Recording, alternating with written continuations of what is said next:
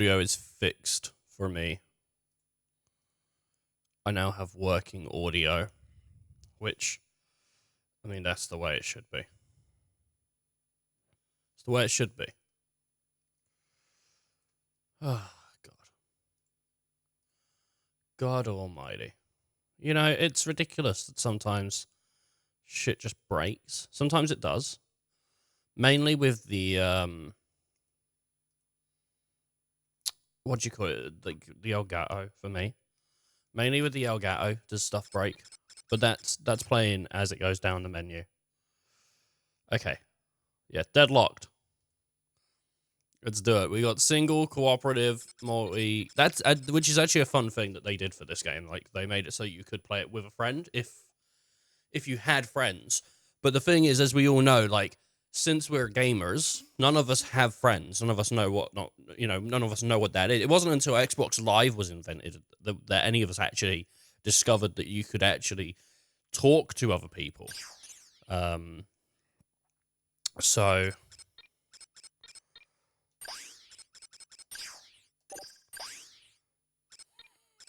I think that was how it is, right? Single player. Well, let's load the game. There's no loads. I'll just new game it.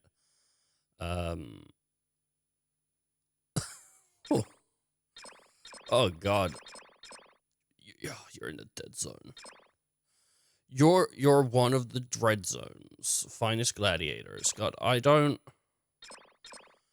I'm just gonna go contestant. I don't want to struggle.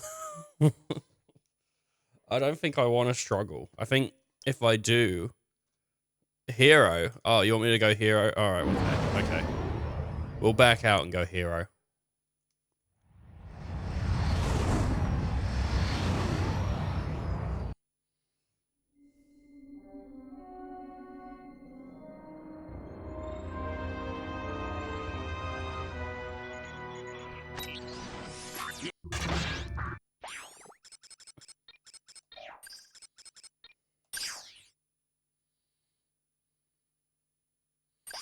You can change in the game. Well, I already thingied now, so. Oh God, no, we're not doing hero. No, no. Oh God, we're gonna fucking die. Damn it. Oh, I thought the hero was 1 down. It's goddamn 2 down. Oh God. Oh, this is gonna be miserable. Oh God. I'm gonna fucking hate this game.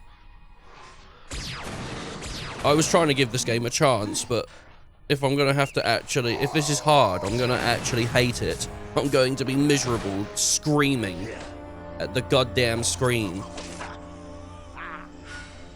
Walking into encounters, shouting, why is it like this? Just you wait. Skip 2 hours from now, and you'll see it's me miserable, screaming at the screen. Captain Starshield, the #1 ranked gladiator, has been terminated by Ace Hardlight. Ace has now eliminated a record 13 contestants in the regular season. Hell yeah. Look at him. Ace Hardlight. He gets hard in the light.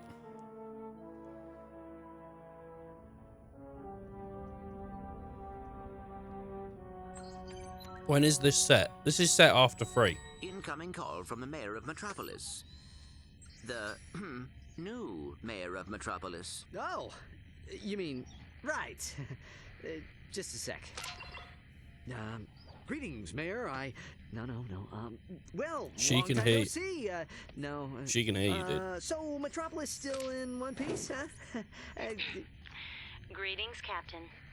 I see you're taking good care of my old ship. Well, she need a lot of tuning up, but I've kept her running. Of course. Anyway, I'm afraid I bring bad news. As you know, Captain Starshield disappeared over a month ago. I've just been informed that he's been killed.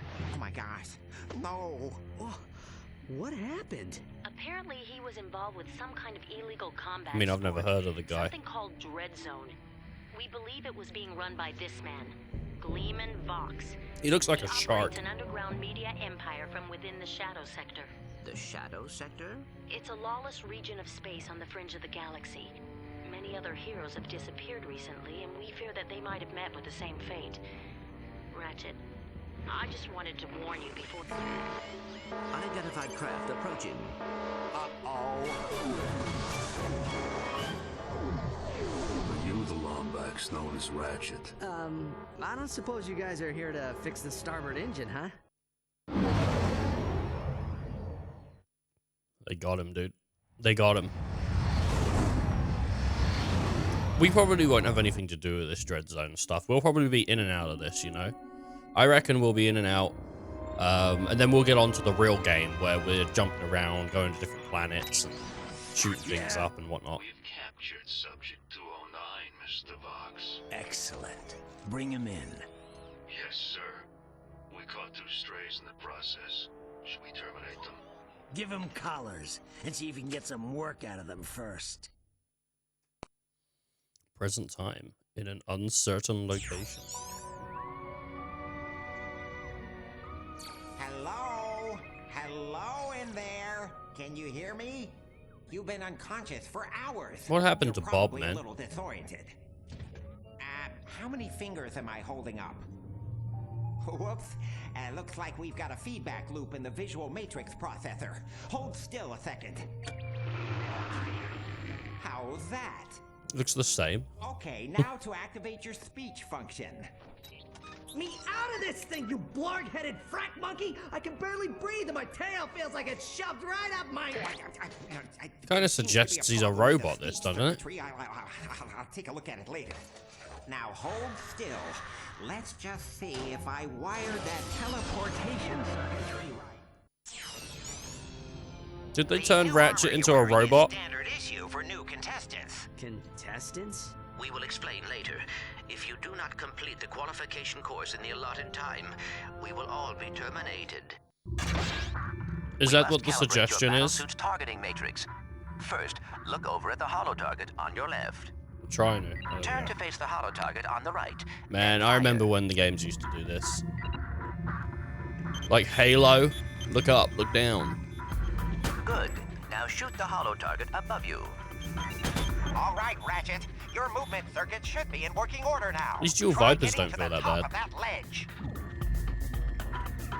Straight off the bat. God, man. I am transmitting a digital mini-map Oh. representation of the area. Can you see No, it? I'm trying to The mini-map strafe. will show you the positions Oh, I of guess you nearby just strafe enemies. naturally I'm reading because 3 you... more holo targets in your vicinity. Oh, okay. Alright, yeah, that's interesting. What? No, how do I... How do I get back to my dual Vipers? How do I get back to my dual Vipers? I'm confused. What? What is going on? What is going on here? Like, I don't... It wasn't letting me select it. It was, like, being weird about it. Oh, there's, like, a little lock on as well.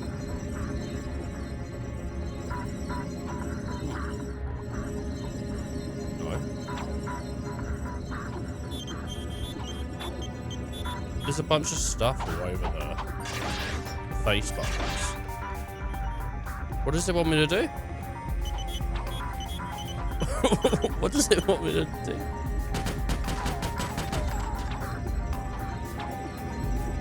The mini-map will show you the positions of nearby Oh, enemies. okay.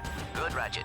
There should be a teleporter nearby. There we go. That will take you to the next stage of the qualification. Do I not course. get any, do I not get any Clank stuff? Do I not get to have Clank on my back? I mean, it is just called Ratchet. Greetings, Okay, he's not a hero, robot. and welcome to Dread Zone. Rest assured, you are now far beyond the reach of hope. There I think will be he is no taller. rescues, no pardons, no possibility of escape. Or it You seems so are on the now box a art. contestant on the greatest television program that Galaxy has ever known. A celebrity gladiator battling for the pleasure of 1 billion screaming fans across the Shadow Sector Oh and no, not beyond. 20 plus. Chances are you'll be dead by tomorrow. But those of you who play the game with skill and strategy will earn a chance to win your freedom. So, good luck, hero. We'll be watching you.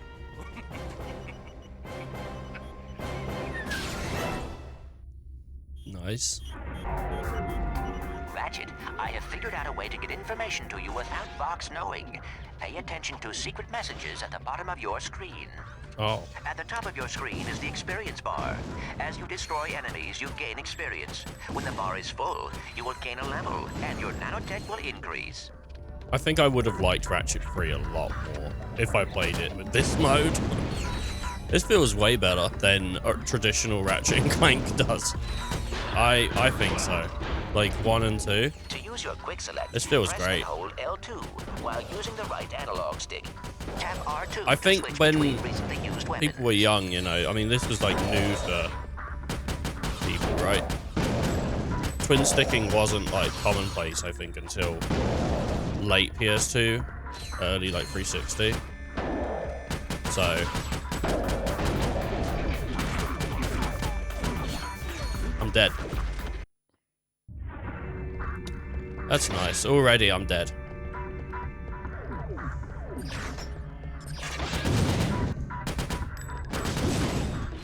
Why does it sound like the pistol from San Andreas?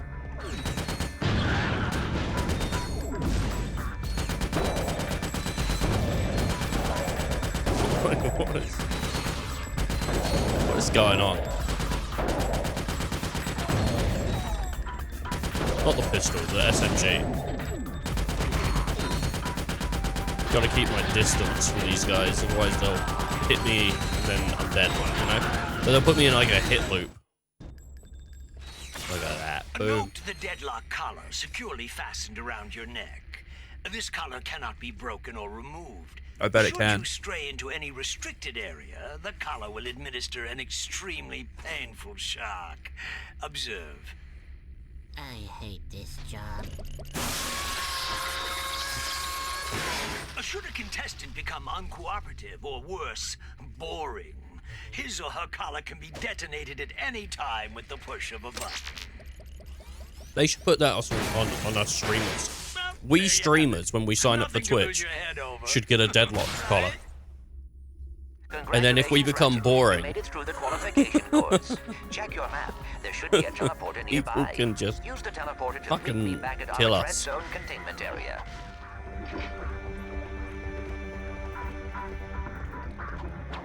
Imagine that. I'd be gone by now.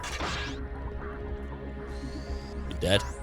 Someone would... There'd be a guy going around just mass murdering people.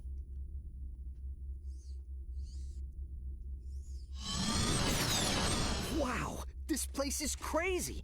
I've always wondered what it'd be like to be a professional gladiator. I mean, these guys have the life, the fame, the money, the babes. Try not to forget that we are being held prisoner by a criminal organization. He did the This is no universal time sign for babes. fantasizing.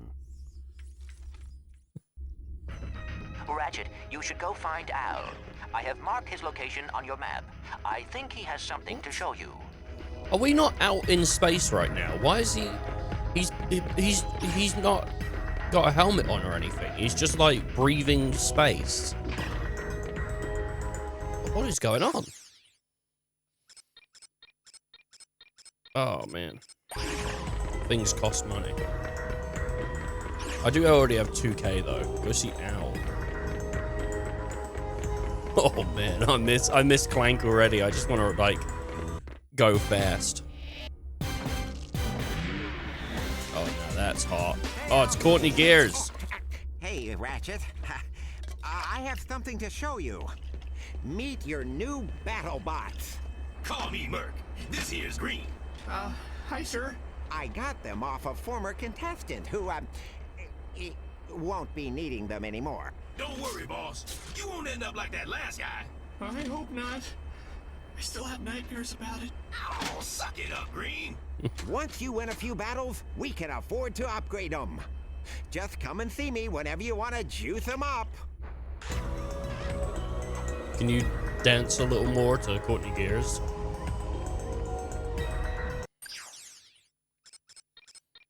Oh.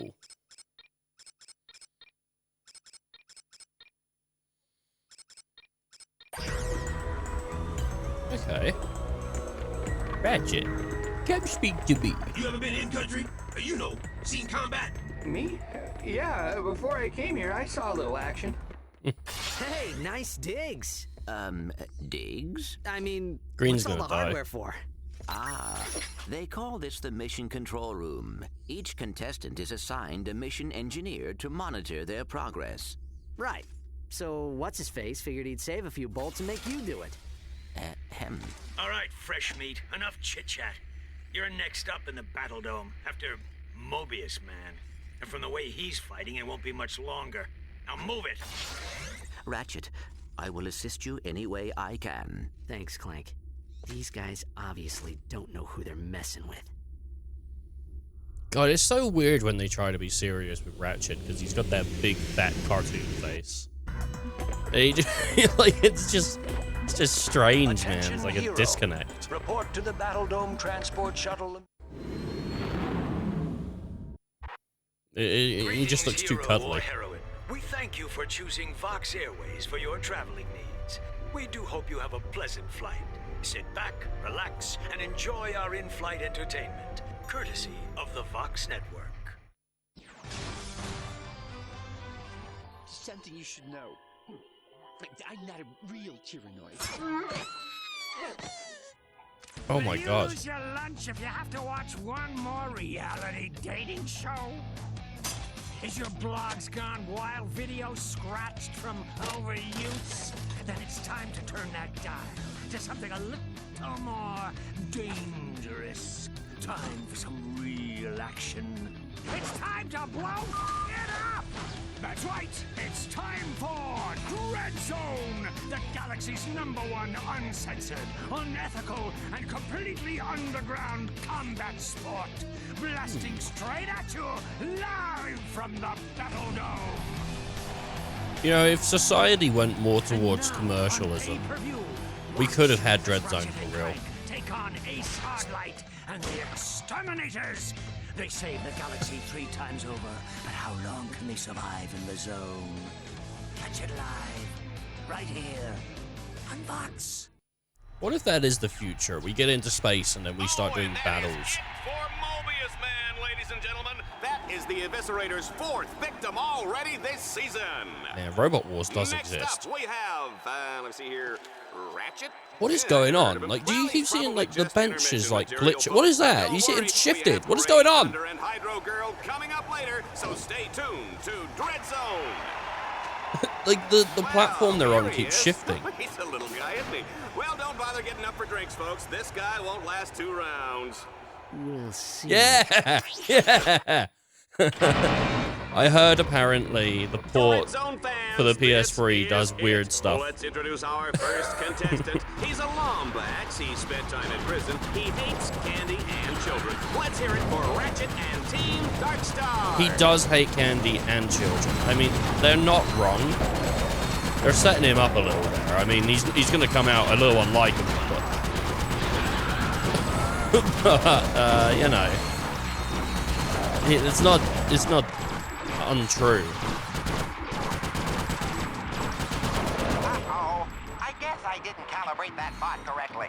Go ahead and press the down directional button to initiate the auto repair sequence. You can do this. Which one is it? Which one got hurt? Damage to continue.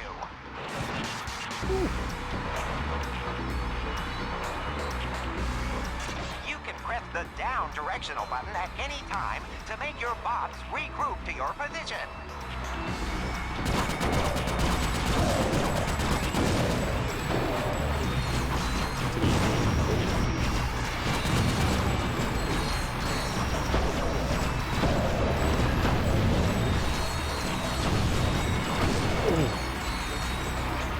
Feels pretty good, honestly. I'm not against it. The game feels pretty decent. Oh, hell yeah. Let's go. Whoa! I don't know, man. It's kind of crazy that Jack went towards Jack X and didn't try doing something like this. I mean, they did have their fight arena in 3.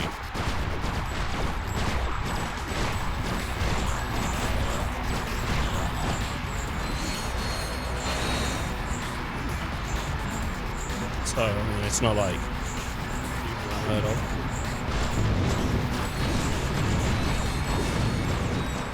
Dread Zone challenges sometimes use bolt cranks to activate devices or lower force fields. But These guys, I'm not a fan of these guys. They get close and they just stun one. Or at least from what I've seen before. Felt like that. Oh, god damn. Alright, we good? Looks like it. Let's do it. How convenient for it to have just the thing I need.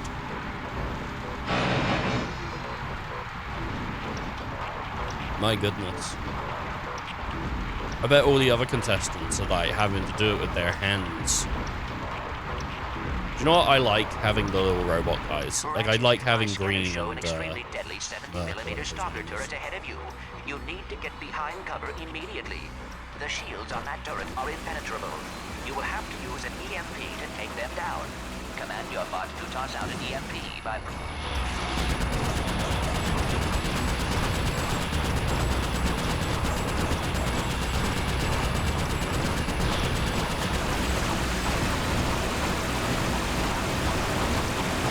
Come on, come on.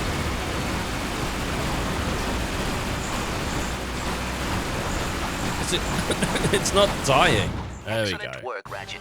Now that you have survived the qualification course, you will be allowed to join us back at our containment area. Green medal. Skill points, 2 of 15. What? What did I do wrong?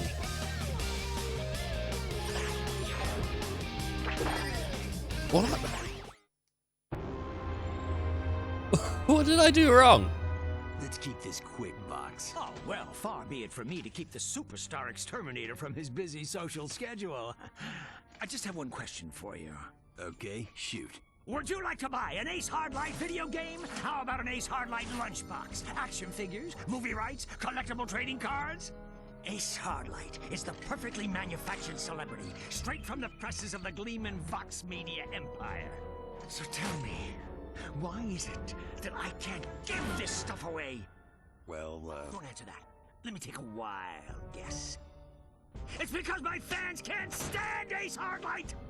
He's a pompous with the charisma of blogging nut cheese! So, what are you saying, exactly? Zip it, Wonder Boy! The little Billies and Susies of the world are spending 1 trillion bolts a day on worthless swag, and I'm completely cut out of the market! Either you start selling this junk, or I'll find someone who will! Now get out of my sight! No one likes him, dude. He's the star, and no one likes him. How could this be? Ratchet, you need to choose where you are going. Oh. I didn't even let him finish. You need to choose where you're going. Okay. So there's multiple things I can do here, right? I can spend money on bolts, not bolts, on pots, or I don't think I could do anything with Clank. I could probably just check in with him.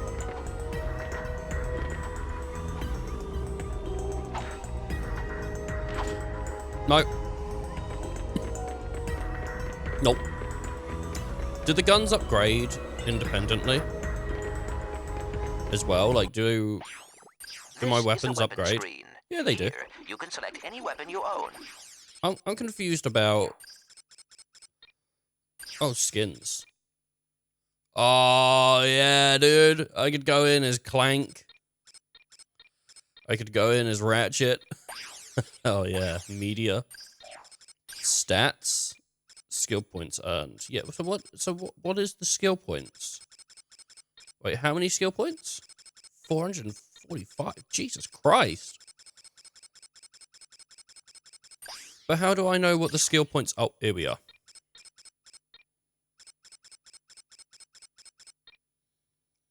In the challenge, Grist for the Meal, kill 10 enemies in a row with the same weapon.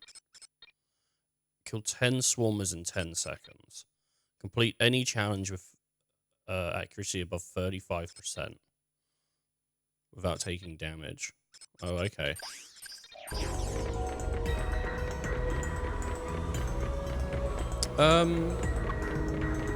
What? I don't know what I'm doing. I don't know where I'm going. There's a big ship, but there's also you know what I mean. Like, what do I want? Shield link. The shield link gadget allows your combat bots to create a protective energy shield around an ally during battle. This is particularly useful when an ally is using the hack array or trying to turn one of the Dreadlock bolt cranks. Okay, but I could just kill everything as well. So there's that.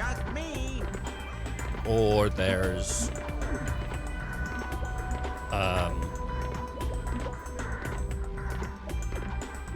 like the weapon vendor. Max out ammo. Acid. Acid mod causes damage over time. Oh, it's a mod for what?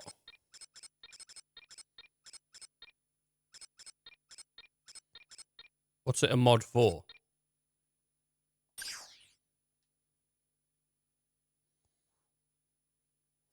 Or is it just in general? It just says Omega mod. What's it like? Mods for almost any gun. Just I'll buy it. Oh shit, that's what I wanted. Sorry. You will see at the top of the screen the weapons which are available. Oh right, okay. With the statistics of the weapon just below. Each weapon can equip a powerful Omega modification. Okay, super custom. How do you can manage weapons. Let's enter planetary transport.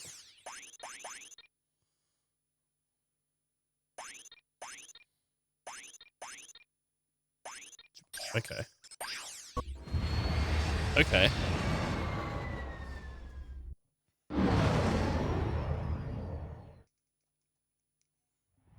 Okay. Catachrome 4. It's a beautiful spring day on Catachrome 4, Juanita, as we kick off a brand new season of Dread Zone. Yeah. That's right, Dallas. And we're lucky enough to have a bird's eye view. Yeah, look, they even got a redhead for me. Even from up here, this season's Dread Zone battle courses look bigger and deadlier than ever. It's a wonder contestants keep volunteering, isn't it? Whoa. That's a good one. Oh, yeah. The Vox construction team really outdid themselves in turning this once sacred robotic burial ground. I like how she pushed him away.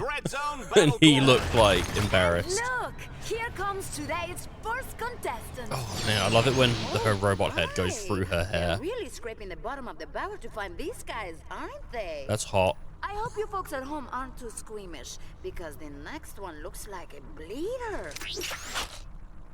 Oh yeah, you can see the eye through the helmet. Is a gimme, Juanita. All he has to do is make his way to the other side of this mountain pass. The shields on that turret are impenetrable. You will have to use an EMP to take them down. Command your bot to toss out an EMP by pressing the left directional button. I could do that, or and I just put the acid mod on them and I wait. No, that'd be really just boring.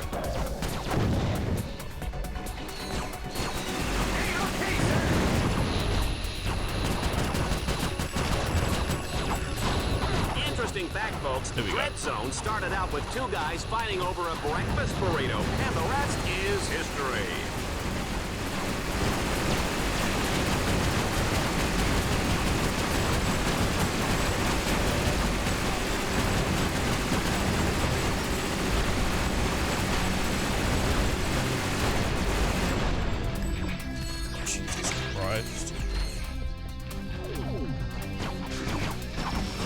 Need that health. I need that health.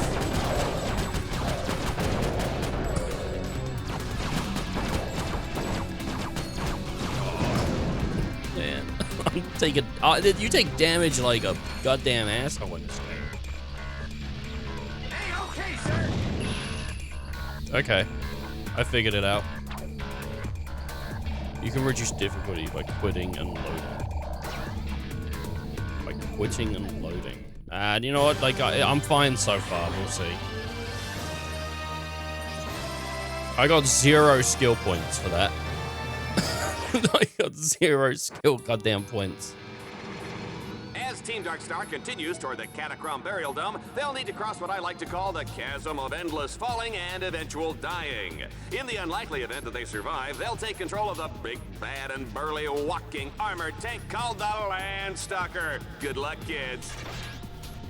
Ratchet, you will have to capture all 3 nodes to extend the bridge. There you go, destroyed a couple cameras. Oh! Sorry, sir. Yo, Green! What's the matter? It's just that giant dead robot. I think it moved. What? Oh, that one there? Nah. This isn't like Nier Automata, dude.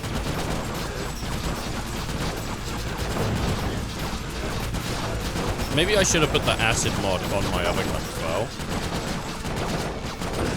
I do like the other gun. Upgrade your dreadnought weaponry and improve your maximum nanotech levels. Do you know what I haven't seen? I haven't seen, walking on top of a giant robot bear. I haven't seen... Modify or change an Omega mod. What do you call it? Ratchet, if you want to extend the bridge, use the node crank. Armor upgrades, that's it. I haven't seen armor upgrades yet. I think I should have taken that job. If there's no armor upgrades, honestly, I'd be pretty happy, because then it just means, like, you just get what you get. Like, I don't need more things to spend my bolts on right now. Why work up a sweat-turning crank when you can order your bots to do it for you?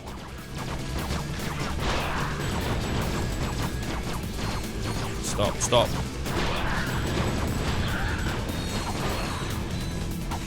Man, ammo is really an issue for me right now.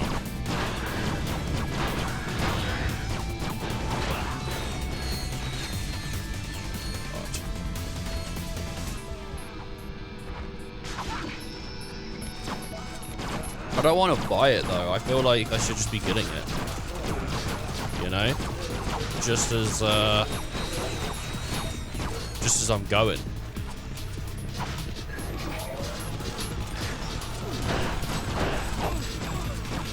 Dead. I'm dead, dude. Come on, I need to blow something up.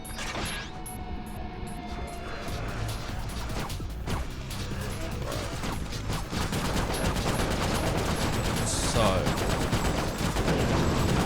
where did it start me from? It didn't start me from. I think it. No, I think it did. I think it restarted. Oh no. That crank is down.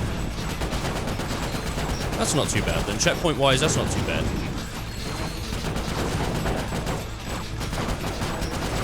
Did that robot split in two? Oh, that's pretty neat. You know, sometimes I think I should have taken that job. Man, I do like the dual Vipers, but they're taking a while to upgrade. I mean, I think Ratchet's like guns in 2 and 3 is cool. It's just you were doing less combat like every once in a while, right? Like this is full on because that's what the game is. Oh, look, he did a sweet little jump.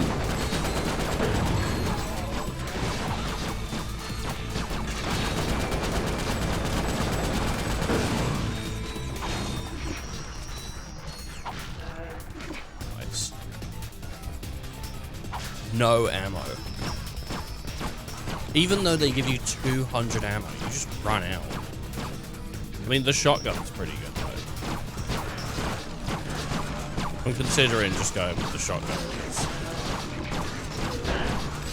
I don't want to, like, play with the shotgun later and it's crap.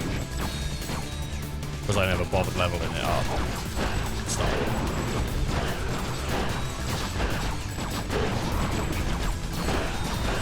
It is actually kind of crap against these guys. Takes like 5 bullets. Like a shotgun should be like 2.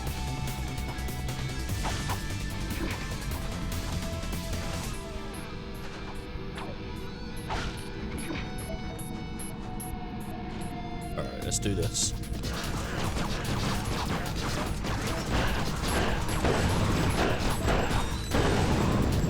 Alright, I guess I should get my guy to do it so that I can protect him.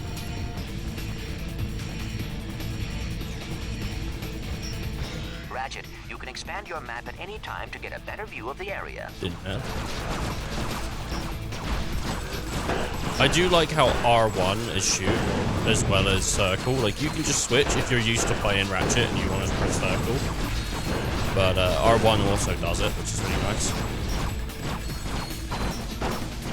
Is he going to blow up? What's he doing? Okay.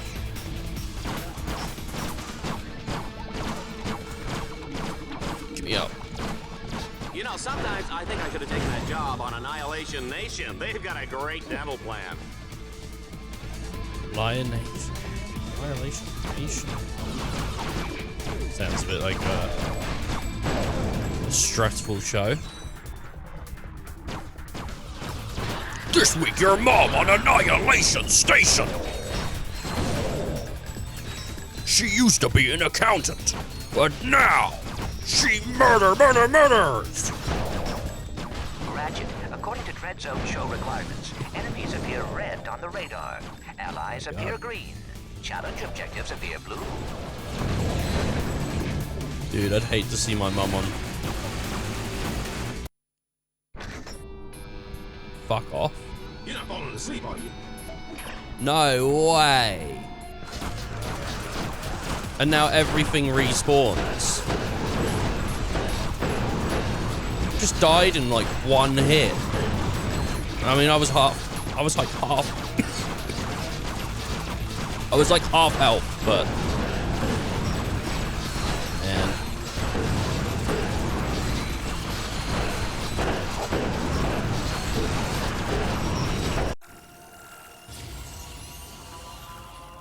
Oh, it's up from 60 to 80, and it got the impact mod. Experience as you use them, which allows them to be upgraded.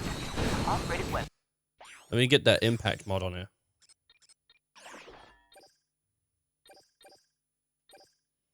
Oh, there's an ammo mod. Oh yeah, get the ammo mod. Not only do more damage, but can be modified.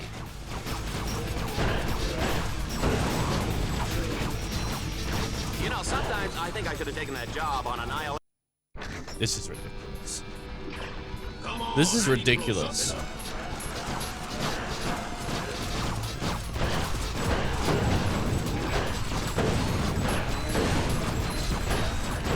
God damn, man.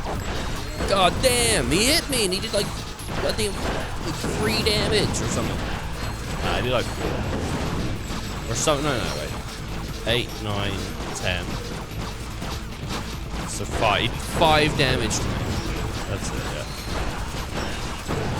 In one single swing. This game's goddamn brutal. I'm gonna get out of this level and I'm gonna have a V8 goddamn shotgun. Jesus Christ! What the hell?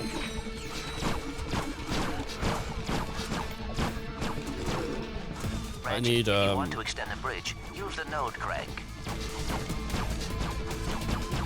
I need help.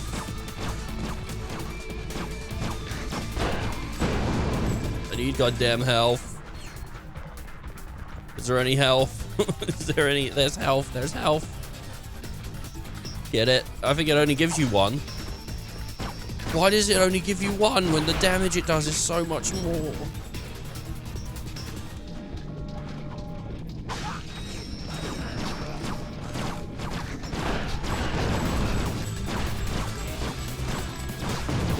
Why?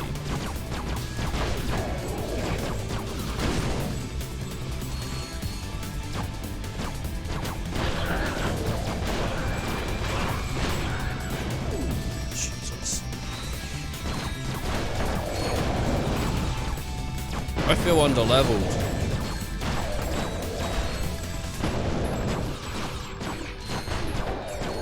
That's what I feel. Shit, I'm dead. I'm dead. You're not falling asleep, are you? Is there? I'm thinking I should lower the difficulty. Otherwise, I'm just gonna be stuck on like missions constantly.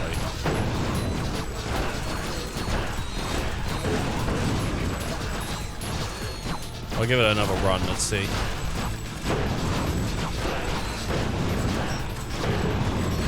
I am taking a lot of damage.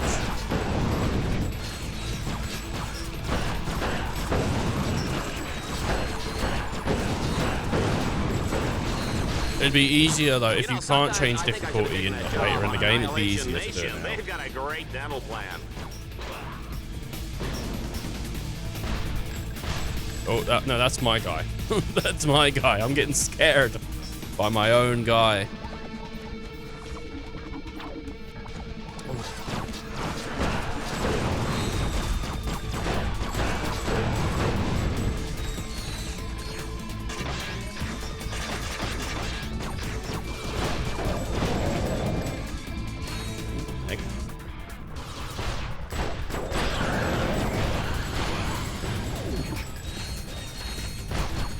Destroy them.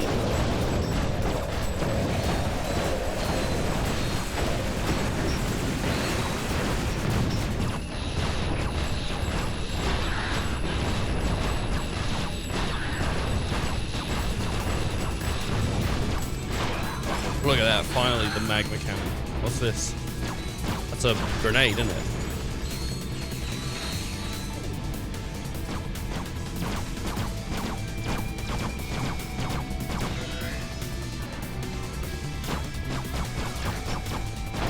Get out of here.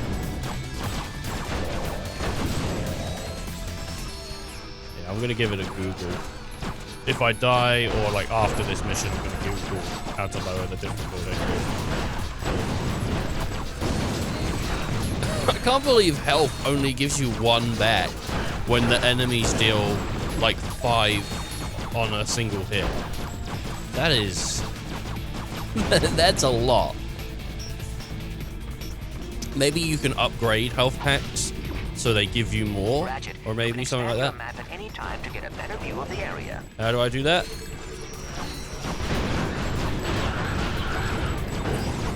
I like that. According to Dread Zone show requirements, Oh, you can do it with the right stick. on the radar. Allies appear green. Challenge objectives appear blue. Yeah, it'd be cool if I could get like a whole army of robots. Like you could have like 100,000 robots just on your team, just going around murdering for you. I've nearly got the shotgun up to level 3, which is pretty good. Like 2 levels in 1 mission, pretty nice. Yes, sir. And then I just don't use anything else for the rest of the game because I'm just rocking my sick ass robots.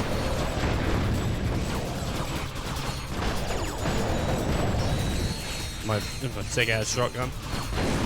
Get out of here. Ratchet, I am detecting a swing shot orb ahead. Jump towards it and hold down the fire button. Your swing shot will deploy automatically and carry you across the gap. Oh no, I think this is gonna fuck me up. You know, sometimes I think I should have taken that job on Annihilation Nation. They've got a great dental plan. He's recycling lines. He's recycling lines. What does this do? Oh, it's bolts. Okay. Oh, Jesus Christ. What do you know, folks? Ratchet has found the Landstalker. That is... that is scary. That is scary when you're falling down a cliff and it's like... This maybe. all-terrain mech of destruction comes fully loaded with power steering, AC, jumbo-sized drink holders, and enough plasma mortars to take out a small star system. Team Darkstar's not out for a Sunday drive today, folks. They'll be blazing a trail right into the center of the Catacrom Burial Dome. I'm looking if there's a way to quit and load game to pick difficulty. But would it restart the missions, or like, you know what I mean? Like, maybe I should finish this, get back to the base, and then change the difficulty just so we're safe and I don't have to redo stuff. Ratchet, you will have to use the Landstalker's mortars to destroy those quasar orbs. Like, I don't want to like. Am I doing something with this? I mean, this is in my immediate vicinity. Okay. God, that's a forever. This is pretty odd. Okay, well, you know, we'll see. we'll see what we got going on, eh? You know, sometimes I think I should have taken that job on Annihilation Nation. They've got a great demo plan. What even? So what do we? What is our goal here? Oh, it's to go up. You have to use the Landstalker's mortars to destroy those quasar orbs. That should clear the way.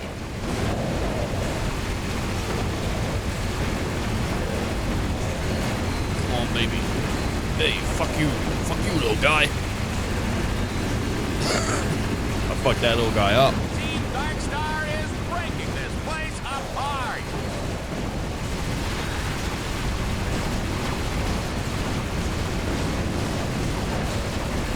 Away.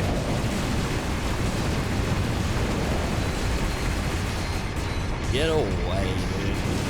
Hey, no, none of that. I'm not having any of that, okay? My nanotech's just increased, and for good reason. I'm rocking it. I can't imagine the damage Bill Dread Zone is going to get for this. The Bill Dread Zone? Does the planet lease out its land so people can use it? I mean, this place is like a destroyed building. Like, what are they? What are they paying for? It's just shit. I want in the extras to see the contracts that the Dread Zone signed. Okay. What boss fight are we going to have in this little arena here?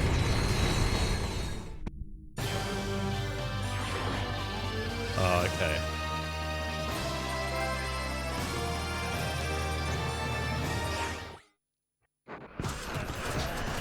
Rise up, defeat the zombies. We are loving this carnage, folks, but it's time for the final showdown in the Catacrom Burial Dome. There's no telling what lurks inside these walls. Don't hurt me. Don't hurt me, baby. I'm enjoying this, actually. Oh, no. No, I thought I was going to be in the big robot. This is pretty sick. This is not... I don't hate this. This is a pretty cool game. They're coming up from the ground. Oh, man. Hey.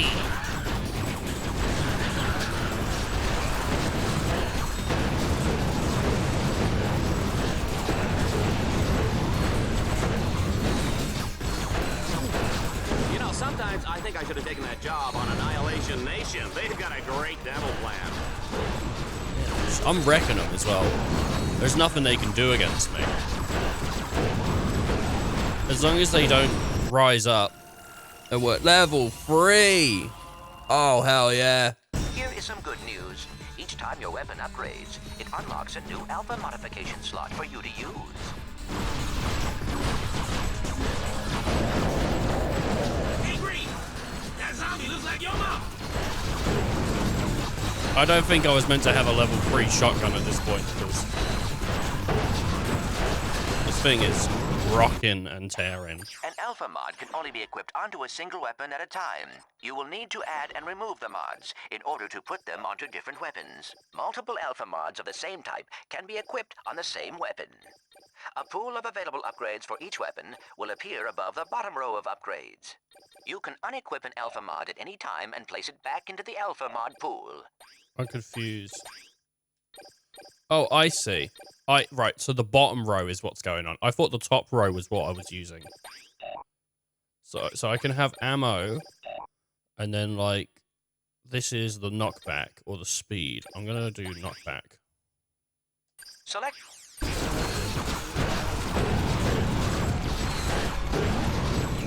It doesn't look like it's done anything. Excellent work, Ratchet. I must admit. I just didn't want enemies near me, you know? Because, like, they'll hit you. The hacker ray.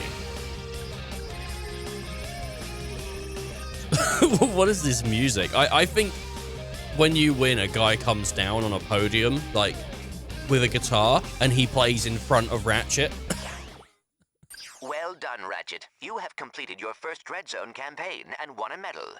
You have also unlocked a new set of objectives called Dread Challenges. Earning medals and defeating Dread Challenges are the key to survival in Dread Zone. Rush through the ancient battlefield.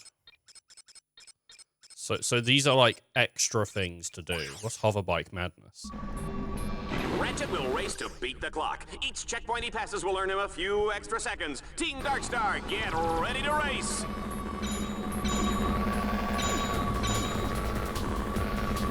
Oh man, this is this is something. It's not terrible, but oh, it takes a second to get used to it for sure. Really like strange turning control. You know?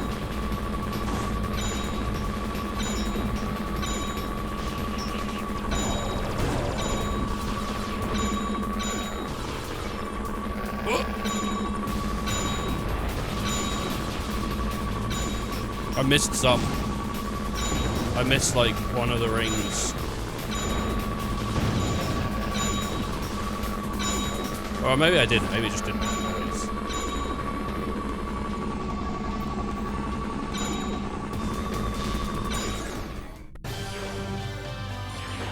Okay.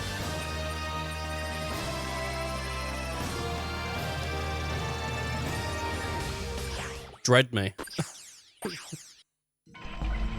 It's time to hop into the Landstalker. So what's the point of, oh, just kill as many as you can. Okay.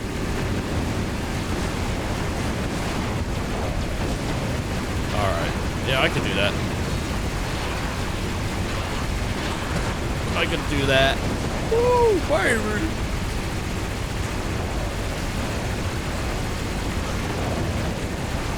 I'm murdering. I'm murdering. When you're not dying, it's pretty fun.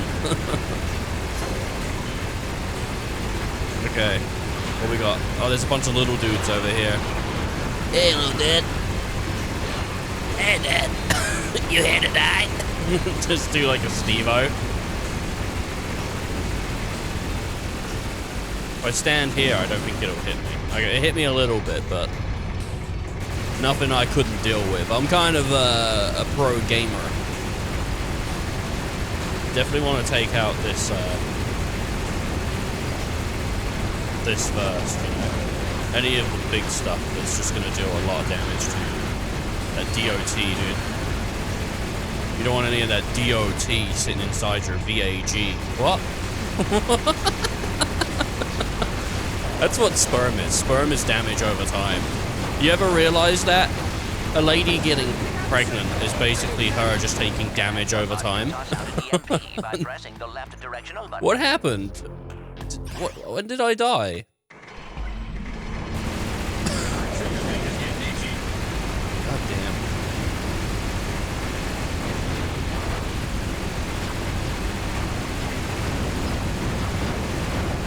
God damn, man. He hit her with that DOT debuff. Now she's pregnant.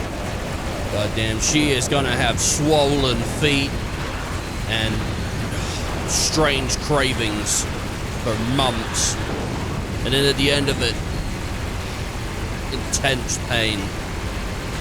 Oh, for 18 years.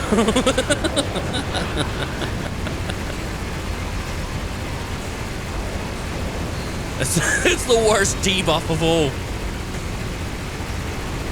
Maybe that's what I'll do if I ever get someone pregnant. I'll tweet out debuff acquired.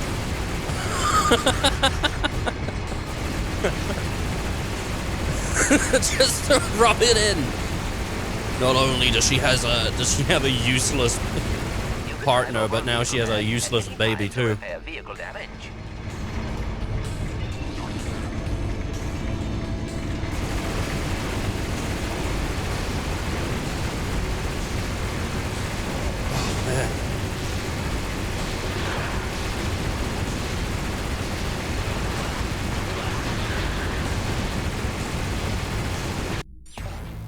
How did I fail the challenge? What did I do to fail it? How did I fail the challenge? Time? There's a timer? Oh shit. I didn't realize there was a timer.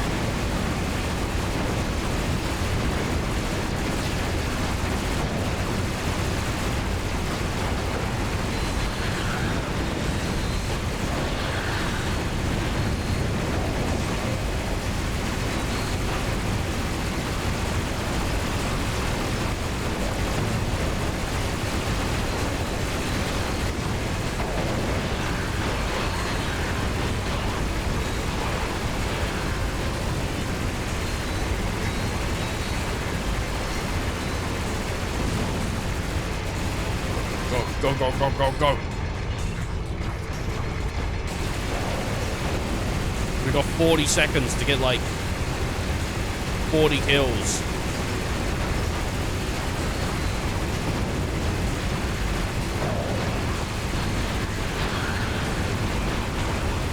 These little guys, we're all good, but it's these big dudes. Oh, God.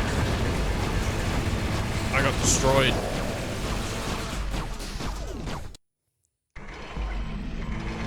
No, it restarted me.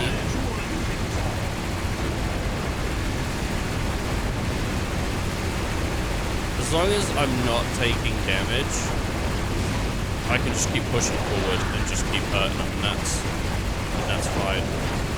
I just need to reduce damage taken. So standing still against these turrets is really bad, because they like notice that you're standing still. Forget mortars, they kill you really quickly, so you need to get rid of them. But as long as I'm just doing it as I'm going, as long as I'm making moves and stuff, as I'm taking them out, I think we're good.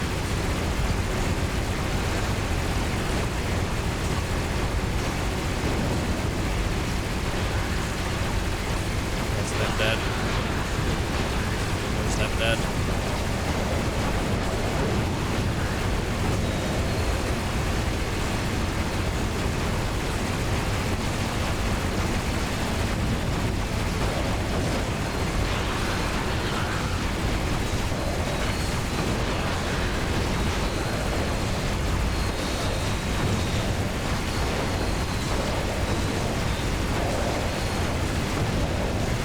No! I was one off! I was one off! What did I not kill? What didn't I kill?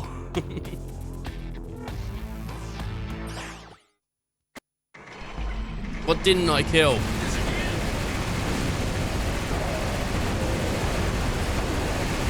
I missed out on something, and I don't know what it was, but it was something. Alright. Bang.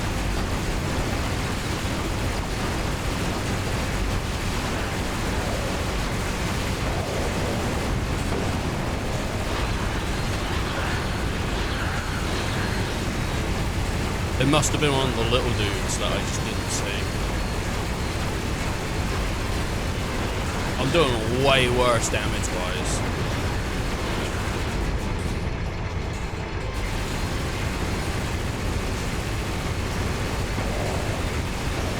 Get rid of the...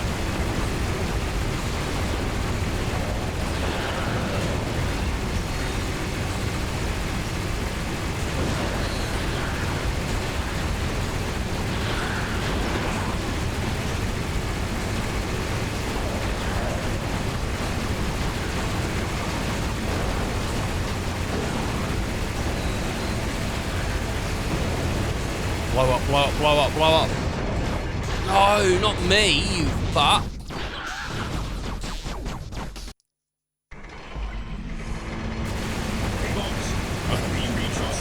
Not me. It has a lot, they have a lot of health. I don't know if I can, like, upgrade. Okay, I did an EMP blast on that thing, thinking maybe that might work.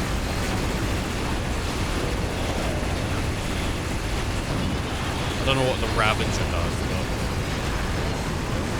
I just dropped one.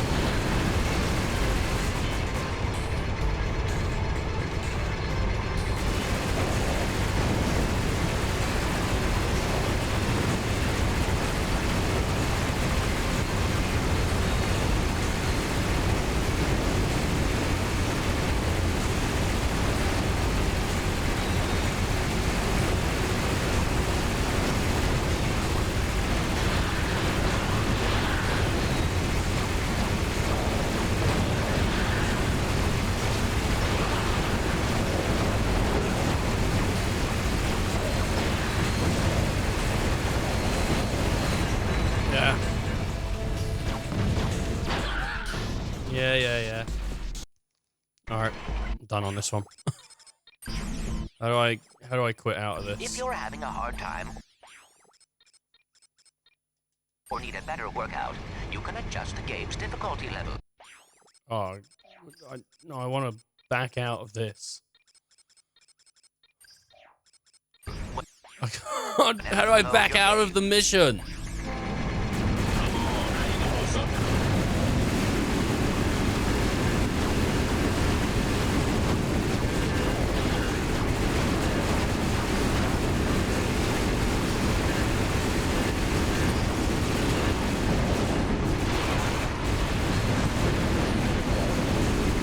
I think I wasn't using the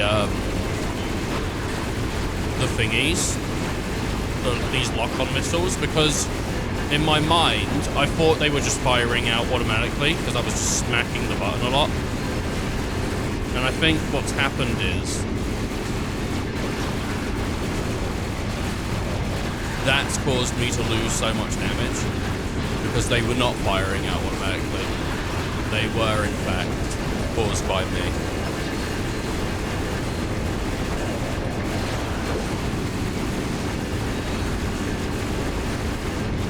So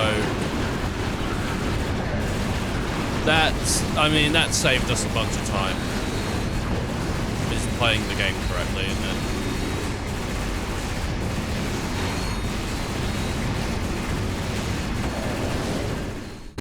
there we go.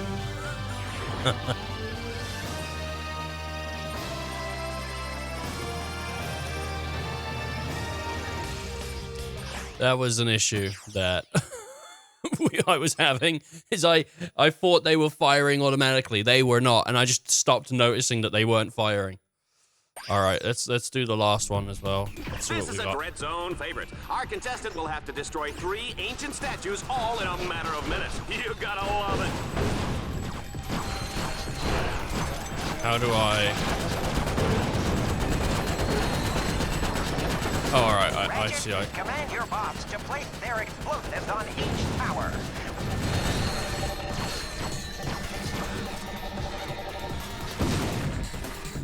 Oh, this isn't too bad.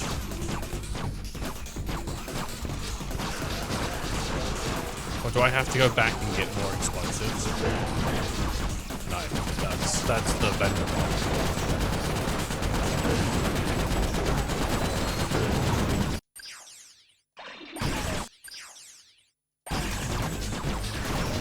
I realized Icy was telling me in chat that he was saying if you forgot the mortars.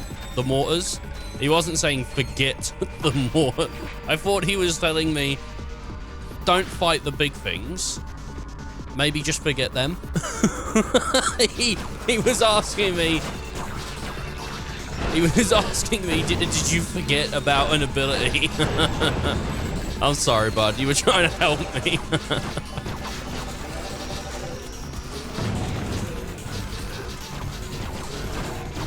Too stupid to realize.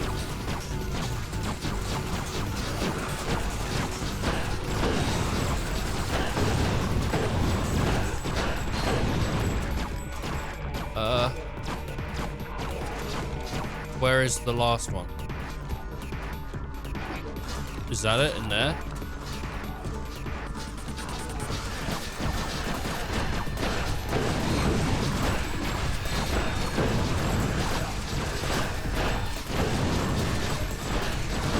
God damn. This poor guy. He just wanted to be helpful. And I was like, no. Not realize.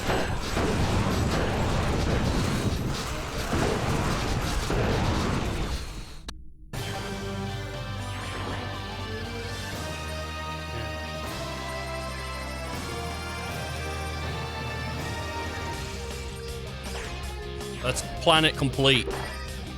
Oh, do you have to do them to unlock the next planet? In any order once they are unlocked.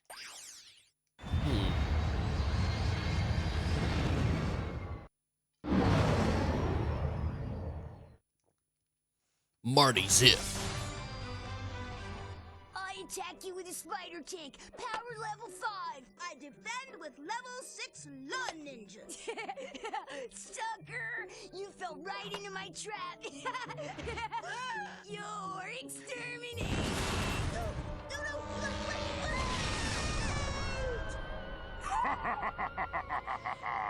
Yo, reactor, slap me some skin.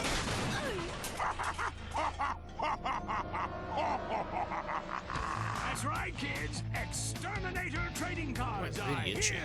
There's Reactor, Shell I think Shock, I have the AIDS. Eviscerator, and your favorite exterminator, Ace Hardlight. Collect them all and exterminate your friends today.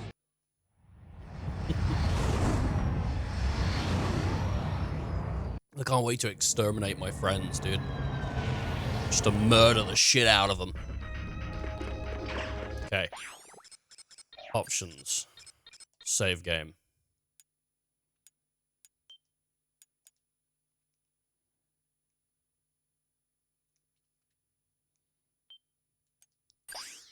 Load. So it's save and load, right? Let's go Gladiator. Let's just swap it down one.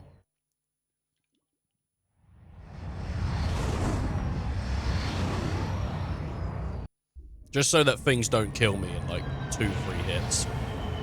Because it's only going to get worse as the game goes. Like, it might be fine now, where we'll walk in and go, oh, I've leveled up a bit, so now they're not killing me in 2, but then later enemies will just start killing me in 2 again. Like, it's just going to happen. So, it's better to just get it down a little bit. Yeah, there is this one, this battle arena,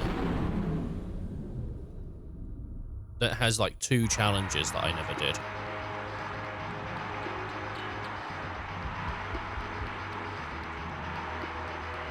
I don't understand why they don't just give me the...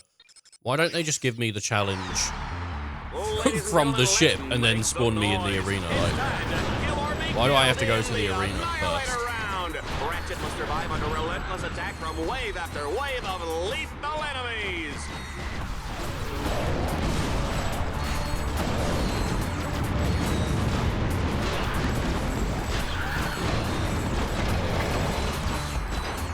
I don't even know how much I'm taking damage.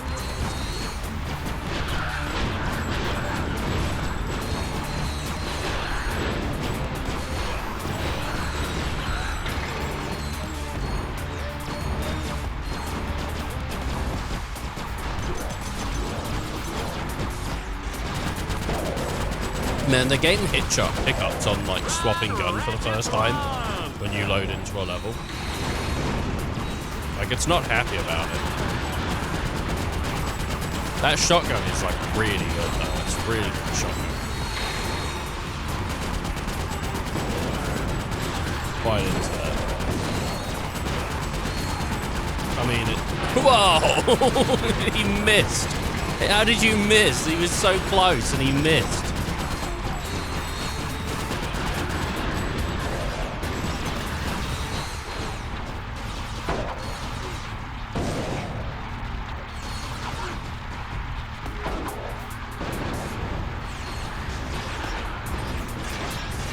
Vipers have full ammo. That's what I got. Oh yeah, and I think I get full ammo if it's the same as like Ratchet 2, no? I don't know if Ratchet 3 did the same thing when guns are up, you get full ammo, but apparently Deadlocked does not. Wanted that ammo though. I got 5 skill points, baby. Baby! I'll take the big one. It's time to get silent. Oh, I got full ammo now. Open a window! Don't get excited, Juanita. I'm talking about the gas round, where Ratchet must defeat all the enemies before the toxic fumes snuff him out. And then he got trapped onto the goddamn map then. Baby, I love that smell. I sensed it when the thing started moving. I'm like, oh god, I'm gonna get pushed under.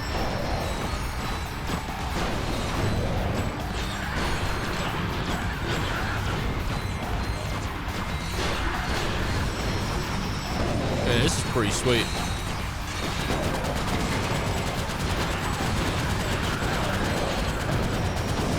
Take that, shoot. Bang, bang, bang, bang. Some gladiators just can't handle Murder. Oh God, there's something wrong with him. He's just screaming murder.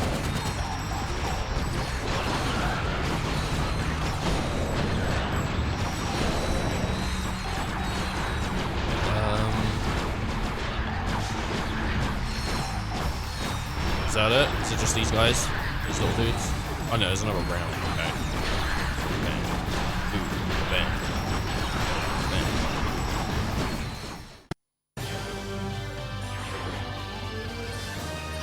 Still only 5 skill points, unfortunately. And I'm back.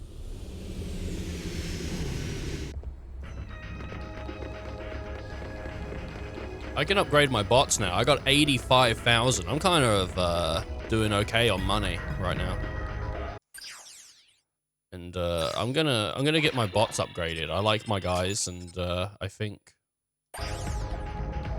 you know, I'm down with it.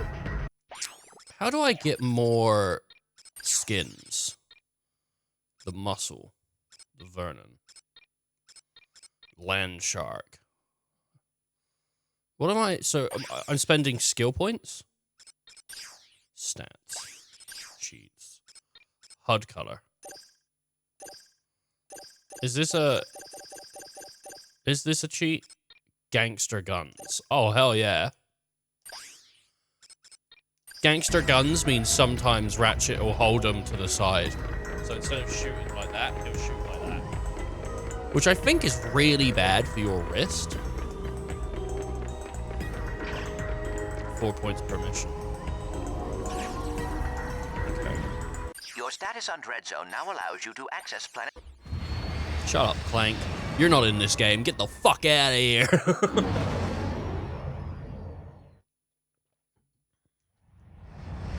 Free for the middle difficulty. Oh, okay. So the higher the difficulty, the more you can obtain. Welcome back, Dread Zone fans. Have we got a show for you? On today's episode, Team Darkstar has been dropped onto the hellish alien world of Seraphos. Their ultimate goal, destroy a monstrous alien creature known as the King Leviathan. And take it from me, people, monstrous is putting it nicely. Ratchet, there is a combat arena up ahead. That is your first objective. Be careful. The outside is heavily guarded. Got a bad feeling about this.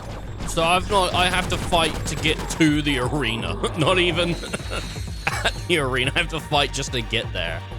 I got 70,000. I should probably be buying some weapons here as well. The Hunter Mine Missile. The Obliterator. The Obliterator was voted Weapon of the Year by the Galactic Association. Of ridiculously unnecessary firepower. You'll buy it for the precision ground targeting, but you'll love it for its grandiose destruction. Sorry, not graduation. That doesn't make any sense. Hollow shield launcher, napalm, shock, napalm. God damn, they put napalm in this game. I'm gonna wait until like I can get a rocket launcher. I think that might be when I'm saving up. I'm saving up for a gun that sounds great. I could afford them all, but what if the rocket launcher comes out and it's worth a lot more and I can't afford it? Though the robots deserve upgrades because, you know, they're just cool guys doing cool things. You gotta upgrade your robots, people. Treat them right and they'll treat you right. Oh, god damn.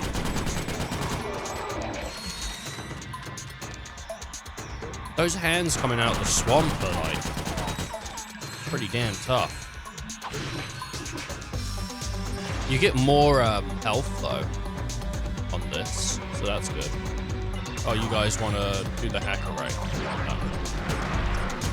I haven't seen the hacker raid before, so I didn't know what to do. Are you gonna hack that one? There we go.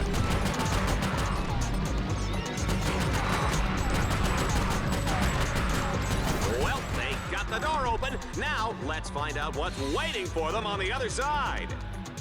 I'm not against this kind of game. This is actually pretty sweet. Like as a spin-off for Ratchet and Clank, it like fits in world, and it feels pretty damn good, honestly. Doing behind the arena? This could be nothing. It's nothing. He's getting ammo. But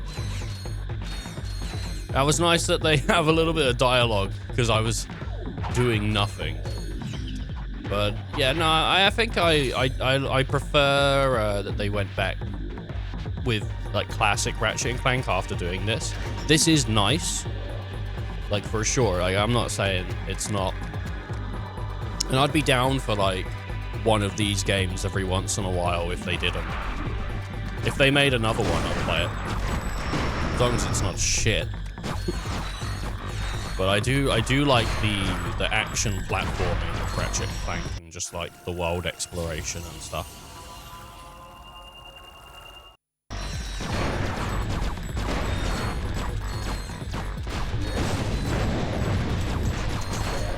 Oh, goody, the swamp is up next. Oh, I love this part. He loves this part. This is his favorite part. I got no skill points for that. None. I wasn't good. I wasn't good. I wasn't good at skilling, apparently.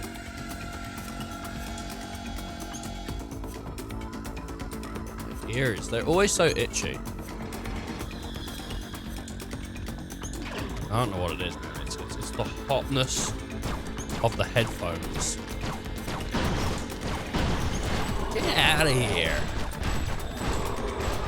No one wants you. That was a close one. One false move and those Even his own alien mum suckers doesn't will be want it. eating your head for lunch. My mother used to serve Lomax brains for breakfast with eggs and salsa. Muy bueno. That's Yikes. pretty fucked up. Reminding never to eat at your house. That's pretty messed up, dude. The robots would eat Lombax.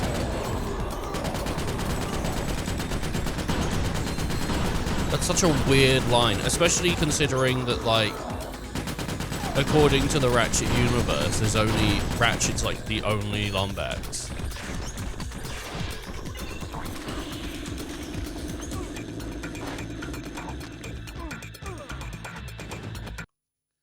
I ran out of ammo.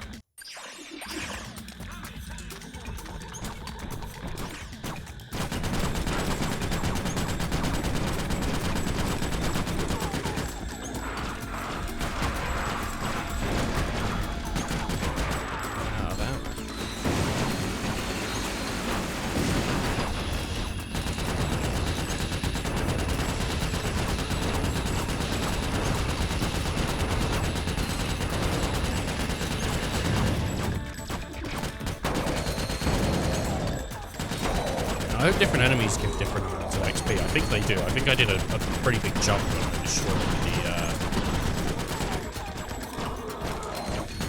Yeah, they do. It does jump around when you destroy, like, bigger things.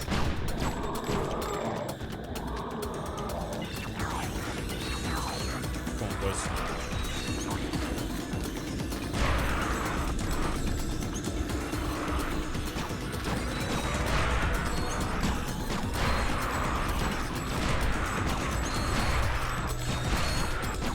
Might have to go back and get some more ammo. I'm kind of running out here. Oh.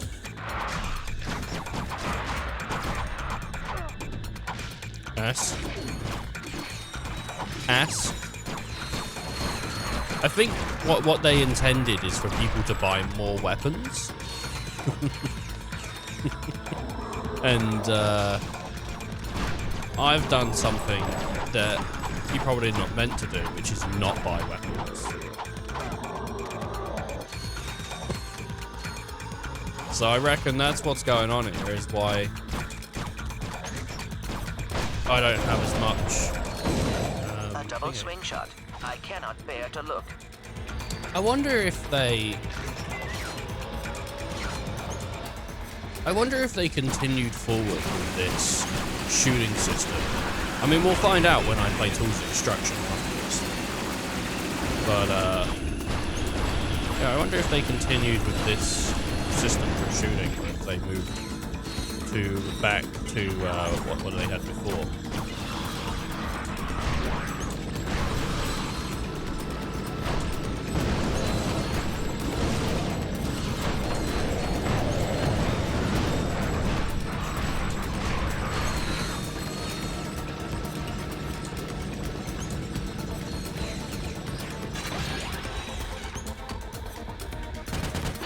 Oh, look, a vehicle section. Let's get out of this swamp before I start rusting up. No skill points. No goddamn skill points. That's it for me. No more skill points for the rest of the game. Capture 3 control nodes. That's such a shame that I'm not getting any skill points just for finishing the mission. Because I was wanting to look at the skins.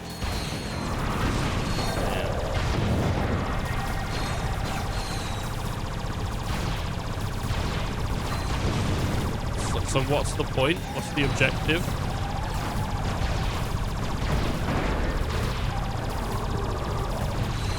I gotta just go to the place and do a fight.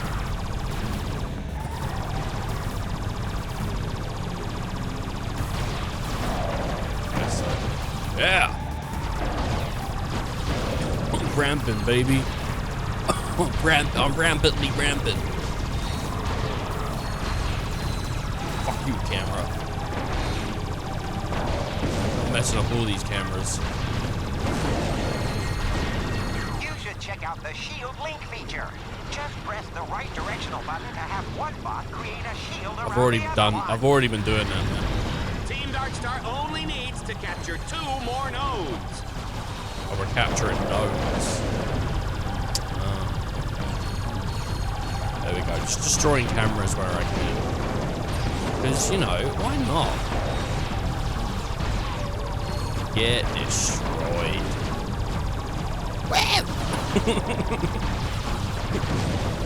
What about it? Oh god, the turn. The turn on it is it's so quick. Like the left stick is kind of slow, but the right stick, man, like kind of like Borderlands, but I think I actually prefer how this drives. Borderlands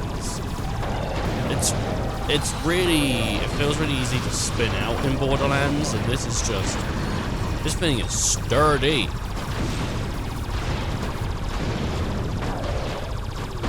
You know?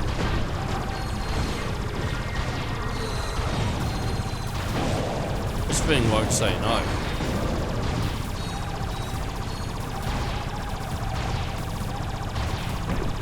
Hell yeah. I think Borderlands is the first time I've experienced controlling where you're going via where you're looking. You know? Like GTA and all that was what I played as a kid, and that was like left stick controls your, rather than your like momentum forward or backwards, it controls your, just your left and right. He's completed the 3rd stage. Tell So, him which one, Juanita. He's running the all-expense-paid trip to the Leviathan's but I don't know, it works in this, but in Borderlands it's annoying because you're trying to like aim and shoot guns at the same time. Like, I don't know, maybe it's just me, maybe other people disagree and think the Borderlands driving is, you know, fantastic, but I don't know, it annoys me in Borderlands. I think the only time I kind of like work with it is,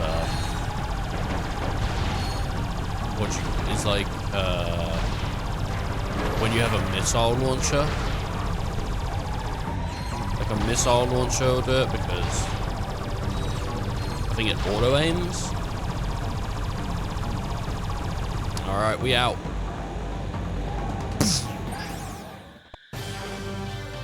I think I got 2 skill points in that mission.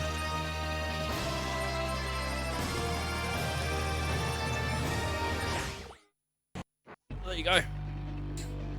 King of the Leviathans. What is this? FF16? Get the fuck out of here. Team Darkstar must hack all the orbs to wake up that big fella. Happy hunting.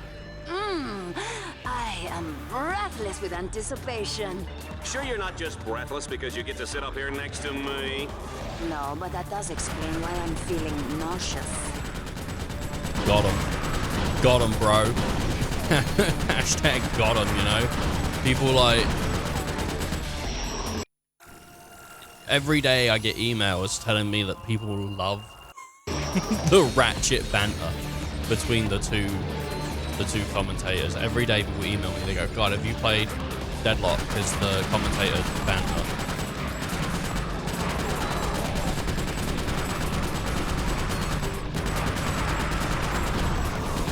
Run, Ratchet, run! Yeah, hashtag Gotham. Hashtag Gotham. That's what Batman says when someone's like, you know, got him, he's like, hashtag Gotham.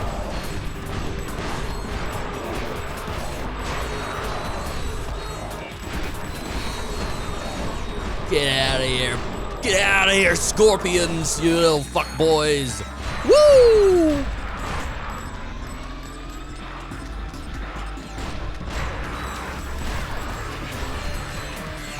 Yeah, commentators do alright, man. The only issue I'm having is the game is like a little quiet for me. I don't know about you. A little bit. So, I might have to turn my headphones up.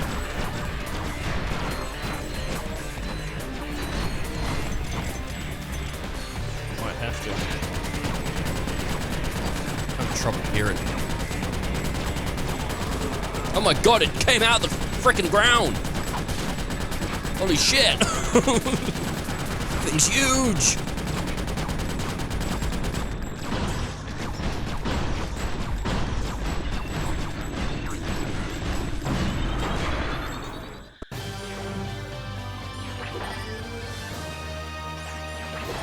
Alright, I just turned that up for myself. Only for me. I got 1 skill point. I think I just got a grenade launcher as well, which would be pretty good. If you want to gain more experience or earn more bolts, you can return to any challenge you have already completed. Okay. I could, but it's a bit of a waste of time. Time for an adrenaline charge. Power bike race. Ratchet's racing to beat the clock. Each checkpoint he passes earns him a few extra seconds. Gentlemen, start your engines. It'd be nice if there was an actual version of this where there's other contestants that are also racing. Oh, I meant to shoot them before. Right, okay, I forgot that there was a gun. If I'm completely honest, I thought I just had to avoid them. I forgot that there was a gun. I wasn't trying to go for a skill point. I just forgot. There might be a skill point tied to that though, like don't hit a single one. Let's back that up. I mean, they give you like proper spacing to go around it.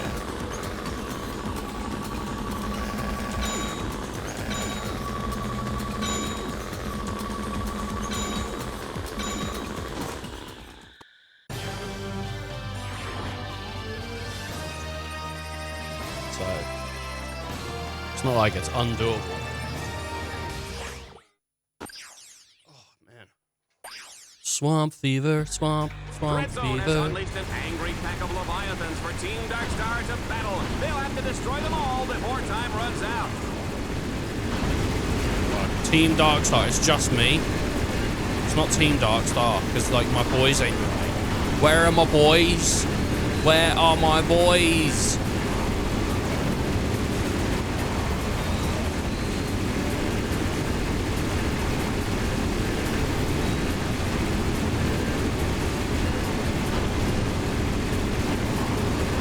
Come on. 2 minutes to do this, it's given me. 2 minutes to do this. Like it's expecting me to take 2 minutes. Death from above. You got sucked off. What? That's not what they said, dude. Juanita, if Ratchet can pull this one out, I will shave this gorgeous head of hair. Right. Like that rug is This thing- really attached to your head. Excuse me, Miss Smarty Pants. It's got thing, it bounces, dude.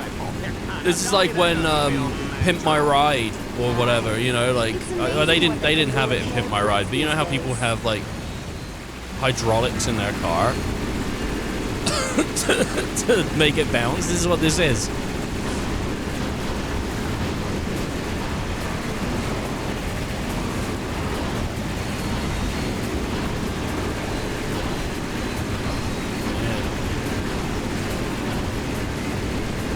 That was a cool moment when that thing got out of its swamp and it was just huge.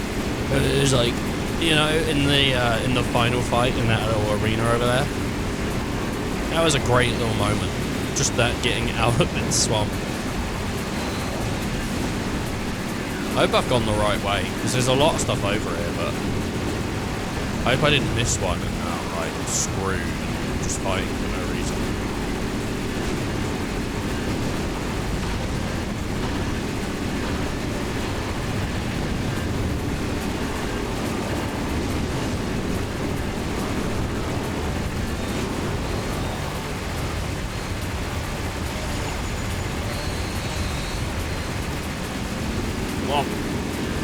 I'm jumping a lot because I think it's faster. My brain's telling me, okay, there's more than enough over here for me to win. I just need these two dead. I've got 10 seconds to kill one more. Okay, I did it. That was close. Cutting it close.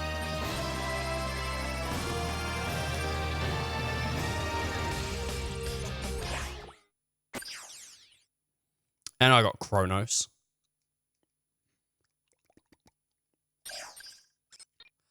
Got goddamn Kronos, baby.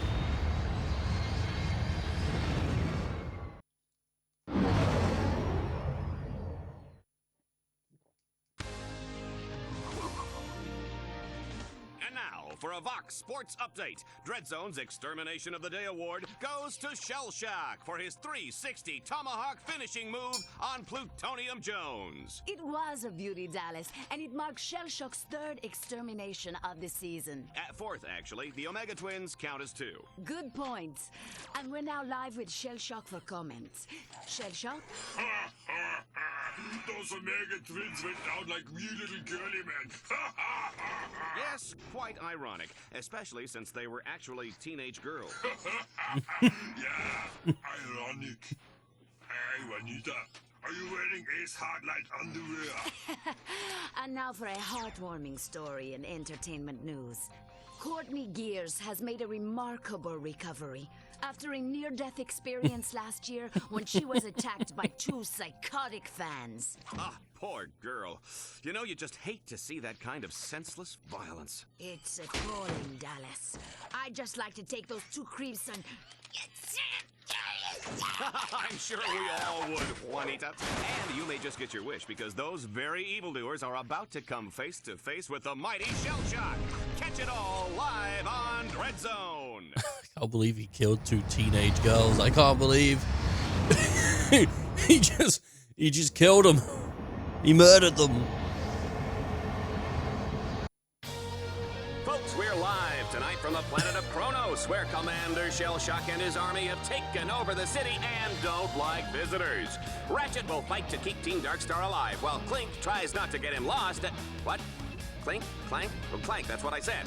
Well, you know, it doesn't matter, because Team Darkstar is about to become Team Deadstar. Will they survive long enough to enter the foreboding Dark Cathedral? If so, Shell Shock will be there to finish them off for good. Place your bets, everybody, because we're going straight to the action. Let's go to the red line.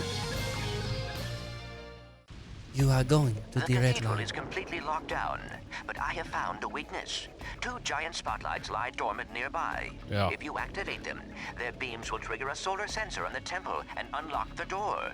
According to my nav grid, the spotlights are in separate sections of the city. Good luck, Ratchet. Okay. Oh, there's a rifle here, hunter mine launcher. I mean, that's pretty cool. And then there's all these like mods as well. There's all these mods, and then he exits the menu. You think I need mods to win games? Okay, I've played Skyrim before. And I didn't need any mods to make it fun. I actually did, that's a lie. I've played Skyrim before, and it's pretty much way better with mods. I could use the big gun, but then... I mean, let's use it a little bit. The thing is, though, I'm now not gaining weapon experience, but I guess I'm not spending bullets either, so...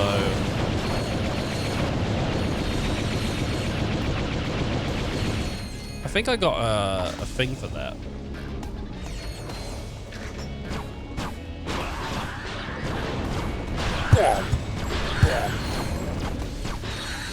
Too nimble. Woo!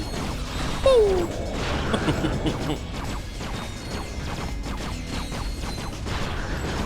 Gosh. Get the fuck out of here.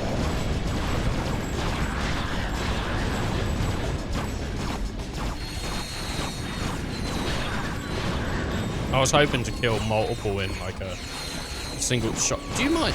Do you mind? What was that about?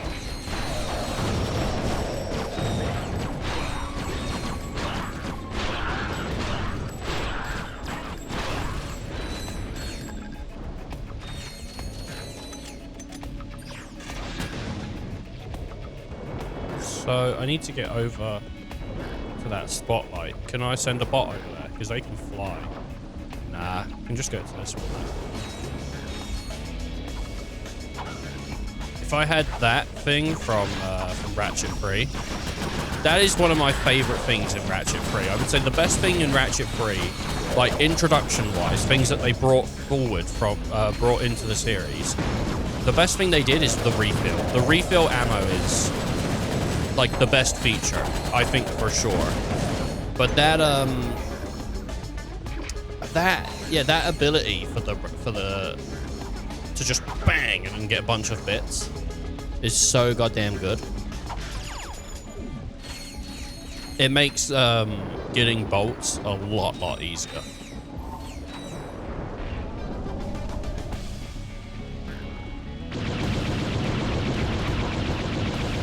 Take that. This thing is shit.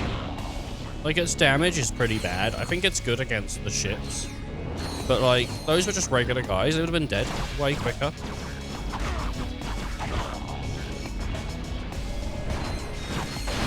Ratchet's thingy's pretty damn good, isn't it? His,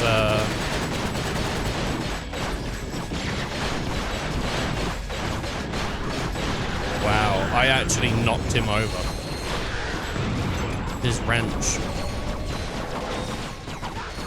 The wind-up on it is huge. That wasn't so bad. God. It would be nice to get more bots. You know what, though? I don't know if there's more upgrades. Like, there must be. Jump onto the grind rail to traverse this gap. Oh, man. They actually got grind rails in this game. Woo! Hell yeah!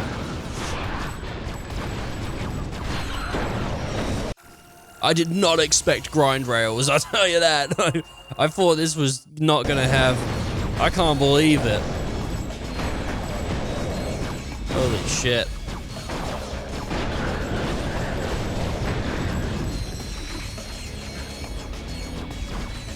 This thing's a goddamn blast. what a fantastic goddamn game. This one's fun as fuck. I was unsure on whether I would like this. You know, I didn't know. I didn't know if maybe I would or not. So I was kind of like debating whether or not to even pick it up, but I'm glad I picked it up. This thing is really fun. This game's like really, really good.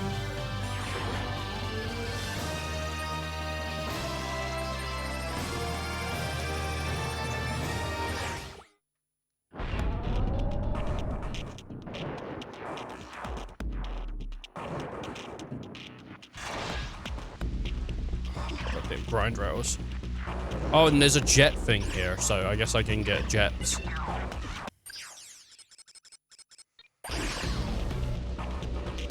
Yo, let me grind on your girl. Whoa!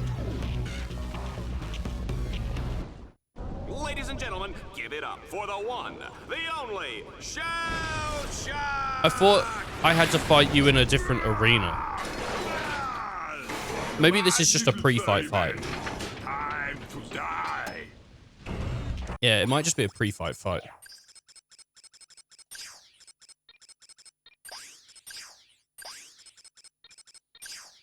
There's no subtitles. Like, why is there no subtitles?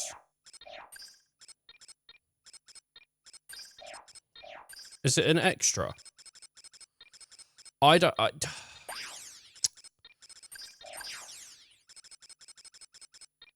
Worm. Kid Nova.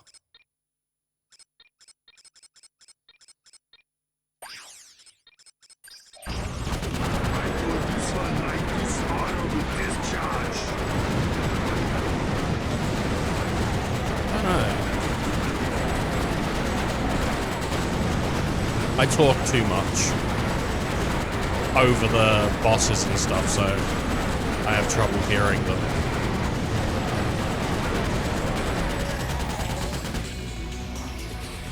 Training shells.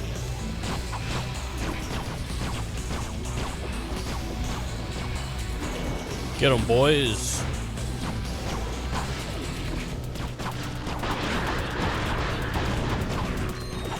Fuck 'em up.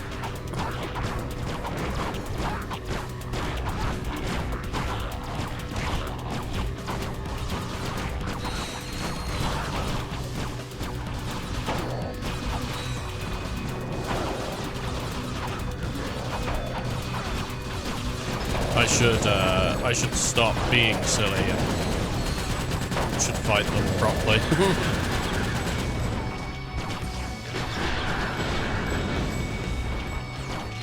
I'm gonna die.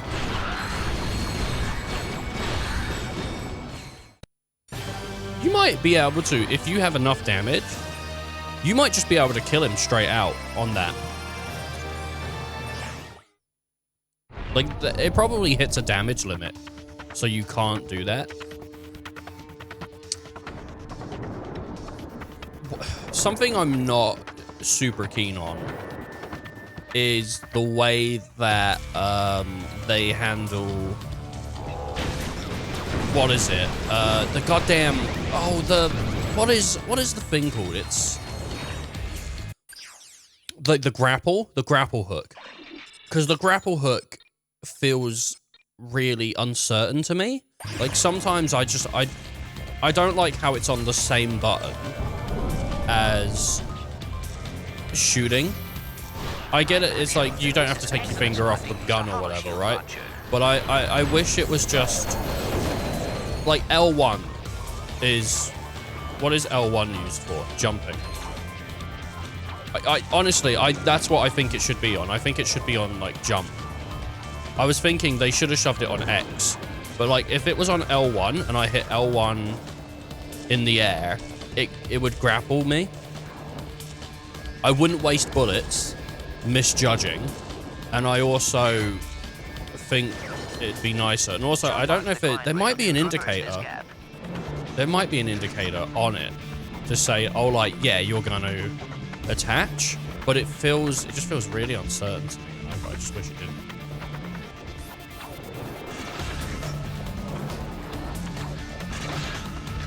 Oh, okay. I was trying to just get on. You can switch rails by jumping towards a nearby rail. Yeah, I can. Do I just run through it? Run, Ratchet, run!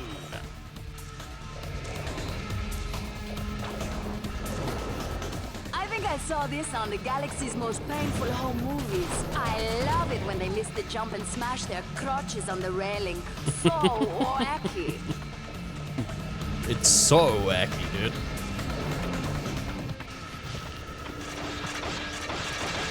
Oh, I can't. I have to shoot on the rail. I can't do, I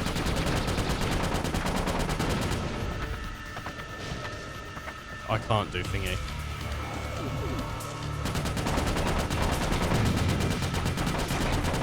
What can I do to dodge? Or is it just shoot as fast as you can? Can I not use my, magma cannon? Oh, I'm not keen on that. I'm not keen on that.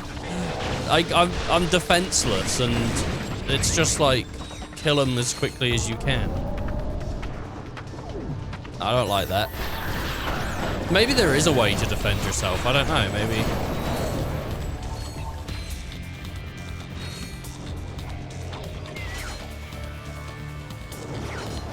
Jump onto the grind rail to traverse this gap.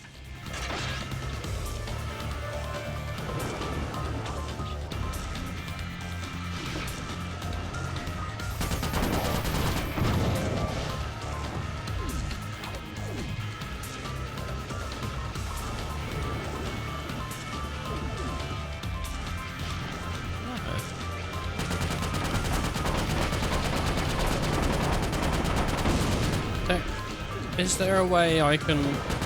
Is it just jumping is my only thing I can do? There's no, like, block.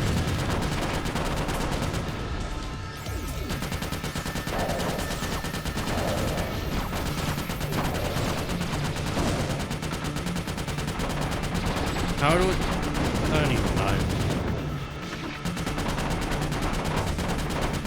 Fuck off and leave me alone.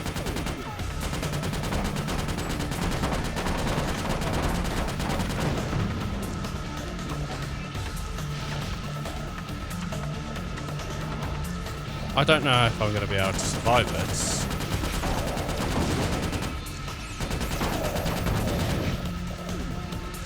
There's so much shit going on. Oh, fuck. Jesus Christ.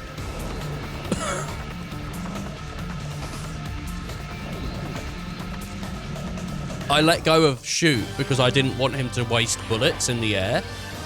Because I thought he wasn't going to grab it. So I was like, well, I don't want to just waste bullets. So I let go, and then he grabbed it.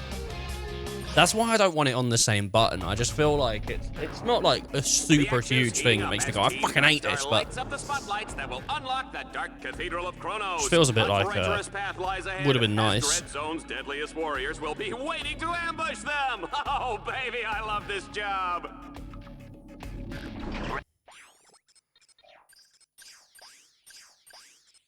Controls.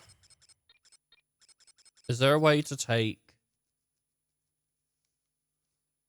No, I don't think it is. Lock strafe mode. No. Ratchet, there is a magnetic lift up ahead. It will take you up the road that leads to the next stadium.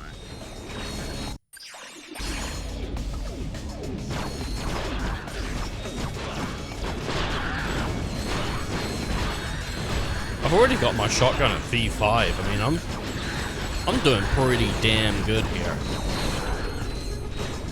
What if Courtney Gears makes another appearance and does a music video?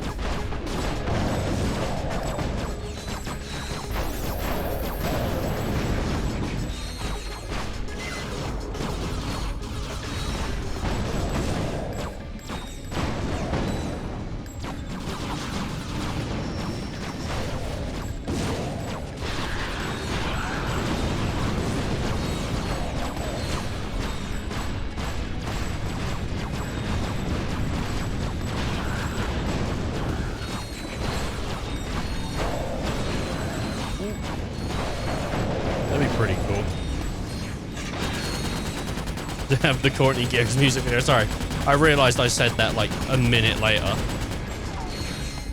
Just be, it would be. Man. I wonder if they do introduce another Lombax at some point later on in the series. I don't know. I mean, I don't know if the girl from 2 is meant to be a Lombax. I don't think they ever said that she was. I think they just said she... I think she just looked like one, but she was way taller than Ratchet was. I mean... I don't know. Though it is strange that they just never bring her up again.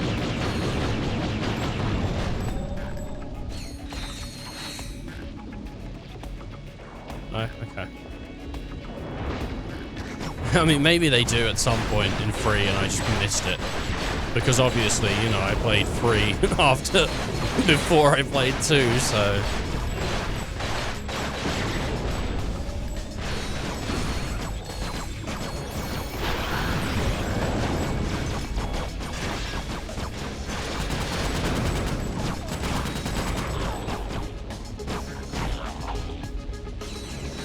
I mean, maybe they specifically avoid bringing it up so people don't have to be spoiled on what happens in 2.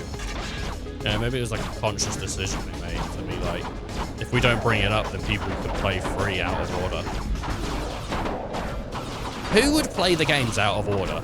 Like, what insane person would actually play the games out of order?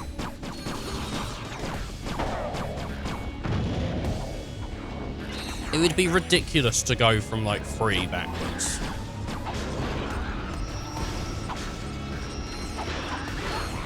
I thought you wouldn't like this because you didn't get hooked on the arenas in 2 and 3. It's, the combat in this feels tighter. The combat in this feels, like, a lot better. In my opinion. Having the control change is, like, huge.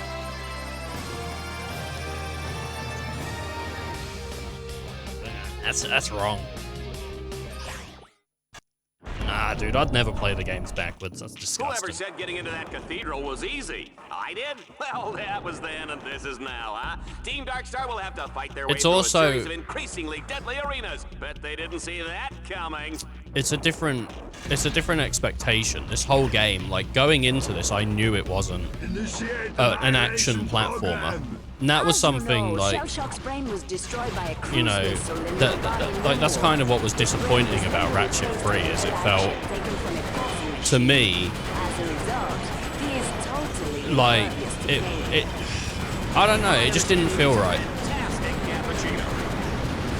But this is meant to be a game all about, like, the shooting and the guns and the combat. So, like, going in, I already have that expectation, so it's absolutely fine. I'm not getting my hopes up for cool platforming. Though when it shows up, I'm not against it.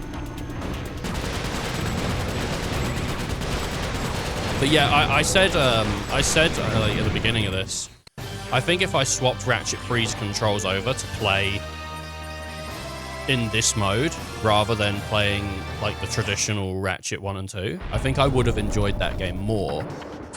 But I don't think it would have alleviated, like, some of the issues I had with the game just not feeling finished to me.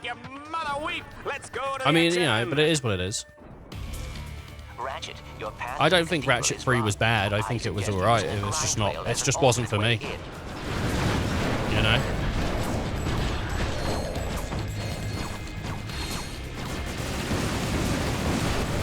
It's not that I hate gunplay. It's just like, when I think of Ratchet & Clank, the guns aren't the thing that I, like, instantly gravitate towards, you know? Like, the gadgets and the guns and all that are pretty cool. But it's more about, like, the worlds and the way they're presented and the humor of the games, the characters, like, the guns are definitely a thought because they're unique and interesting, but Ratchet & Clank never felt like a solid shooter to me. It felt like a platformer with shooting, you know?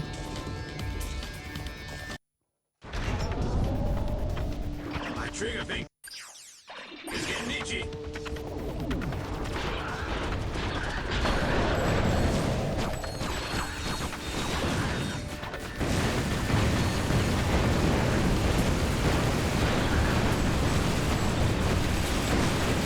Looks like this is our only option, sir.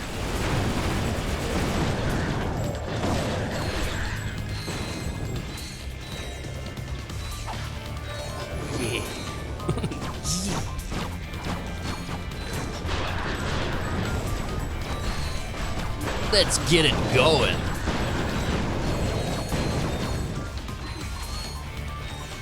Yeah, I think it like is kind of telling how much the guns aren't an influence on me for these games. That I went back to Ratchet 1 and I kind of forgot about every gun except the gun you like basically start with and the Rhino. Every other gun I kind of just forgot it existed. Like, because it's not, the guns aren't at the forefront of my mind.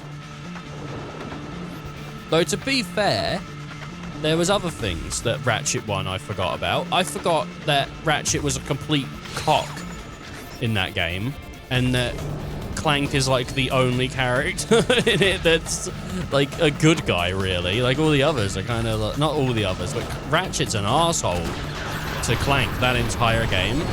I much preferred how he acted towards him in 2 and 3. They were like friends in 2 and 3, but in 1 he's just like, oh, for fuck's sake, why me? I remembered Ratchet being excited about being a hero and working with Quark, and then coming into the realization that Quark is an evil guy. But he's self-centered and shit. So I mean, that is something I totally forgot about as well with Ratchet 1.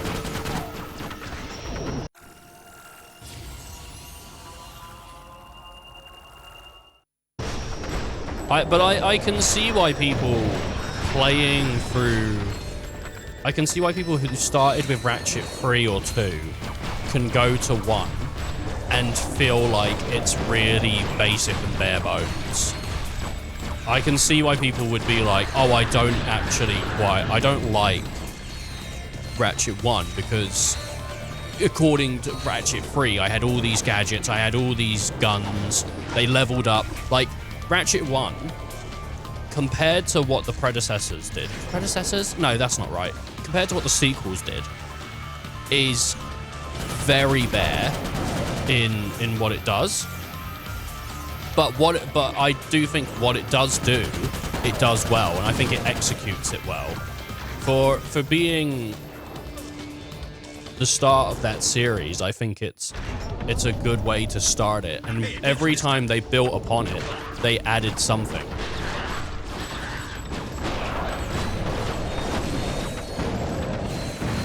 But I don't know, I liked what they did in Ratchet 1 with its worlds and the way that you could explore them, and the way that the puzzles were sort of held and stuff. But it doesn't mean like it's the best. Like, when replaying it, I wasn't incredibly keen on the puzzle that they did in 1 for hacking. The hacking minigame in 1 was a bit like, oh, I don't know, like, it's not bad, but I'm kind of bored of seeing it by the end of the game. And I feel like in Ratchet 2, I didn't get bored of seeing the little things as the circuits are being complete by, like, auto-completed, you know? What did Ratchet 3 have for, like, a hacking minigame? I can't even remember. And I played it like a week ago. This is how bad my memory is.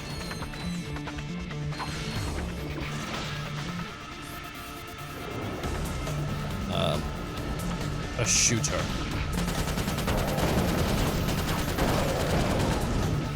A shooter. I can't remember it. Even, like, I'm just confused. I'd have to look it up, I think, but... I can understand why someone wouldn't care for, like, Ratchet 1 as much as the others because of what it's lacking. But I still like Ratchet 1 as an entire package. I think as an entire package, it's just shoot the red, collect the green. Oh, yes. Yeah. Honestly, I think that's better as well.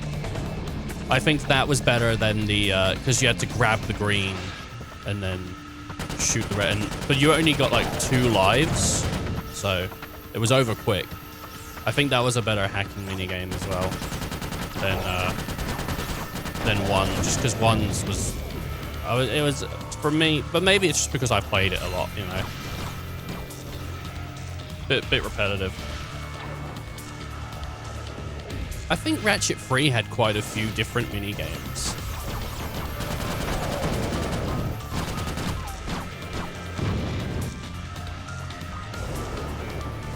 So yeah, I don't think 1 is free of problems. I never thought that 1 was free of problems, you know, like it has issues, but it's hard to, I think it's hard to look at something that you enjoyed or played as a kid and to look at it and say, well, this is bad and this is wrong. I think it's harder to admit that something you really like has flaws. It's one of the reasons I can't look at Final Fantasy 13 objectively in the way that other people can, because I love that game, and that was why I got into Final Fantasy. Like, yeah, I played 10 and stuff as a kid, but not really. And I remember seeing an advertisement for Final Fantasy 13 and seeing lightning and going like, oh, that's that's like what I like as a character. Like, shit. Like, lightning, if you look at like the kind of girls I talk about and what I like, it's pretty much just lightning. So so like that got me into the series because I like that character so much, and then I liked the gameplay and I just enjoyed it. So I can't look at that game with the same objective eyes other people can. Long last look at Team Darkstar, folks, because Shell Shock is about to plaster them all over Shooter these hacker cathedral walls. in a shooter is some exhibit thing. You like a good femur? Femur? Femur? What's a femur? A good femur. Oh, the legs. The legs. Right, yeah, because the legs are really long.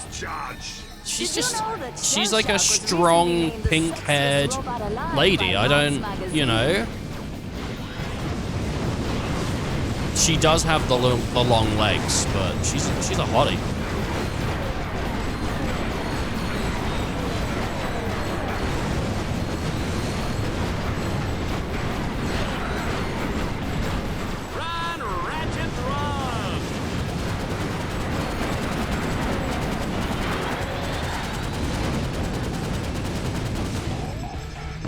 There's a point where he just stops taking damage because he doesn't want to anymore.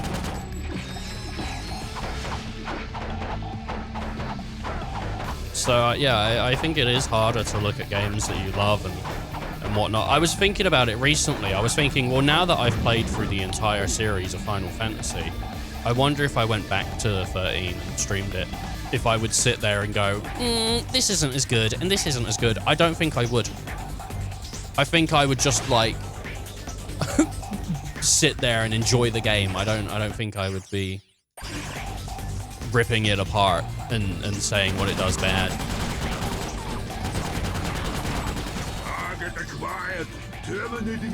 Let's go from 16 backwards. God damn. I have actually, with the DLC coming out, I'm interested to see what's changed in 16 since it came out, and see if maybe I can get into the combat a little more now. Not that I hated the combat the first time, it just felt a little like underbaked, but I think it was really good. It's really good, but it just feels a little like, I wish there was just a little more to it. I mean, me and Bullet have spoken about it a lot, but I have been thinking with the DLC, like, I definitely want to take a look at that DLC. But if I really like it and it feels like it's been expanded upon, maybe I should just play through it on Final Fantasy mode and get that trophy done.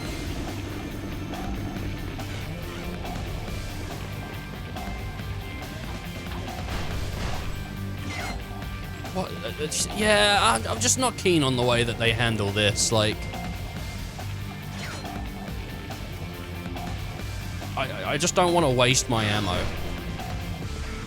Initiate annihilation program.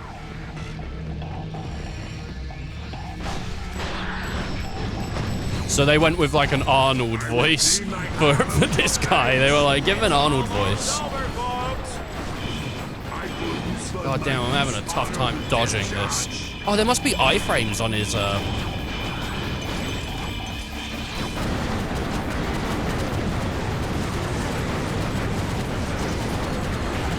his jump. Oh, that's awesome. You know, this guy is an asshole. He just keeps, like, disappearing.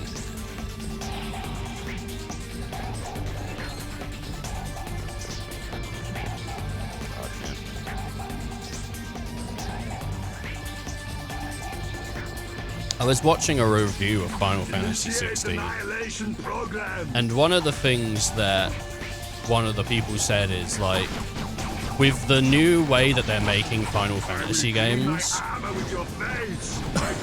it's kind of, it like really sucks now when one comes out and you don't like it, because if you think back to like Final Fantasy 7, if you played 7 and you were like, I don't like 7, I'm not into this, just wait a year because Final Fantasy 8's coming out.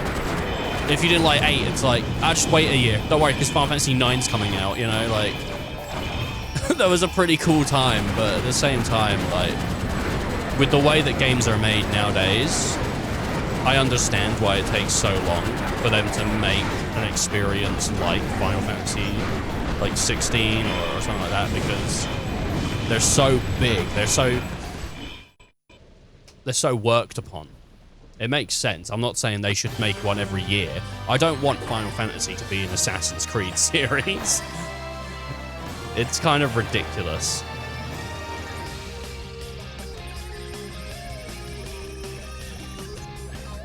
With that, but I think that's an interesting look, though, at that series to say something like that. 6 million bolts of hardware down the drain, and those ingrates are celebrating like I won the freaking lottery.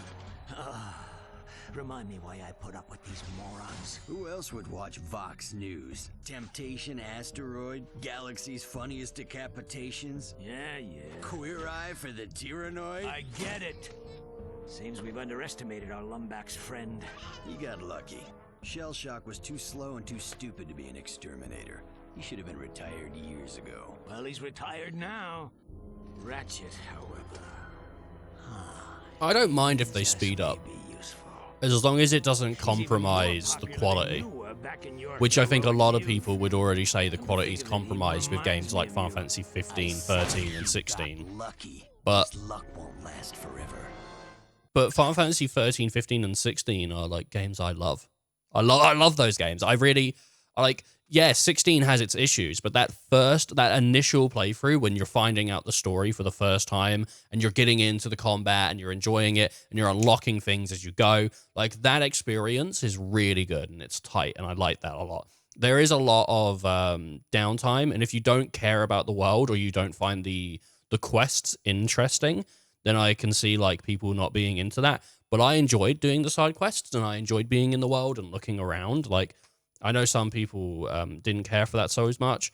Like, one of the things I watched this, like, entire review, and one of the things that I saw is there was the quest about the bearer girl, you know? I can't remember what her name is.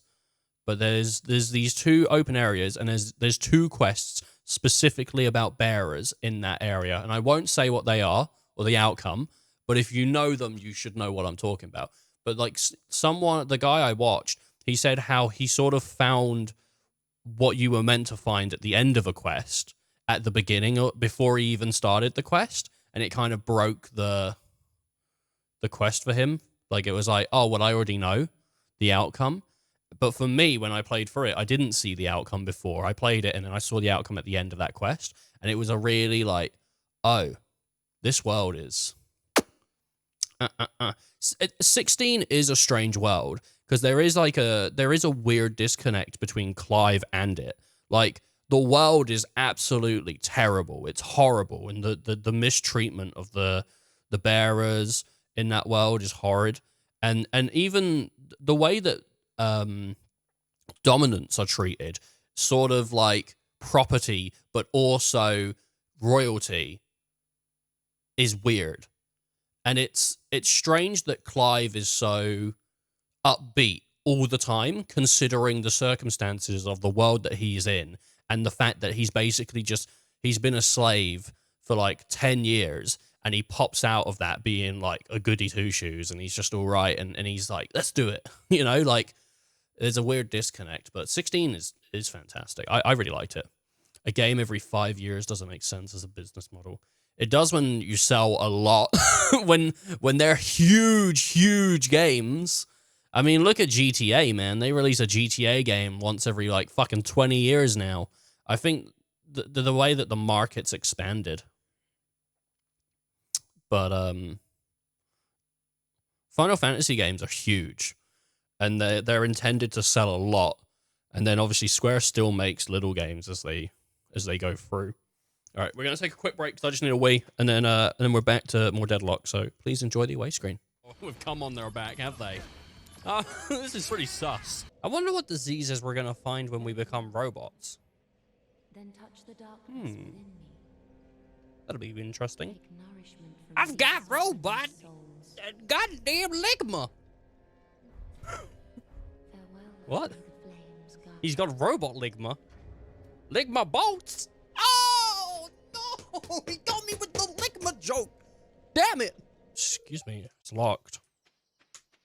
How am I gonna flirt with your daughter if you lock the door? Let me in! Hit us up if you ever want to shoot anything. Mark Zuckerberg out here trying to get me to skateboard.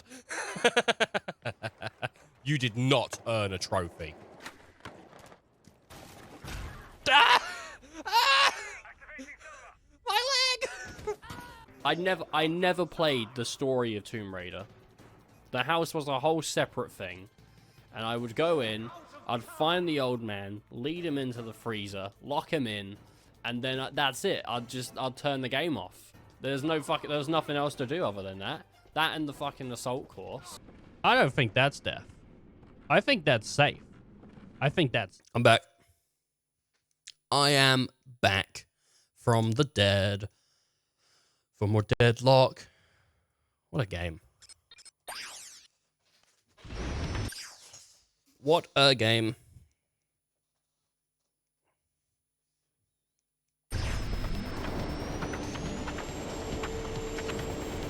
There's like 5 targets. There is a lot of variety in the way that they do vehicles in this, hey? I've already been in like 3 vehicles since playing this, and I'm only like a couple hours in.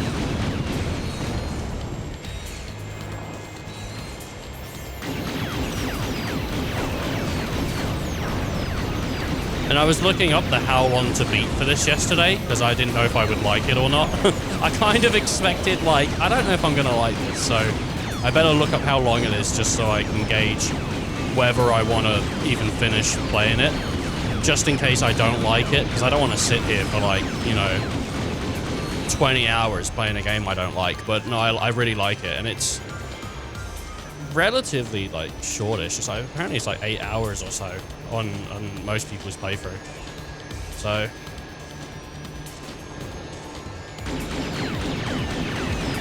pretty decent size.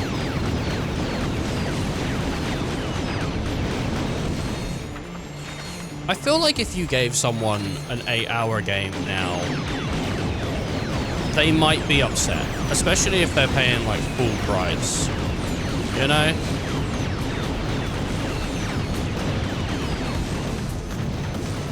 I'm usually quite happy. I have like a quality over quantity sort of thing. I'd still be pretty upset, I think, if I played a game and it was over in like 2 hours and I spent 70 quid on it. I do expect a certain amount of length, but you know.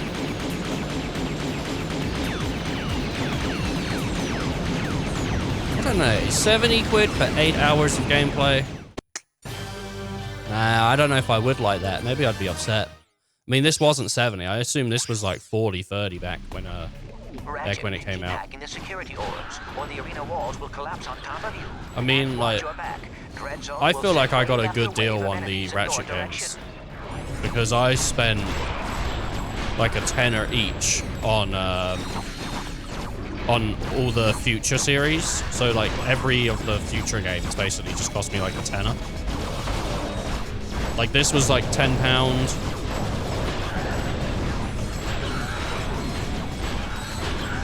Nexus was £10. Crack in Time, well, it was like $10.99, but basically 10.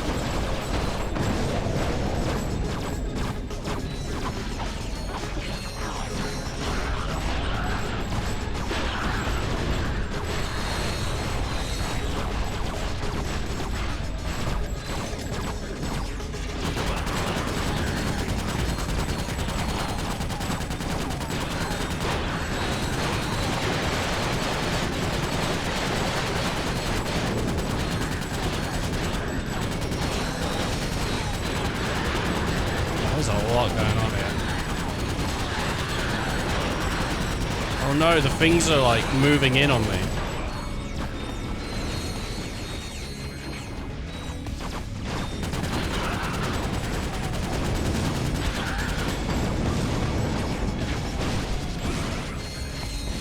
I need ammo.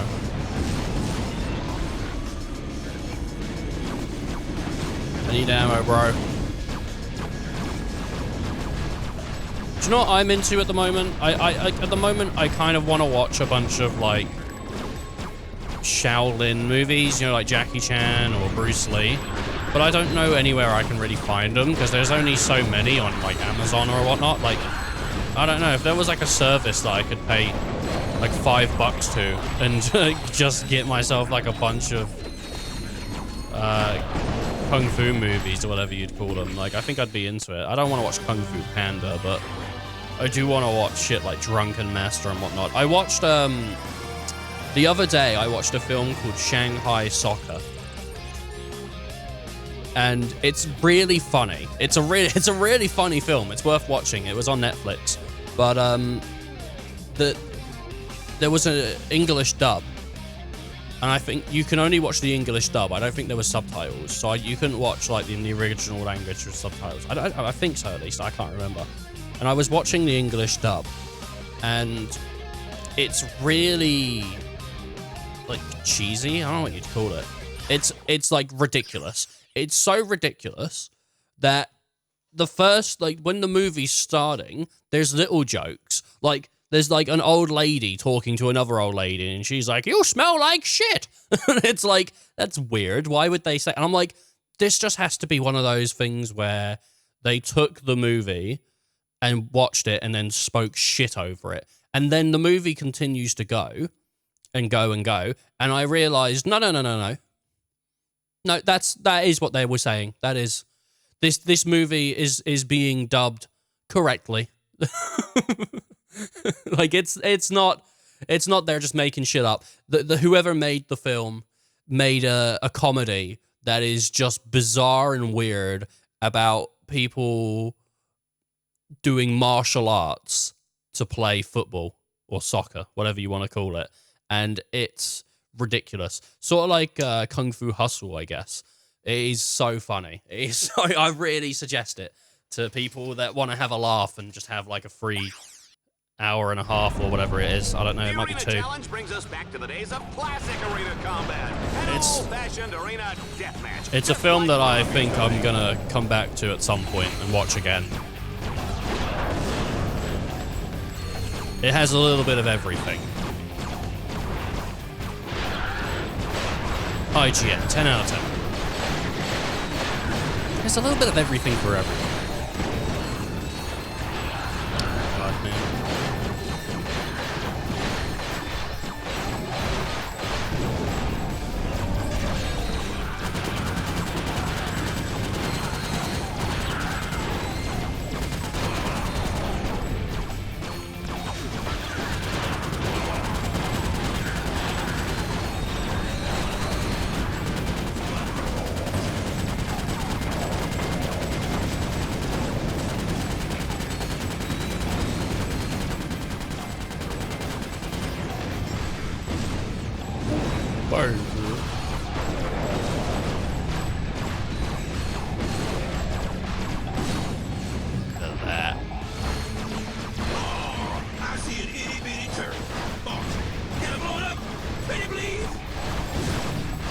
bitty turret.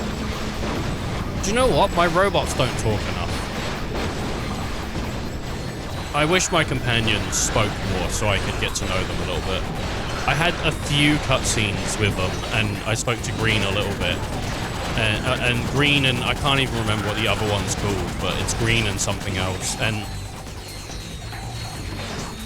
I liked them, but there just isn't enough dialogue for me to really learn much about them.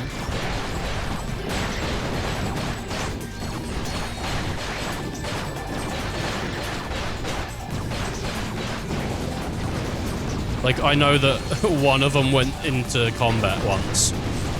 Like, I think Green was in combat for a little bit. He's seen combat before.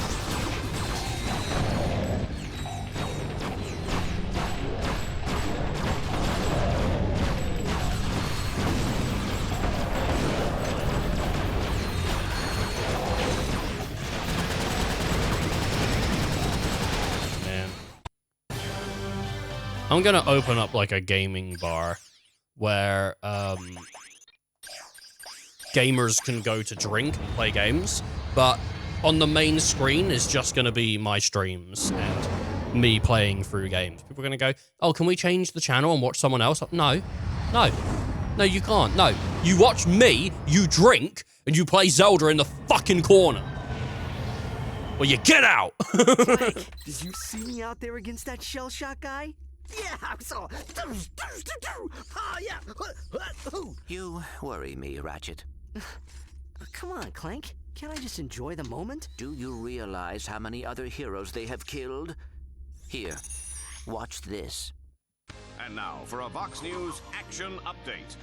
The new season of Dread Zone is underway and on pace to break ratings records once again. This year's contestants include the notorious mafia crime boss known as Ratchet, seen here at his Mokhtar estate. And to think that other networks actually call him a hero. It's truly sad, Dallas. Other notable contestants include Ratchet's ruthless robotic accomplice, Clank. I never did like I the think look of that's him, Clunk. Juanita. I'm just glad he's off the streets, Dallas. And lucky for us, the Vox All-Star Exterminator crew is headed once again by five-time grand champion I got it, Ace Shawn Michaels.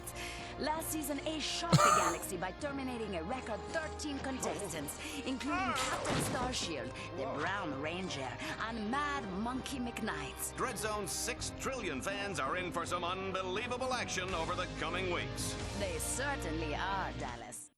People like Shawn Michaels, I though. remember hearing about Ace Hardlight when I was a kid.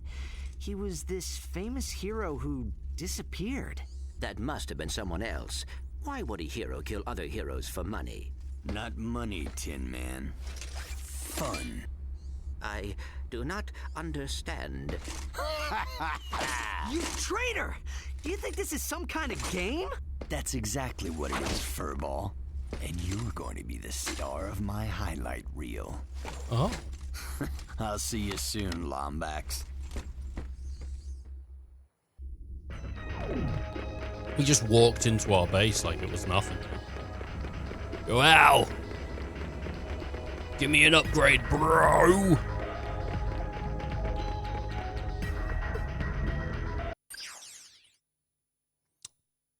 BOGO. I mean, it's a new weapon. I'll buy it. Upgrades. Go Comet A. Yeah, I'll do it. Oh, the Pale Rider looks so good. Hell yeah. Look at my boys. Look at my boys. What does this do? Use rankometer. You are small, fuzzy, and weak. Allow me to double-check your rankings to see if they are correct. Why am I so bad in the like? I'm so low in the ranking. There must be a load more game to go. I thought I was at least like 1/5 through it. You know, I thought I would be at least a little up the rankings, but I guess not. The Arbiter. The Arbiter fires high-velocity carbo rocks, armor-piercing rockets. Yeah, that's what I'm buying. That. I'm buying that. Yeah, for sure.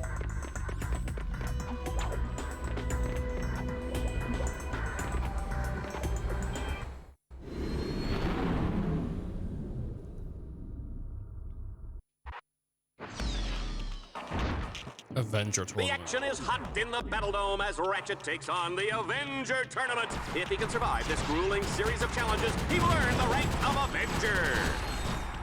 Oh, okay. For the speed round. Oh, I'll become like Tony Stark.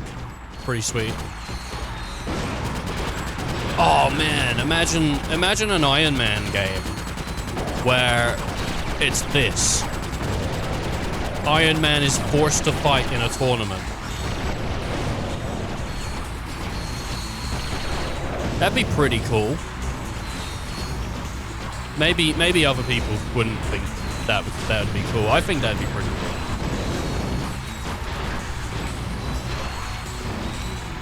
I don't know if Iron Man ever had a good game.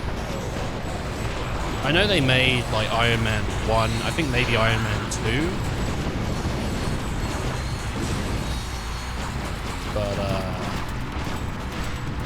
I know there was a 360 game. I don't know if it was good or not.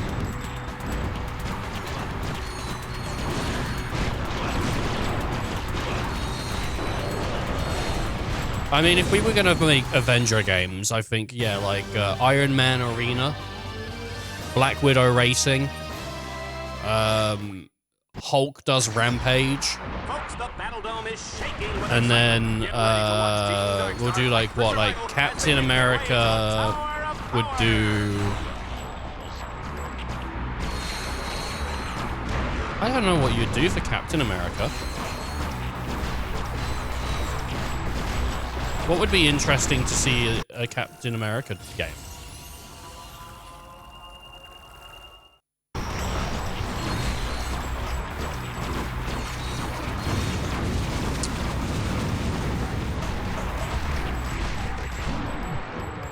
I don't know.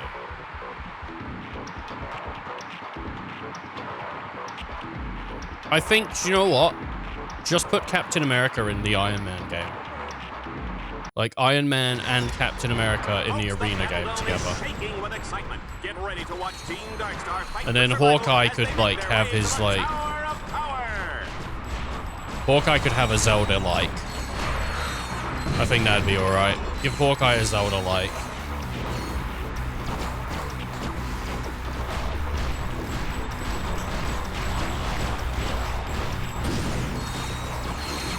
I mean, really, I'm just looking forward to Black Widow Racing. I think that'll be good. Shouldn't Black Widow have a stealth game or something? No.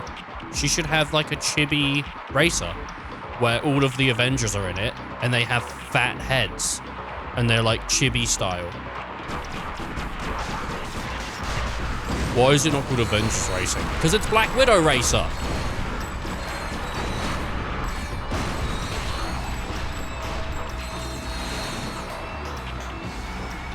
God damn.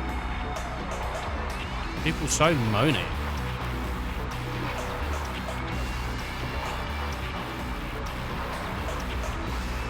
You know what?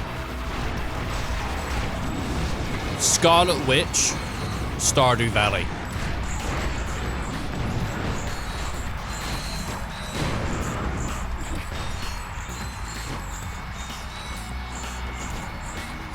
I think so. I think so.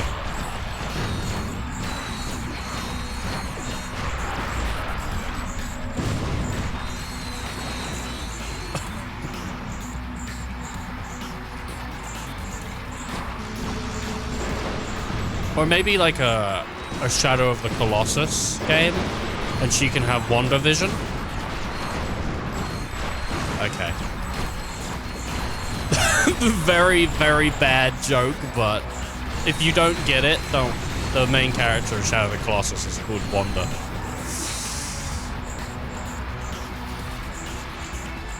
Or is it the horse is called Wanda? Some character in the game is called Wanda.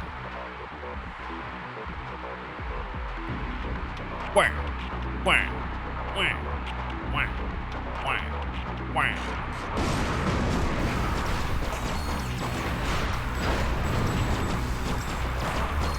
I'd love to see Hawkeye just spin around with his bow and arrow.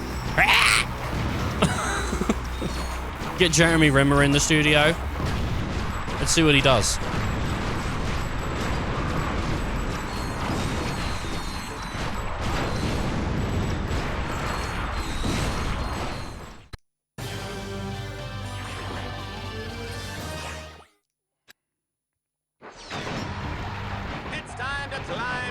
top of the terribly tubular Tower of Power!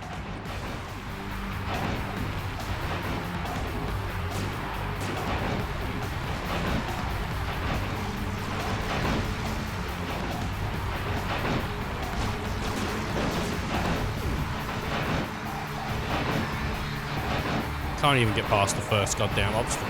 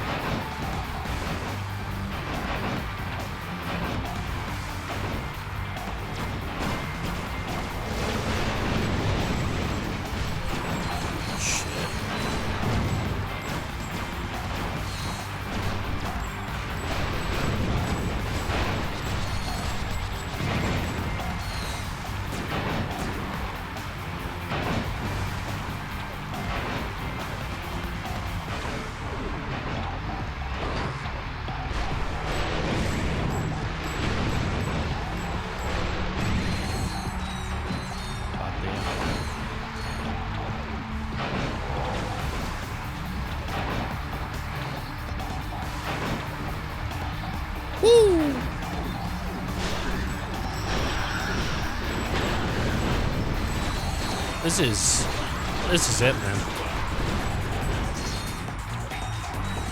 This is where we're at.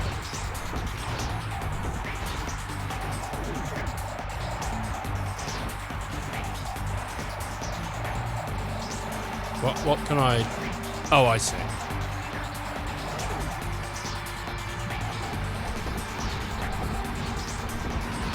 Okay. That's pretty forgiving. I gotta admit.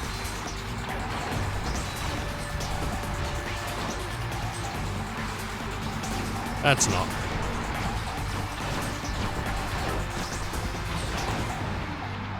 Ah!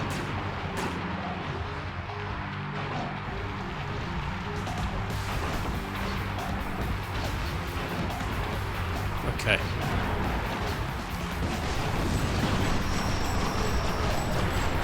If my dad turned into a spider and then I went downstairs and he was in the kitchen making toast, my first question would be, Dad, what are you doing here? You don't live here.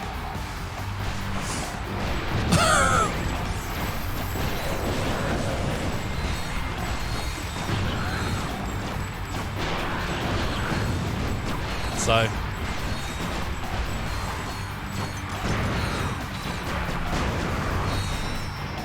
there you go. Ratchet has reached the top of the Tower of Power. If you wanted to know what I'd do. To do so in the history of Dread Zone. Juanita, what do you think about that?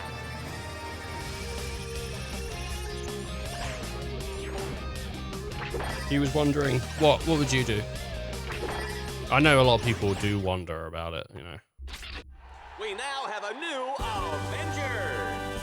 Oh, nice, I'm green now. After making his fortune selling cigarettes to children, Ratchet went on to pilot a tanker ship for Zexon. A week later, Ratchet got drunk and crashed his tanker into the ocean world of Equados. Who can forget these graphic images of baby seals smothered in radioactive waste?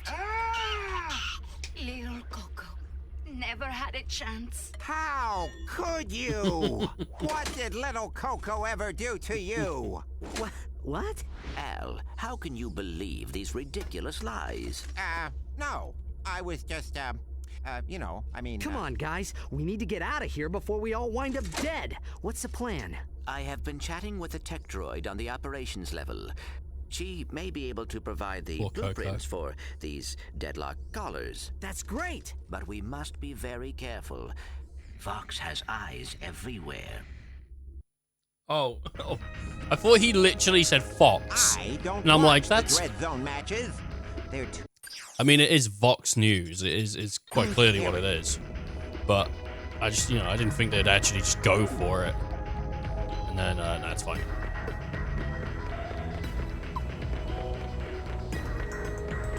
Wait, Vox is Fox. Ratchet, I've seen assorted cheeses more dangerous than your combat bots. Bring them back to my shop and I'll give them some upgrades. They are literally the most upgraded they're going to be, dickhead. Don't at me.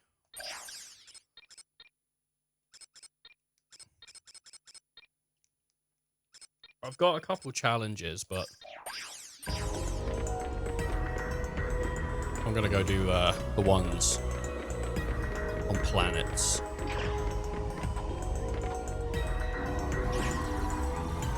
Man, this game would really benefit from like modern load times.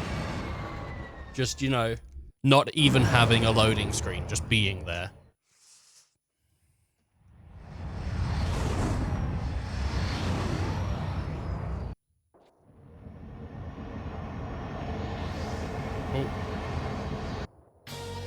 Tonight on Red Zone, Team Gonna have to take a Darkstar break in a embarks on second. I need to go journey get a through the parcel in. hallowed grounds of Planet Shar. What was once just a boring historic ancient temple is now the centerpiece of this explosive new battle course. Ratchet will have to complete some of Red Zone's We deadliest just went on a challenges break, ever, but just to gain entrance into the main temple. I'll be back But as soon as I even can. if he survives that far, no contestant this season has come out of that temple alive. Okay. We'll be back real soon. Please enjoy the away screen. Your streamer house. It's two single beds. Game sphere. It's so spherical. Naomi, what happened to Gray Fox? So tasty. Delicious. I'd say, compliments to the chef. Is Gray Fox. The question is, why?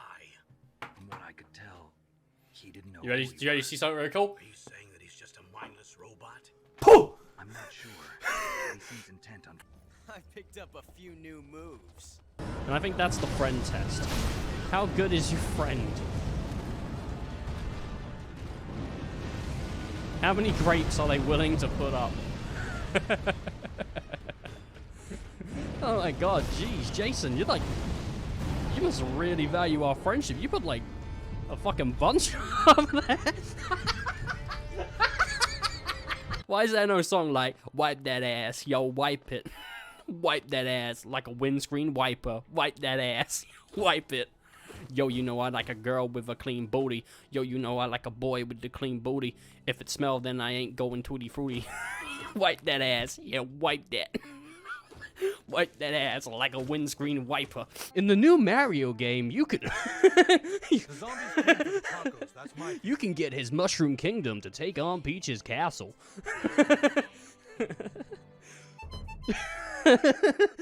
Storm the front gate.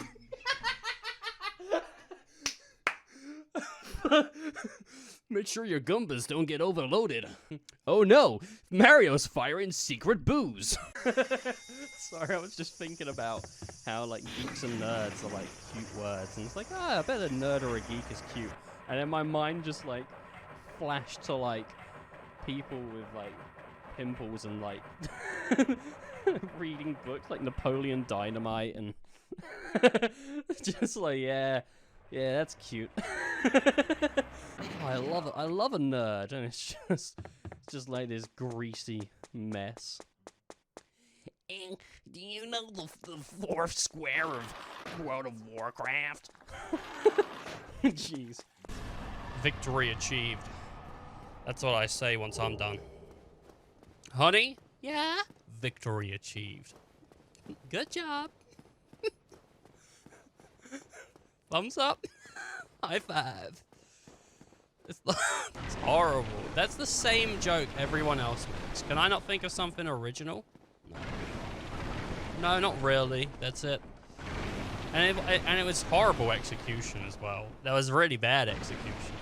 I've never kissed a real girl before, but I've done it in VR. I think I'm pretty good at it. I did VR kissing mission 725. Whoa! What are you doing there? Oh, fuck my knee! Oh no! Nothing like beating up old people, am I right? Oi, where you going? The date's not over yet. Jeez, he's wandered off back. He's going back to the car. She's talked about how she likes scrapbooking, and he's like, nah. She's coming over now, swiggity swooty. Oh, she's decided actually, I'm too good for this.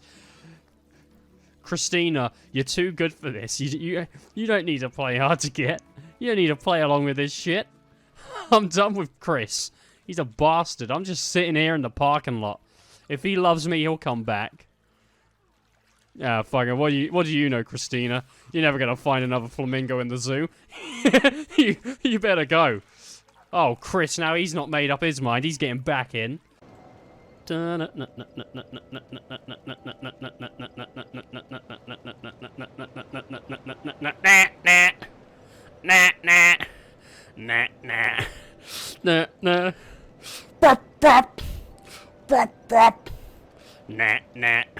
This, what the fuck is this? I've got to dress appropriately for someone who would be shoved in a locker. They'll never expect a thing. Who's that? Yeah, He-Man. Eat my... I think I got the perfect rendition of Skeletor. Whoa! Whoa! The dude's Michael Jackson in! I want to like reply to a work thing like that. Can you come in? What's to work today? Apologies for the long break. I went downstairs, let the dog out, and got the parcel. And then they went crazy. The dogs were going crazy. So I had to settle them down. And then, turns out I missed the parcel I went down for. And had to go find it. You can use the charge boots for it was hidden in a bush. A win today will keep Team Darkstar So, running for there a you shot go. at the championship title and Anyway, that's all sorted for now. Also, I got my copy of Tools of Destruction in the post, which is nice. That's not why I went down, but it's nice to see that finally my game has arrived and we can start Tools of Destruction whenever. Tools of Destruction is the one we are starting after this, and it was the only one I bought physical because it was like cheaper.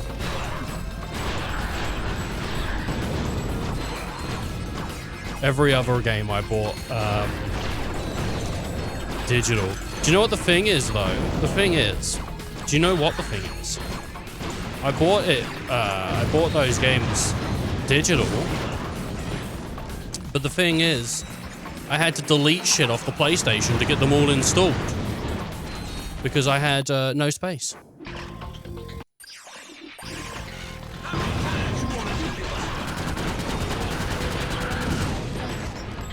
My cannon is getting pretty leveled up.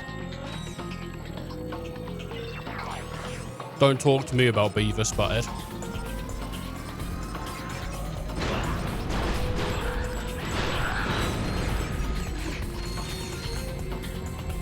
Okay.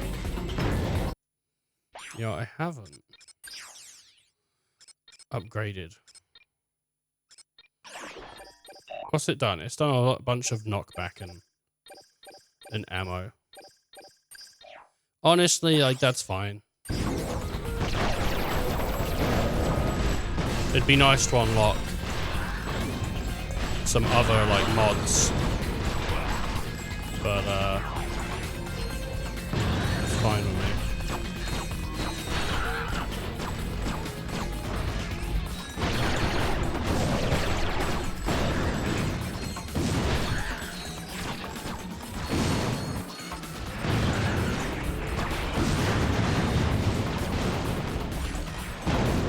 That thing had a lot of goddamn health, Jesus. And even though I've got a rocket launcher, the thing with the rocket launcher is the ammo on it is atrocious. No ammo.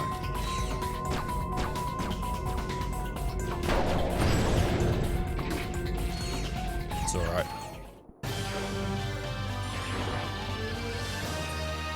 I think I got a skill point. Maybe I didn't take any damage.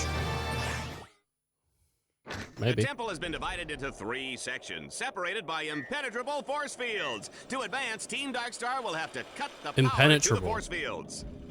Well, they're not impenetrable, are they? If I can cut the power. If I can penetrate them.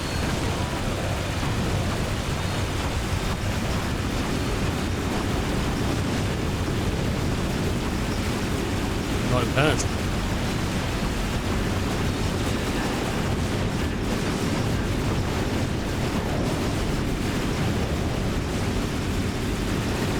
Alright, boys.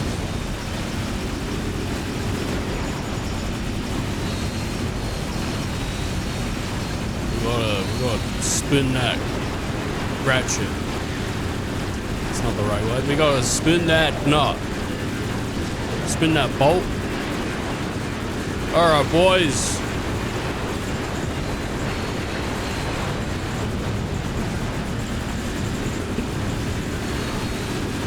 That's what I say.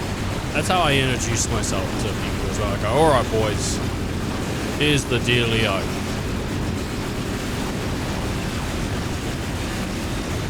What is going on with this robot? It won't die. Oh, EMP.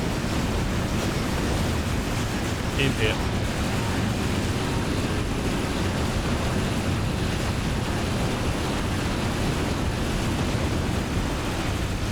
Jesus Christ. Jesus freaking Christ, dude.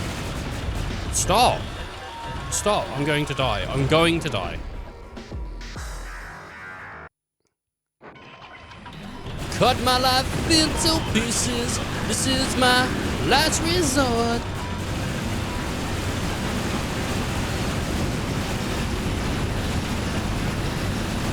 Probably best to go after these guys first because, you know, EMPs.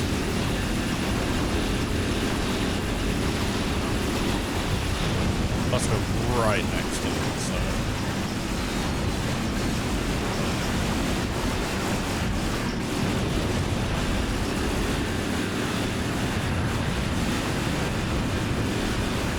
Stop. Stop shooting me. Stop shooting me. Oh my god, there's so much shit. There's so much goddamn shit. It's filled to the brim with shit. It's filled to the brim with shit.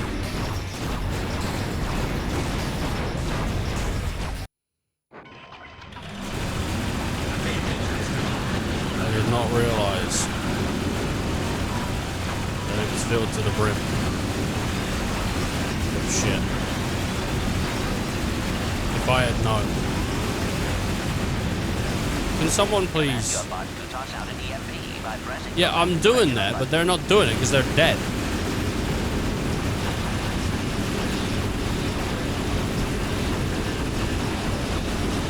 It's trying to like, but I mean, I'm already basically dead. But what's the fucking point?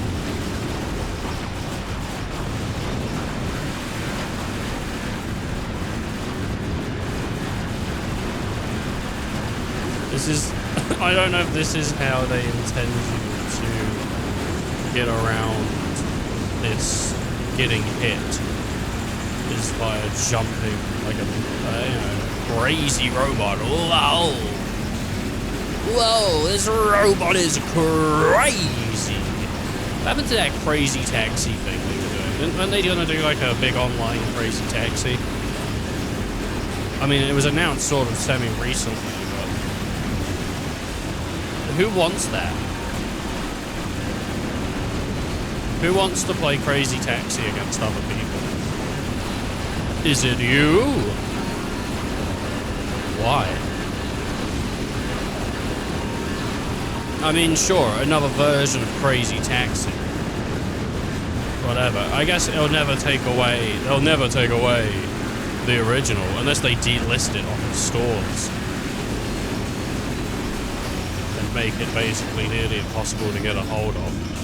Thanks for that. If I didn't start off on like half health, probably would have been alright.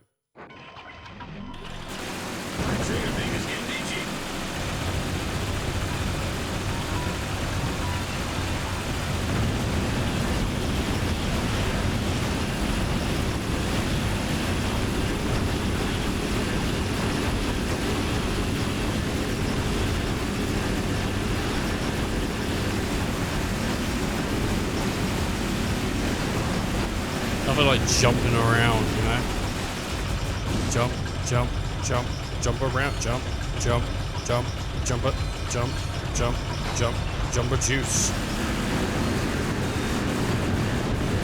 Put your dick in the spam. Jump around. Jump a fucking around me.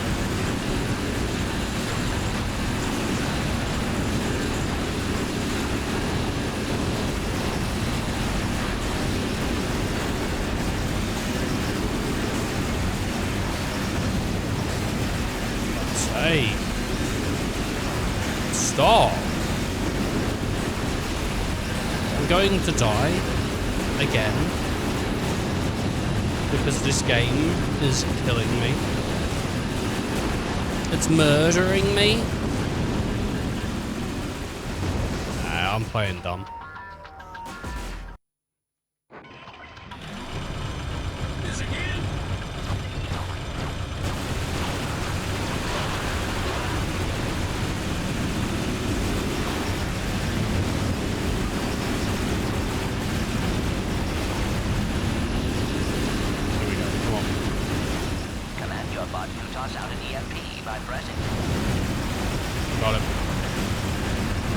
We got him. I wish I had EMP bullets.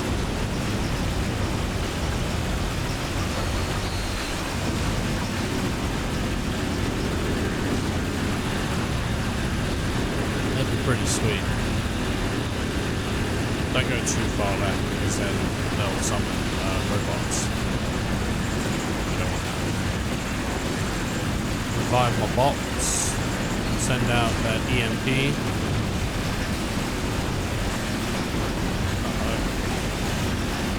Kung Fu Panda 4 in cinemas now. Go watch it with your friends. I don't think Tigress is in it. I don't know, maybe Angelina Jolie didn't want to do another one. I don't know about other people.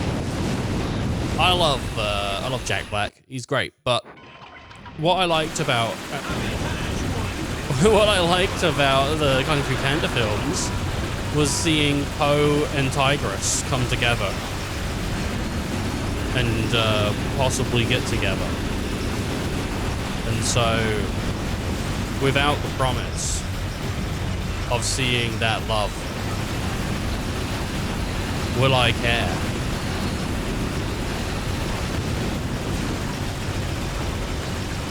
What can I say? I like my rom-coms.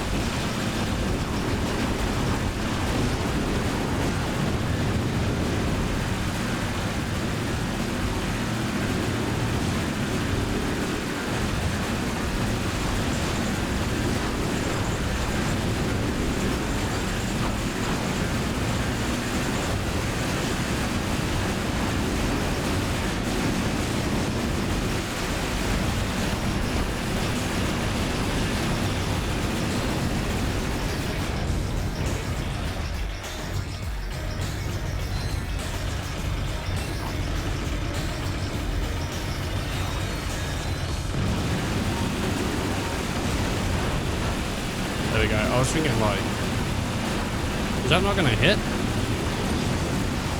Because it should.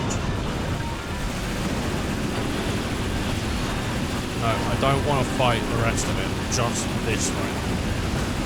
Please, if I can just get rid of that. Okay. With that dead, we should be in a spot that's not so bad.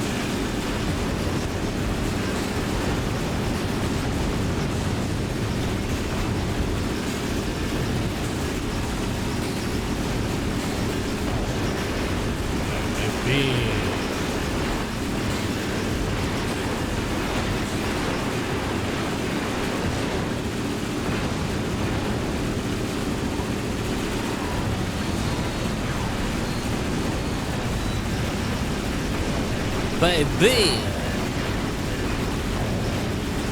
Murder, murder, murder, murder. Oh, you only have to get rid of one of them? What was the point in the other one? Oh no, it's already down. Yeah, it saves progress, doesn't it?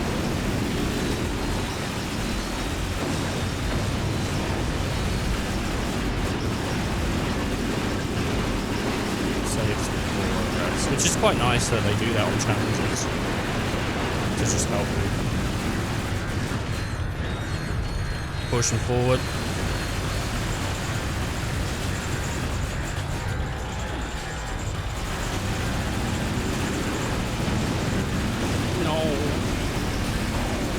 They put the things up. They put the goddamn things up, dude. We're gonna have to... All balls? All balls? I didn't touch anyone's balls.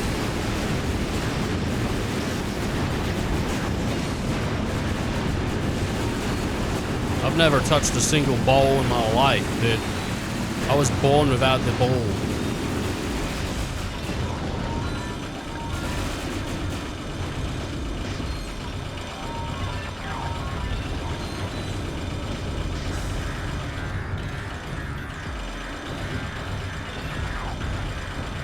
Where's my other robot? Oh, there it is.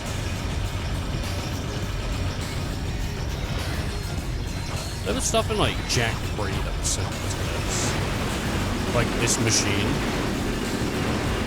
Was it Jack 3 or was it Jack 2? In some of the Jack games, there was like a big scorpion kind of machine. Ratchet and Clank. Suck my dick. Because there's a new guy in town. And his name is Bubsy. Bubsy 3D. Get it on fucking Sega. Or some shit. I don't know.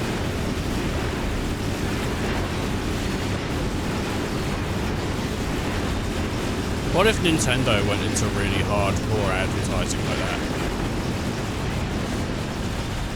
You know, they were like, step aside, Ratchet and Clank, because we're about to suck you off in the brand new game, Mario All-Stars. Get a hot fucking erection as you, rescue Princess Peach.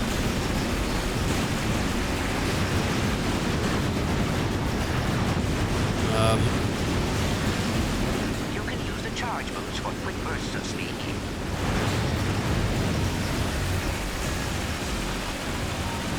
I don't know if they would have. I don't know if they would have wanted to market like that, but you know, I mean, what if it worked?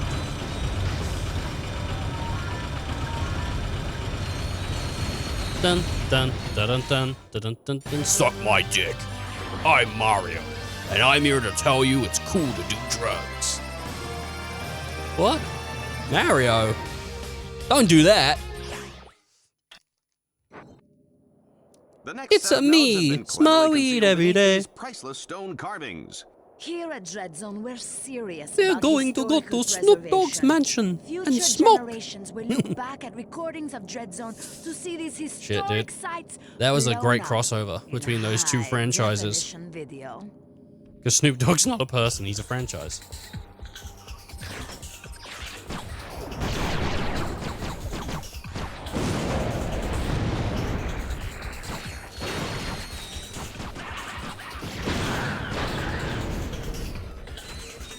What does it want me to do?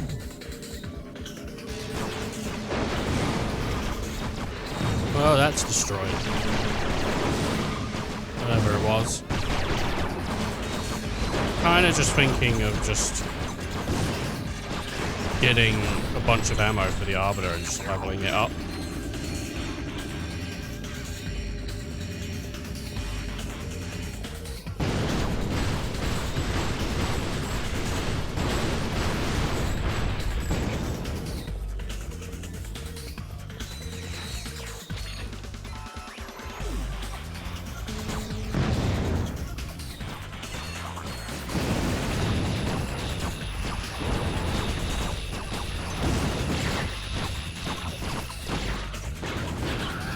There it is.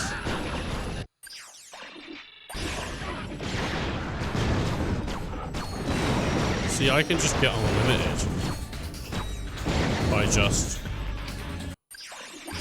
coming in, buying it, and then being done.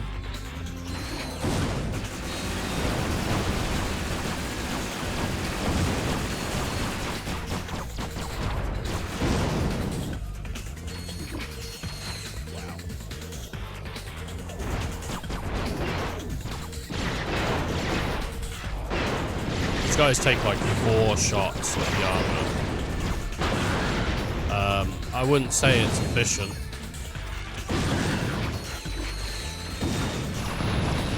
You know? Is what it is.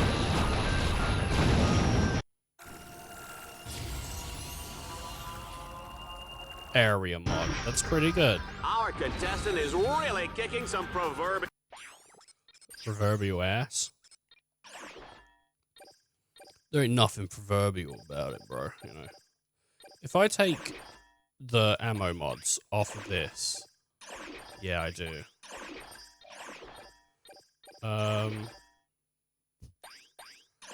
Take those ammo mods off. Put those ammo mods on here. But, and by proverbial, I mean the, I don't really know what that means. Means we're unstoppable.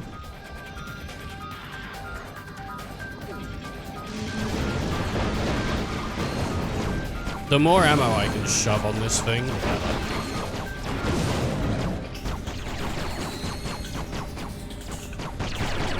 I'll be back, boys. 1 second. Oh!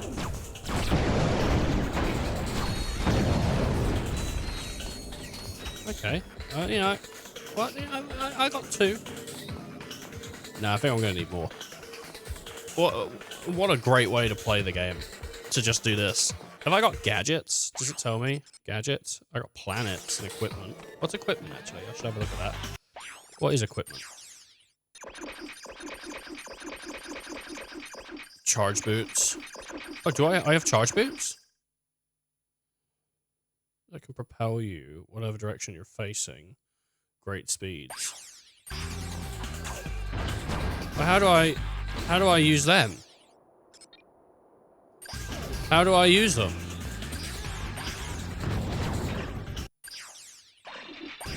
Apparently I have charge boots. I don't know how to use them.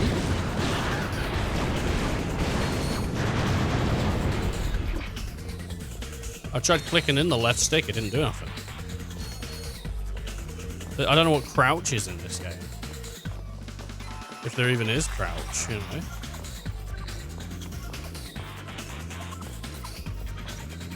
Alright, boys.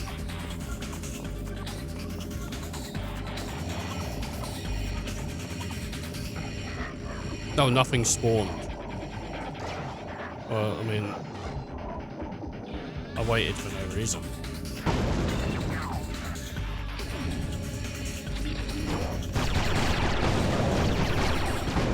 You have to love it when you shoot a rocket like that and it just kills multiple. If I had the area mod, it'd do more, but, you know, for me, it's more important right now to get the, I think the way that they balance out the Arbiter is, like, yeah, you don't get much ammo for it, but you're killing the big things, and the big things are going to give you a lot for murdering them. Like, you're not going to get a lot from murdering these little guys, but from murdering these sort of, like, turrets. Not bad. But Ace Hardlight would have done it better. Oh, look at that. It's upgraded so much that that guy only takes 3 now. He used to take 4. It's pretty rad. I think these do ammo in them. Like if I shoot that. Or maybe not. These do. Oh, maybe not. I wonder if they took away his ability to wall jump in this game, or I wonder if you can still wall jump just depending on where you are, you know?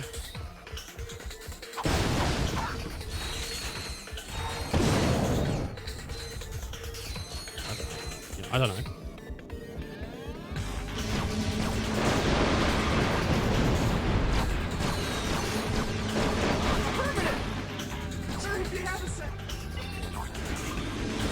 No, don't leave, just...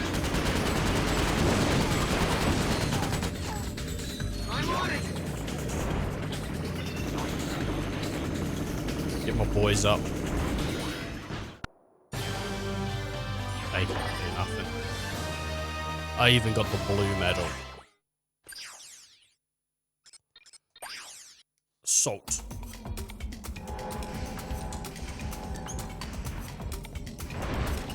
does this do?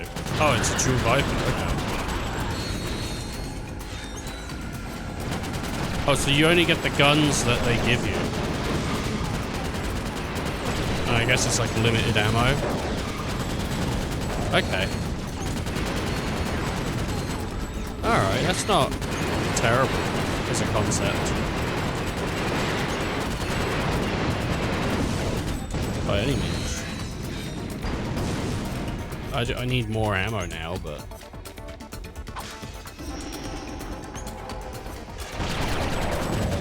Kill this guy before I beat up.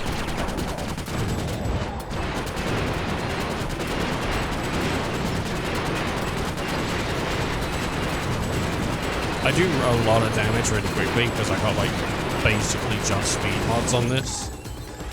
It's the way the game set it up, but it's also probably how I would have set it up anyway. Like, for me, a machine gun should go fast.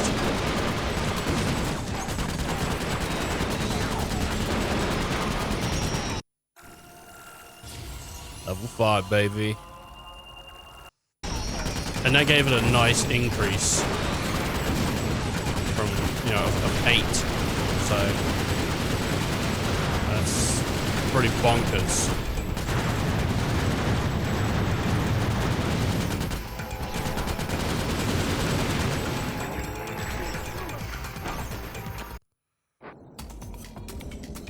You're not falling asleep, are you? Yeah.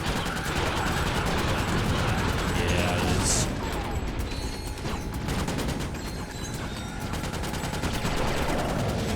Keep that one just around the front, just in case I need it. Because I grabbed 2 instantly, just not knowing what it did.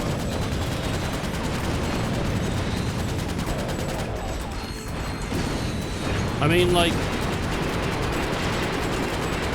It's just free practice. It's free, it's free XP, you know? I'm not against it.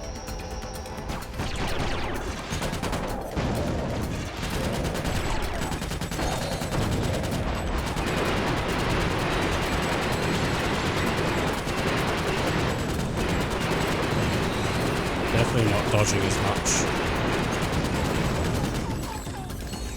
Playing with a shotgun and stuff lets you just go balls to the walls.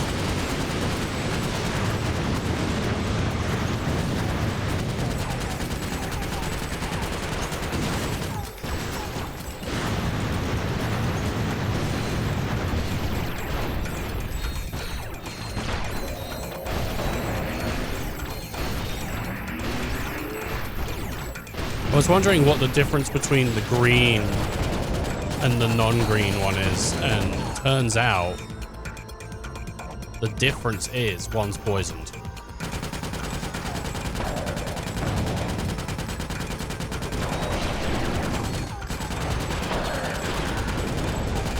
I wonder if it will give me guns that I haven't unlocked yet.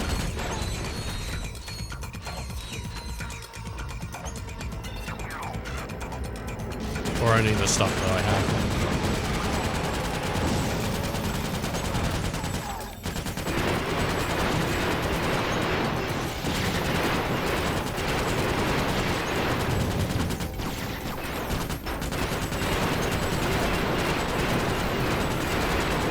This is ridiculous.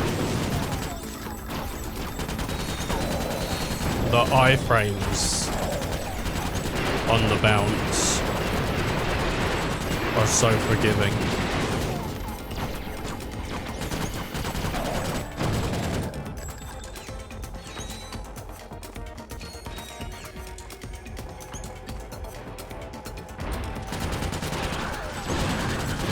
Get out of here, little robots.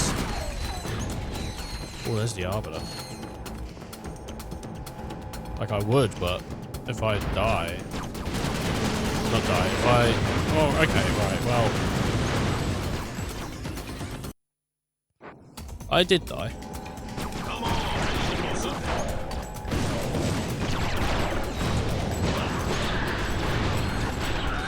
I only got a level 8 magma. So good.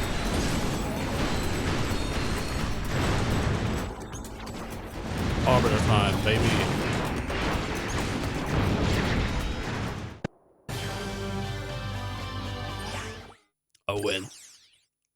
shoot to kill. It's time These? for some maximum vehicular destruction. Drive hard and blast Oh, it's everything automatically going, and I have to just kill as much as I see. So it's automatically like on its way out. I don't have a choice.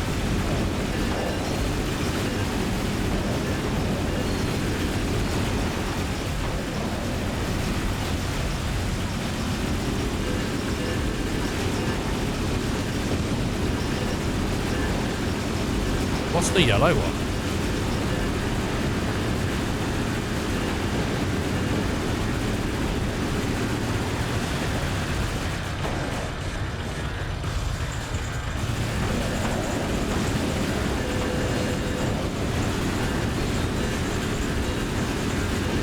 Jackpot.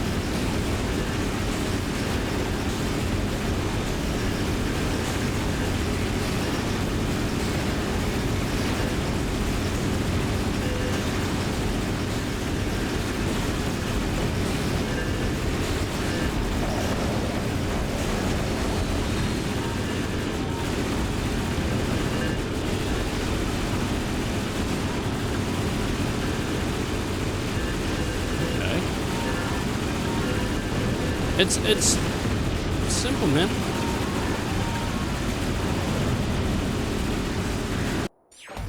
Challenge for how? Did I not kill everything?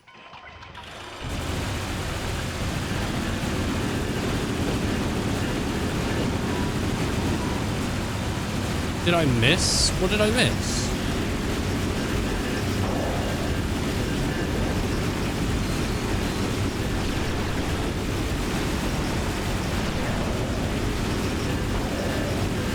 Oh, I guess jackpot time is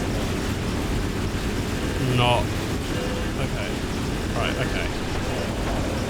I thought it was like, I didn't realize it was a bonus.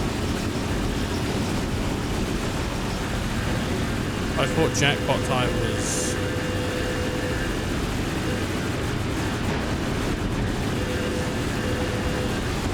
like, oh, you got stuck on something. So, fuck you. If you don't kill it, we'll kill you before, you know what I mean? Like, I thought, I didn't know jackpot time was like, hey man, kill this thing before. Oh shit. I'm doing way worse. Doing way goddamn worse. Missed out on things, I'm stressed out. How do I quit? How do I quit?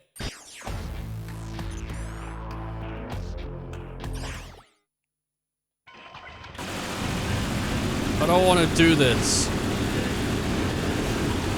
I don't want to do this challenge anymore.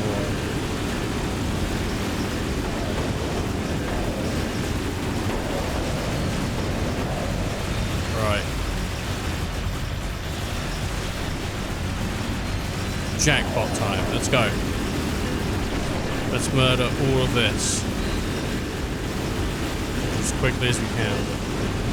Try and get that jackpot.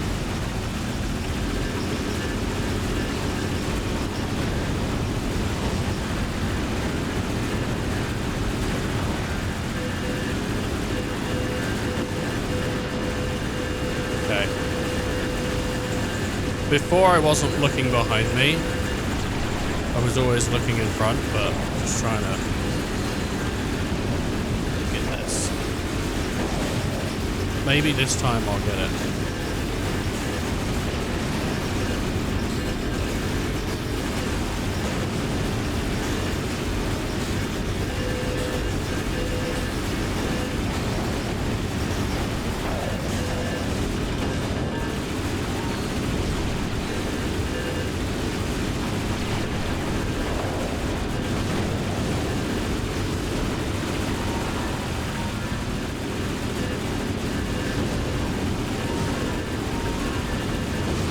I think I got it, so.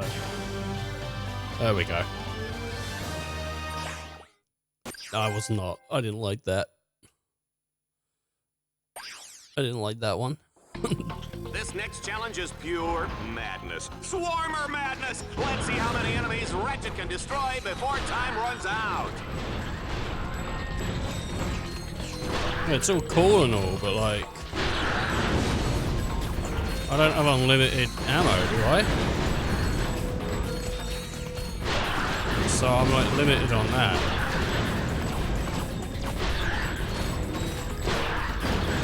We want to not.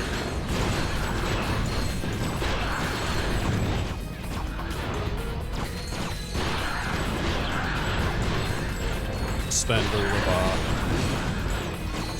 our stuff. Yeah, we don't want to trade it in because ideally.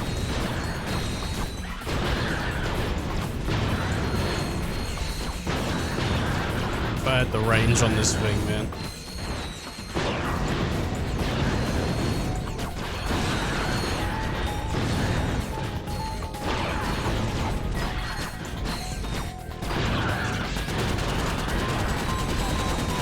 The shotgun's probably like the best gun for this challenge.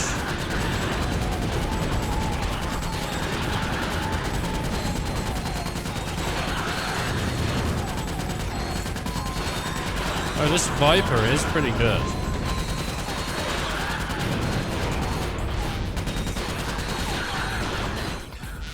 Oh, oh, oh.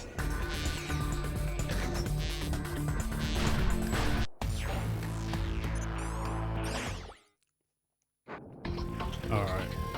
You're not falling asleep, are you? No time to get up in your head. Just shoot as much as you can. No time.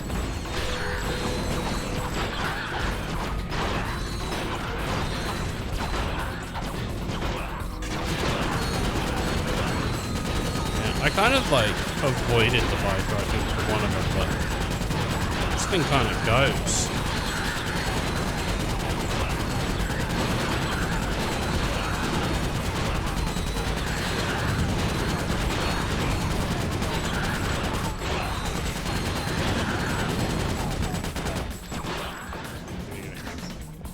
Gimme, gimme, gimme!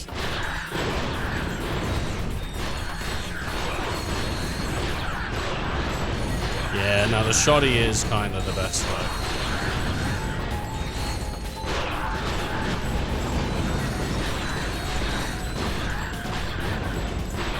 If you're being smart and lining them up,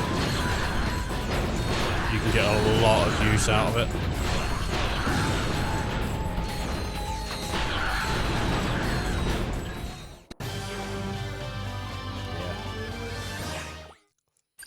Yeah. Robots in a barrel. Like shooting robots in a barrel.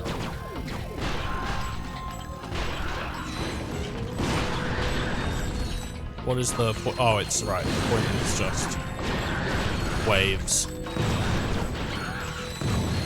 Waves of enemies pissing on your parade. Yeah. Fuck you up, bro. I'm here to fuck these boys up. I never kissed a robot before, but I'm here to try it, you know? Get down and dirty with the gears, man. I'm trying to get oil on my lips, you know what I'm saying? Like, I'm not trying to, like, sound, like, weird and promiscuous, but I'm trying to get this robot oil all over my lips. I'm trying to, like, slurp it down like a Jamba Juice, you know? It's amazing how I'm maybe there's other people that, you know, are bored already of Ratchet and seeing it on the channel, you know, because it's just been game after game and it's like day after day. But then I streamed like 20 episodes of Rebirth, so, you know, at the same time. But it's I'm not bored of Ratchet yet. I'm still like, you know, you'd think maybe after playing game after game I'd be done, but I think the games keep themselves sort of fresh enough that they're fine to just play after another because there's always new shit going on. Always new. And there's not like too many planets left. We're like halfway through. We're probably not. We're probably not halfway through. We're probably more sort of like Kids across the galaxy 2/5. know that wearing the right pajamas can give you superpowers. I'm Gamatron. My eyes shoot laser beams. I'm Reactor. I can eat metal. he didn't eat it. I can fly. Oh, I love that part. Sir, we have the latest sales figures. Yeah, what's the bottom line? Nobody is buying the new Ace Hardlight merchandise. In fact, sales are down across the board except for fuzzy Lombax ears. We sell those? Yes, sir. They're an accessory for the Tiny Tots assault weapons kit. Well, you've obviously made some sort of idiotic mistake. Report to B-level for disintegration. Yes, sir. Wait. Sir? On your way there, tell the lab to set up a focus test. Find out why this stuff isn't selling. I'll get right on that, sir. Shit, I'm all about getting Lombax tail, you know. Putting these guys on their Lombax, you know what I'm saying? Putting these guys. You know what I'm saying? We're here on the beautiful Blargian homeworld of Orxon, overlooking a massive raritanium mining facility. Each week, challengers navigate their way through the facility with one goal in mind: destroy it. Dreadzone would like to thank the generous people of planet Orxon for donating a new mining facility every week.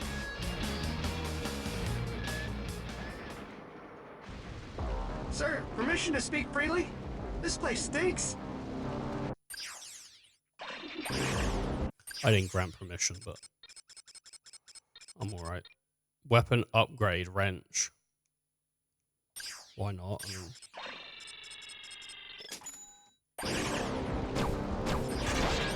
Ratchet, you have a choice of 2 different paths.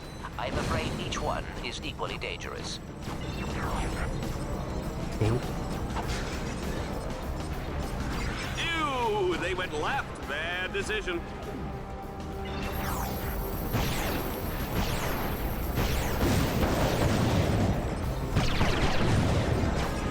That motherfucker. What if I change my mind? What if I go like, you know what, actually? I want to go this way now. Oh, I can't. It's locked off.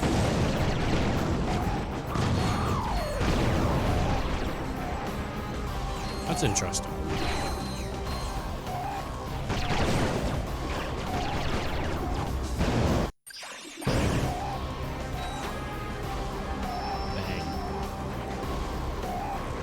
You know, in the porn industry, you really get a bang for your buck.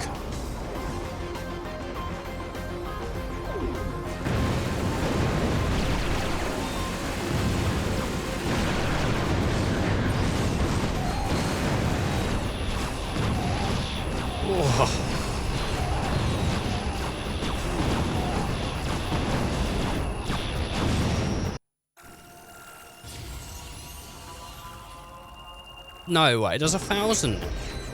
That's a lot of damage.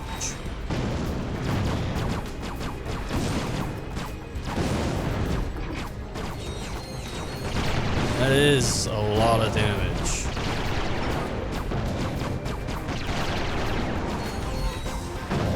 He's dead. Oh, I thought you were dead too.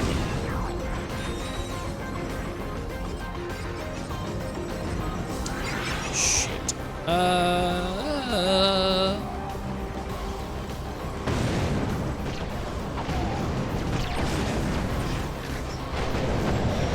It's alright, I got this cannon. Yeah, baby! How much does that do now? 200. I mean, every little helps, eh? Boom!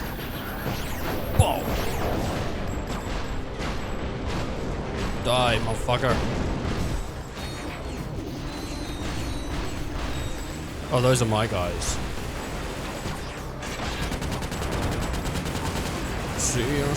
Wait a minute, Sally. Sir, permission to speak freely? This place stinks. Ratchet, you have a choice of 2 different paths. I'm afraid each one is equally dangerous. Ooh, they chose the path on the right. They're gonna regret that. Right, here we go. I was thinking of the song, is it Fuck Her Gently? It's like a Tenacious D song, right? That's what I was thinking of.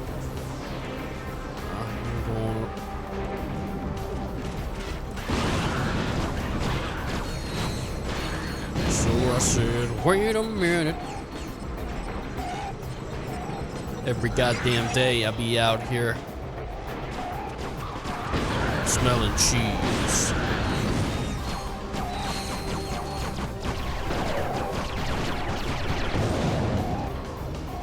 Show me your cheese, show me your cheese. I need it like antifreeze. And I don't know about you, but I am ready for some more carnage.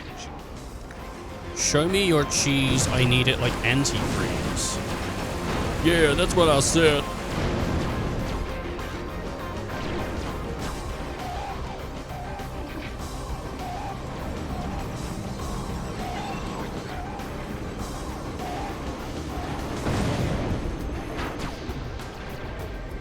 I guess I can't go through that way.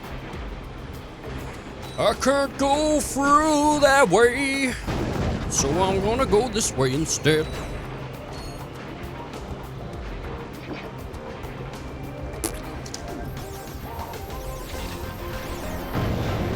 Shit. Y'all thought you were cool. Look at this picture of my mum.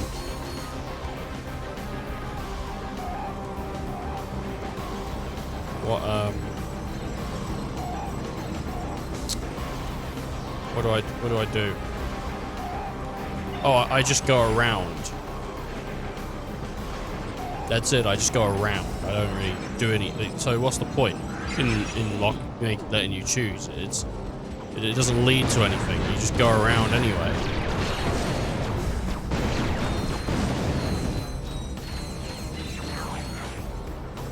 No, I should wait a minute, Sally. That's fucking teamwork. What's your favorite dish? That's cool for me. I won't cook it, but I'll order it for you. That's a great song. Permission to speak freely? Just I mean, a lot of the Tenacious D stuff's pretty funny, to be fair. I do like that lyric though of him. He's like, you know, what is your favorite food? I'm not gonna cook it, but I will order it. You know, I'll get it imported from Zanzibar. It's what he says, I think.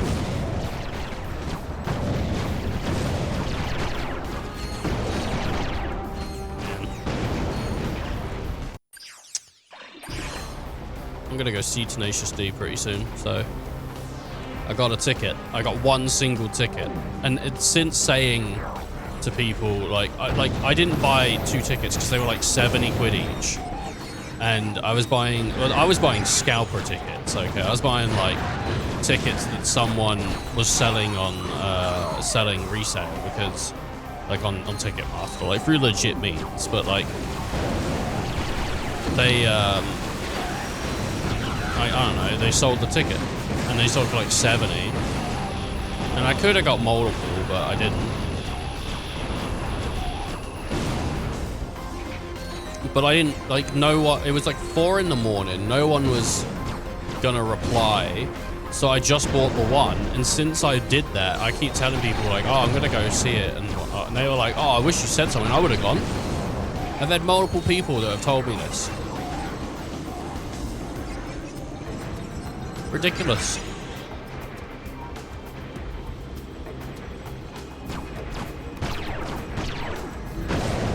It's going to be quite nice, though, I think, to just go to a concert and just not have to fucking bother with anyone else.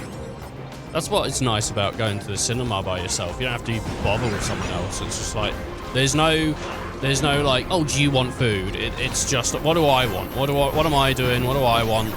That's it, I'm sorted. There's no fucking about. waiting on someone else to, you know, be ready. You don't have to do shit. You just, if you're ready, you go, boom. If you don't like the film, you leave. I've never done that, but you can. I don't know how the refund policy on films works, but I think there is one. I'm not entirely too sure.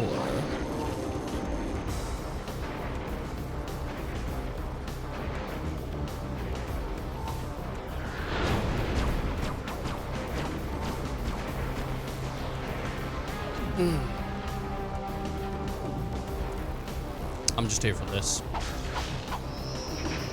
A little bit of healing and some ammo. Yeah.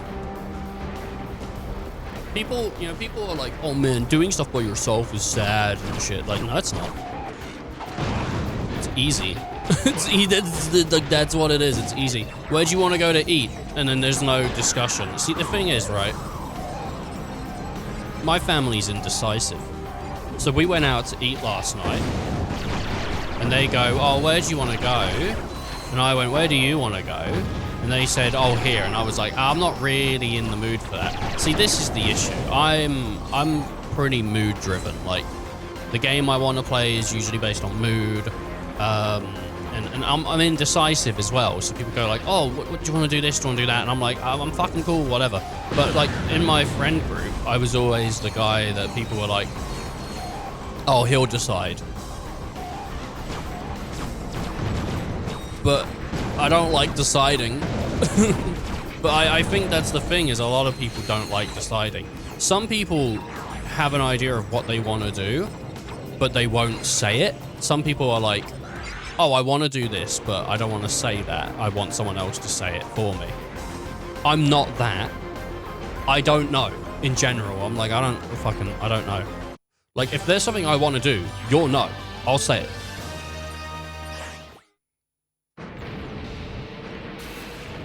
If I say I don't know, it's not me being like, oh, I don't know. Capture 6 control nodes.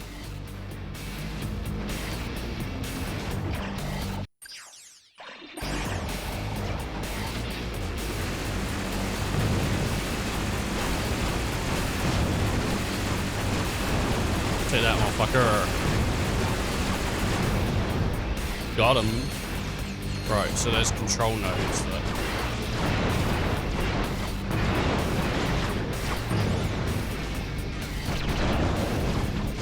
I also do say no to things. Like if someone was like, hey, do you want to come with me to this event that you don't want to see? I'll go, no. No, I don't. I've done it before. My dad tried to get me to go on a boat. I said, no, I don't like boats. Had a bad experience on a boat, didn't like it. Taking the first node. Oh, they really did some damage. Kill me. Not if I kill you first. You know, Juanita, there's no need to get personal, huh? We're both professionals.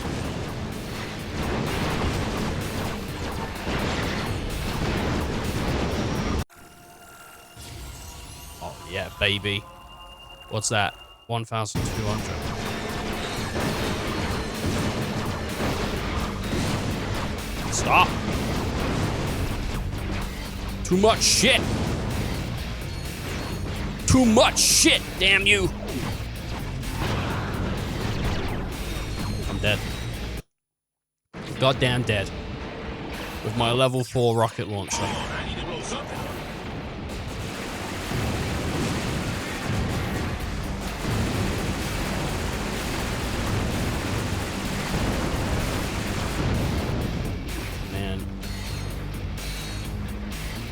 My girlfriend told me she was made of spaghetti, I'd tell her I'd eat her. She'd say, would you love me? I'd go, no, I'd eat you. You were made of spaghetti?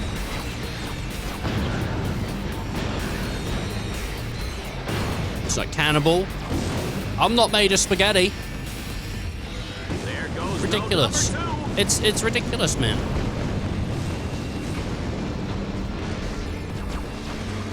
You can't preface you're made of spaghetti and then say I'm a cannibal. Okay, don't work like that.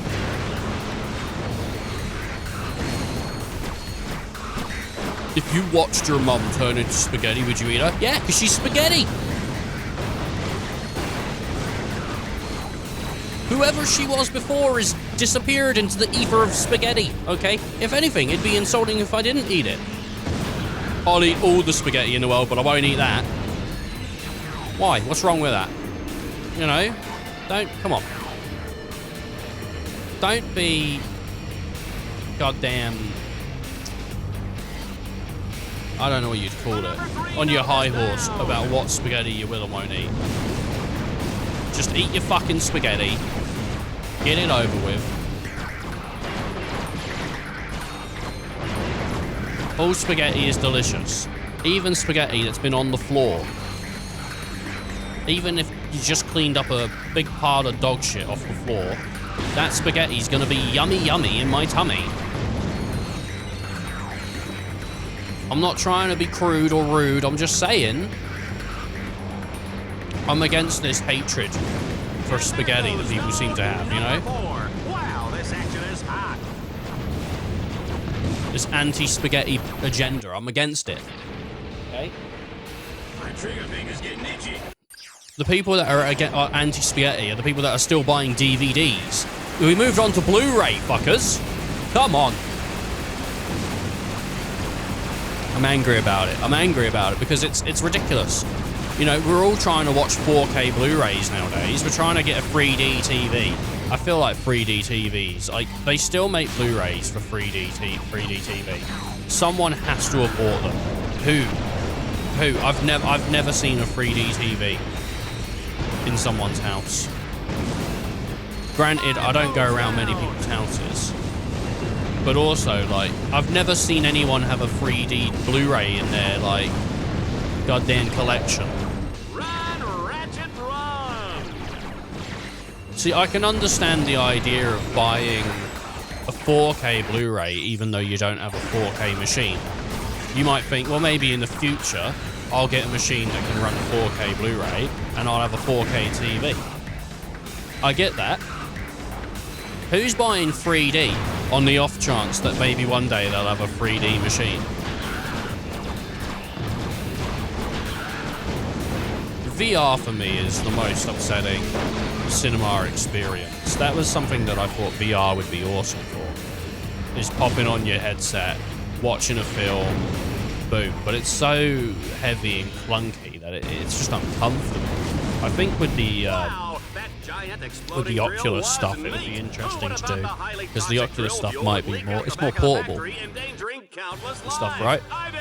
It's the fact that it's wireless, man. I mean, that's one of the, like, I'd love to get an Oculus just because it's wireless. Like, I have a Valve Index somewhere.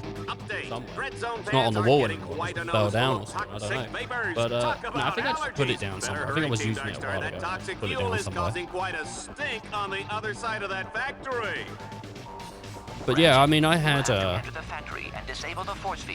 Valve Index when that came out. I was super excited about it, and I've put in a few hours here and there. I don't know how many in total, but it's not loads.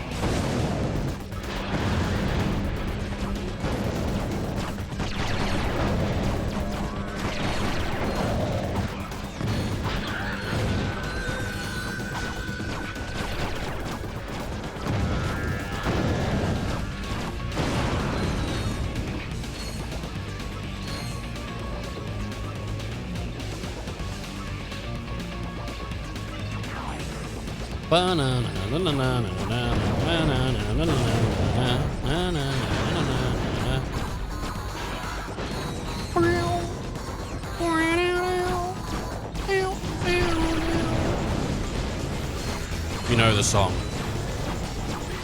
You're pretty cool. If you don't know the song, it was Wonderboy. I got goddamn Tenacious D on my mind because I sang a couple of their stuff. I was listening to that song. I'm not your friend or anything, damn. And I was like, I've heard that song a lot, but I don't know who sings it. And I was confused, so I looked it up, and it was Billie Eilish. And I was like, oh, it was Bellyish, as I call her. Which, you know, some people might be like, that's a hater. That's what a hater says. No, I think she does good music. She's all right. You know, it is what it is.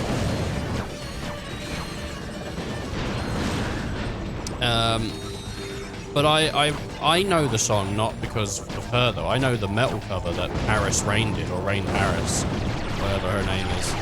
She's fantastic, by the way. You should look her up. If you like metal covers and female vocalists, she does a really good job of doing different stuff. I haven't listened to anything she's done in a hot minute, 'cause, you know. I discovered her years ago when I was playing Final Fantasy XIV doing Eureka, you know, running through like the stuff for Baldesion Arsenal. If you don't know, you don't know. It leads to Ozma. But like, Goodness, look at that! Hundreds of Dreadzone fans on the verge of obliteration. I can barely watch. while I was grinding, I was listening to. I was listening to what like Wooly Versus just was doing stuff with Little V. So I was watching some of the Little V stuff. I wasn't. He was playing Yakuza, I think. So I wasn't watching them play Yakuza. I just knew they like hung out, and so I was checking out the guy's content because he did a really good cover of Little Nas "One of Me," or one. Yeah, I think that was it. And he's done a great other stuff. And then because I was listening to his metal stuff, I was like, oh, maybe I should try other metal stuff. And I've still not even gotten into metal music. I've just gotten into basically metal covers, though. I think I spoke about it before, and Tress was watching at the time, and she told me to check out a band that I think did a cover of Diggy Diggy Hole, but it's like a metal cover of that. She said that's really good. I think that's what she said, and it was good. Diggy Diggy Hole is a song from the Yogscast back when they were like doing Minecraft stuff together, like, you know, Lewis and Simon and all that. I feel like the Yogscast are one of those channels where if you're British and you were into gaming at some point, you should know who they are.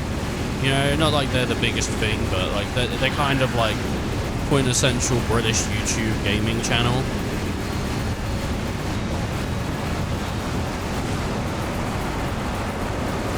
You know? To me, that's what it feels like, at least. I'm sure there's channels I don't know about that other people think that's how it is. I mean, the thing with, like, anything like YouTube or Twitch or Instagram or any of these social networks, there's always groups of people that are into something, and you might not know anything about it, but the people that are into it are, like, super passionate about it. Like, makeup and stuff is something I don't know about, but there's loads of channels on YouTube all about, you know, fashion and makeup and all that stuff. Like, I don't know any of the people that do any. I couldn't name you a single channel that was based around doing fashion content, but I'm sure there's some that if you're into that stuff, you're just like, oh yeah, everyone knows this person. It doesn't mean everyone likes them, but everyone knows that name, you know? Sort of like, I guess, Markiplier is, you know, Markiplier, PewDiePie, or Jacksepticeye is kind of like, if you game and you watch YouTube or whatever, you probably know of those people, whether you like them or dislike them, you just know of the name. Probably. Qualified for the Crusader. Folks, we've added a special twist to the assault mode. Our contestant will only have access to weapons placed in the battle course. Good luck. I'm not your friend.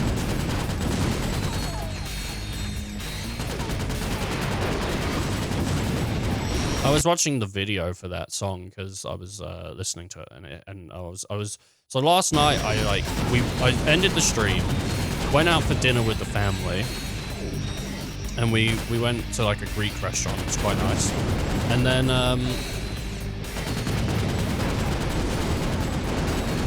I came home and I started like working on thumbnails for old YouTube video, or not YouTube videos, old streams. So Yazura has been the channel name for a year, and before that it was like eol-gamer, which is one of the reasons you sort of see it. Well, it is the reason. I went by that for a while. But you see it, like, if I save the game in the top left, it will say eol-gamer. It's because it was, like, my original, like, name. But then I changed it because I like the sound of this one better. I didn't like having gamer in the name. I think it sounds pretty cringe when a channel has gamer in the name. But then again, you know, Tyler is a creator and his name is Tyler the Creator, so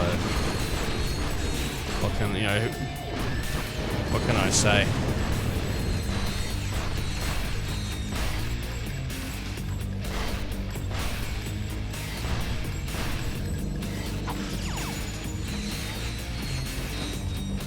What can I say?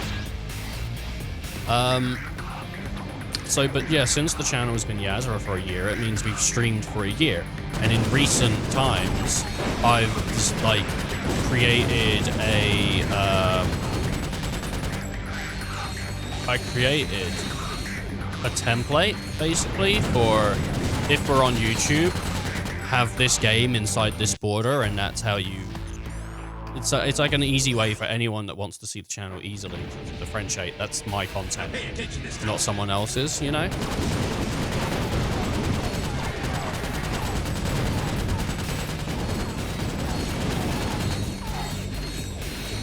It's just a really quick way for people to instant look. And then, and it's also nice to just sort of have a style. So I was updating them yesterday. I posted one in the Discord, which is the one for the Crisis Core. Because what I did, I thought it was funny, is I got a Crisis Core picture, and then I replaced Zack's Buster Sword with Cisne. So he's like holding Cisne instead of a Buster Sword. I posted it in the Discord because I thought it was funny. But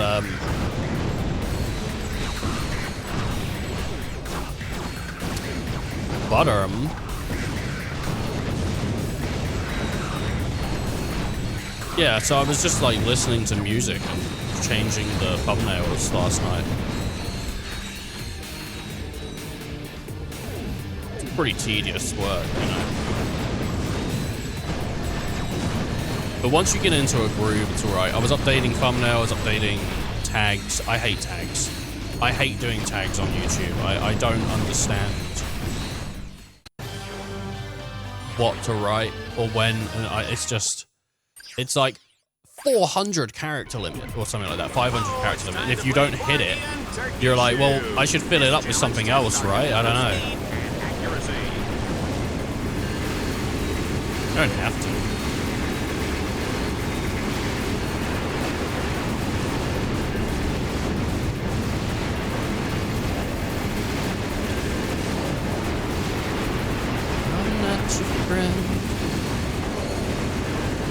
She says that. She says she's not your friend.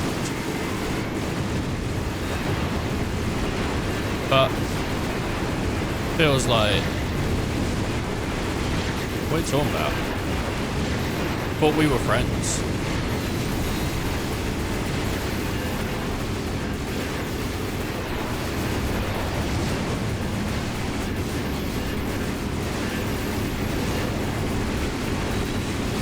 It's like, it's my first time hearing of this. But we're not friends. I thought we were. I thought I could ring up Billie Eilish on the phone and just be like, hey, what's up? What's up, Billie? And she'd be like, how you doing?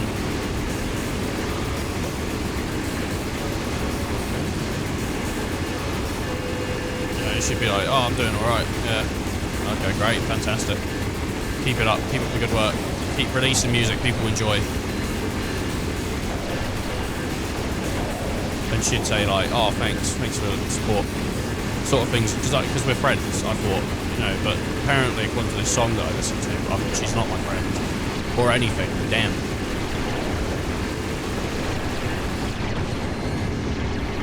The lyric she says is, you think that you're the man, I think therefore I am, which is like a quote, right? you know, everyone knows the famous quote, I think therefore I am. But I was thinking about it, and I was like, well, aren't you just saying that if you think therefore you am, aren't you just saying that if I think I am the man, then I am the man? I was like, doesn't this go against the point that she's trying to make just by starting the lyric with like, you think you're the man? Like, if I think I'm the man, am I not therefore I am the man?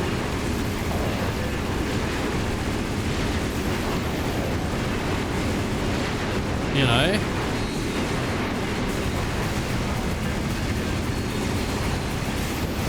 I don't know. How come she can think, therefore she is, but I can't think, therefore I am? Like, if I'm like, I think I'm a squirrel, why can't I be a squirrel? Like, why does she think, therefore she is, but it doesn't work for me? That's hypocritical, and I'm not into it.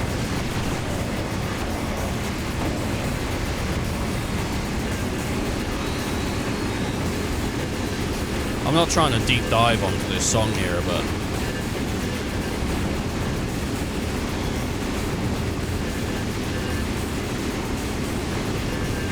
I just think it's rude that it's one rule for her and another rule for me.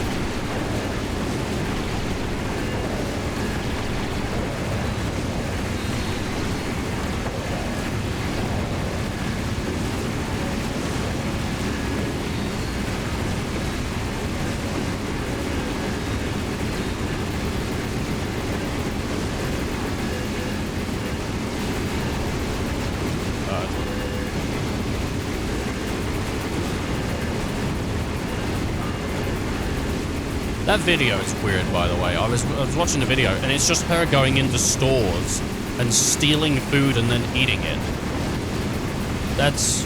They got a mall or a shopping center or whatever you want to call it, right? And rented it out so no one was in it. And then she's just going in there, eating all the food. And I thought, you know, these businesses, they're going to go under. If we're to believe the plot line that she's stealing, which we are to believe, because at the end of the music video, a guy comes out and he goes, "Hey, get the fuck out of here, kid!" So we're meant to believe that she's just a thief. Well, this is annoying. I was right at the end, man. That's the premise, that she's a thief, she's stealing. Is she... What are we marketing here, Belyish? What are we marketing here? Is theft cool now? A role model. I don't have issue with it or whatever, I don't care. It's just something to chat about. It's something that we can all get passionate about, because we all, on this channel, love Billie-Eilish. Some people really fucking hate her, man. It's like crazy. My sister is not a fan. She's like offended if you call her one. Personally, I don't care. Like, if someone gave me tickets, I'd go see it. You know? I don't know if I'd go out my way to buy them. And it's not because she's bad. I just don't know the discography or whatever, you know? It's like...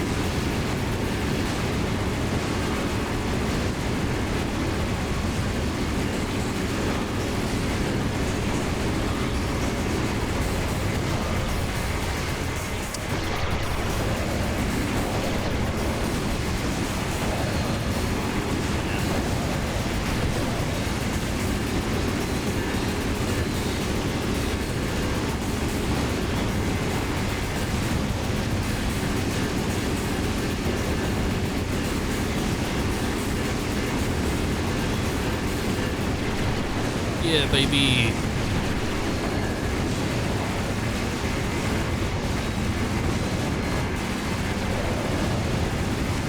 You know how, like, Billie Eilish started young and started writing songs that felt like they were from someone who was an older person perspective? Like, she was like 13 writing songs that felt like, I don't know if she wrote them or if she just performed them or like what, but it felt like she was like 13 producing songs that someone in their 20s would do.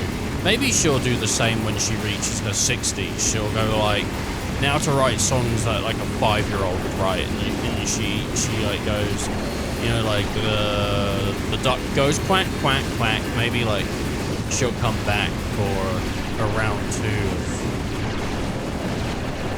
you know, it'll be like the complete opposite shit. I'd be down for that.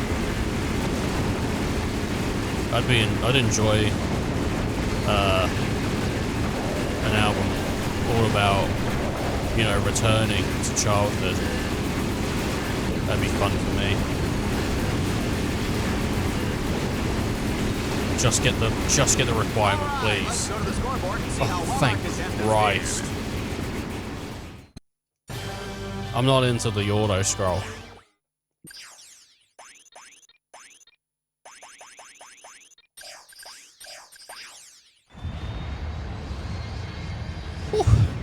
Yeah.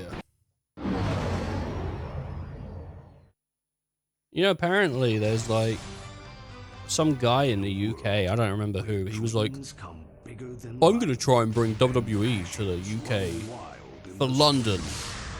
And apparently Triple H said, let's talk. I'm not your baby. One psychotic killing machine dare to reach for the stars. This holiday season, Vox Entertainment brings you the heartwarming true story of one exterminator's rise to glory. From lowly beginnings as a high school math teacher. But baby, I'm giving these kids the gift of learning. You're pathetic. Get out of my sight. To spectacular success as a homicidal sports superstar. We're rich. I love you, Reactor. I was always there for you. Share the dream. Live the legend of Reactor. Shit, dude. He got it, man. Hey, I'm just saying, WWE, if they do Royal Rumble or WrestleMania, I think it's WrestleMania. If they do WrestleMania over here, I might just try and grab me a couple tickets. Hey, Ratchet, I know you're busy with the fighting and the jumping and the hurting, but I have a new bot upgrade for you. Because honestly, that'd be sick to go to a WrestleMania. WrestleMania! I mean, I just want to watch Logan Paul, you know, and then I'd go home. That'd be me, you know. And I'm not even like a big Logan Paul fan or nothing. I'm just, you know, I'd go there, I'd go watch the Logan Paul fight, and then I'd be done.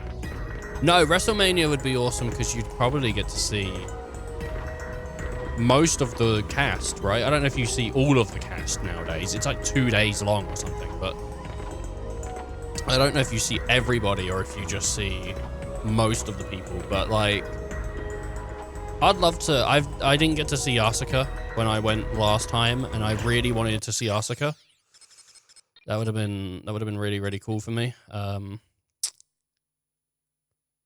get it though, unfortunately. Didn't get that. But what are you gonna do? I think one night's Raw, one night's SmackDown. I think that's how they do it.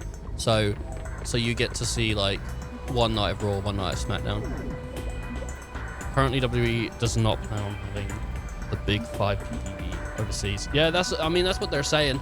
Like, it's always been in America, so that would be Mania, Rumble, SummerSlam, Survivor Series, or Money in the Bank. Well, I mean, that's what I'm saying though. There was a possibility that they said maybe, because one guy, I think that, I mean, Triple H didn't say much. Apparently, from what I read, it just said he said let's talk, which means, you know, maybe one day in the future, provided enough money, they might do it in London. I don't think I'd go to London to watch WWE unless it was a big one, because I don't want to go to London. There are additional gadgets available on your So the next PPV Backlash will be in France this Saturday, maybe Sunday. Yeah. Backlash. They're gonna get their big moments. It'd be cool. I mean, like, I'm gonna go to like ones that I can go to. If they ever do them in places that are sort of All right, Dread Zone not fans, ridiculous to prepare go for the to ultimate showdown for me. as Team Darkstar fights their way through the Crusader Which is tournament different, and 'cause a in chance to America, take on All-Star Exterminator a journey that's like ridiculous is way further than a journey over here. Like because our country is smaller, we have a different view on distance, I think. And so like a long distance for an average American is not the same as for an average British person.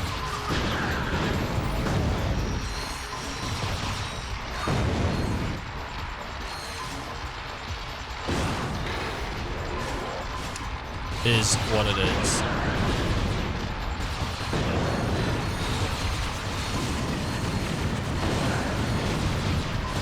But yeah, I go whenever I can. Get tickets. Both times I've gone is good. For sure. Though the first time I went's more memorable for me, just because they had... I mean, Jeff Hardy was still with the company, and he was there, though the fight was shit. It was absolutely shit. It was... I can't remember who he fought. He fought someone, came out, got his ass kicked for... He looked tired, dude, as well. Like, he did not look in the best shape he could be. Like, I mean, physically, like, whatever, but he looked incredibly tired. Like, he was not ready to wrestle for another 20 years, but that makes me interested to maybe go look at one of the TNA shows or something, because I think him and Matt are both signed up with TNA. And there's other things. I think Orange Cassidy, one of my favorite wrestlers, just from the gimmick alone of having the hands in the pocket, is so funny. I think he was a belt holder for a while. Not that I know much about it, but apparently held a belt for a minute. I don't know if Sting still wrestles, but I think he was with TNA for a while. Apparently Sting was with WCW, and he had a good run there, and then he went to like WWE, and they just fucking sabotaged his career. And then he went back to Thing. I'm looking forward to seeing that when I eventually get to it. I really haven't seen it. Sting just retired in AEW. Oh man, dude. It is what it is, so he is done. I mean, he was getting up there. That is true. From what I hear, a long trip over there is maybe over like an hour or two. Yeah, like an hour drive is like pretty fucking horrible for us. And that's how long it takes me to get to a major city. We drive 16 hours to go to Florida/Disney. Yeah, like any event that I have to drive like over like 4 hours to get to, or over 3 hours to get to, and I'm like, I don't really want to go. Like, I don't know, like it has to be a lot for me to do like a 3-hour drive, so it has to be a band I really want to see or something.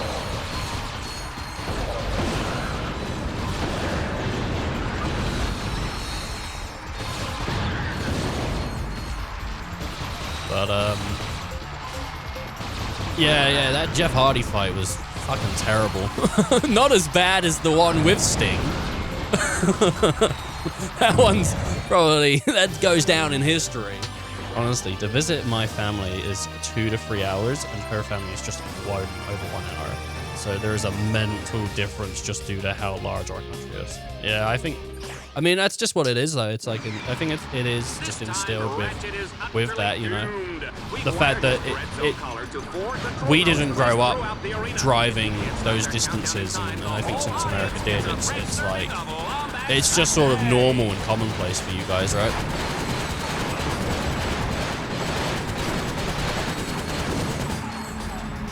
It is what it is. It's that mentality. But yeah, no, as I said, the first time I went, I saw Shinsuke Nakamura, which I don't know if I think anyone else has a better entrance for getting a crowd hype and ready for a show. Like, that is such a good, goddamn, I love it. With the music playing, and then when the whole crowd gets in on it, so good. I think that's what's so good about wrestling shows, is the energy. of that room. Like, the wrestling's good. Like, watching someone on stage perform and do stuff is so good. But it's that energy of being in a room and being excited with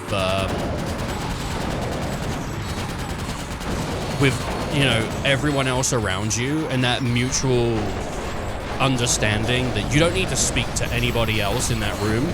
You know that they're getting hype, or you know what's exciting them without words being needed to be exchanged. It's such a unique experience. Like concerts, wrestling, anything that's sort of a form of entertainment live.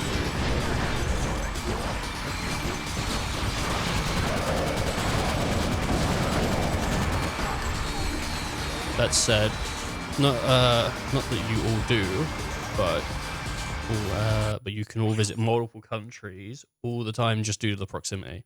The closest we get to each state or region of a country over here can be very different from each other. The only other country I've been to is like France. And I did not like it. I did. But I think that's part of being British. Apparently we just don't like the French. And from other British people I've spoken to. But I don't dislike the French. Like, I'll joke about it and play it up a bit, but I found France to be boring. But I think there's a mentality there though that's different, because it's not. I was a child at the time. You know, I was like a teenager.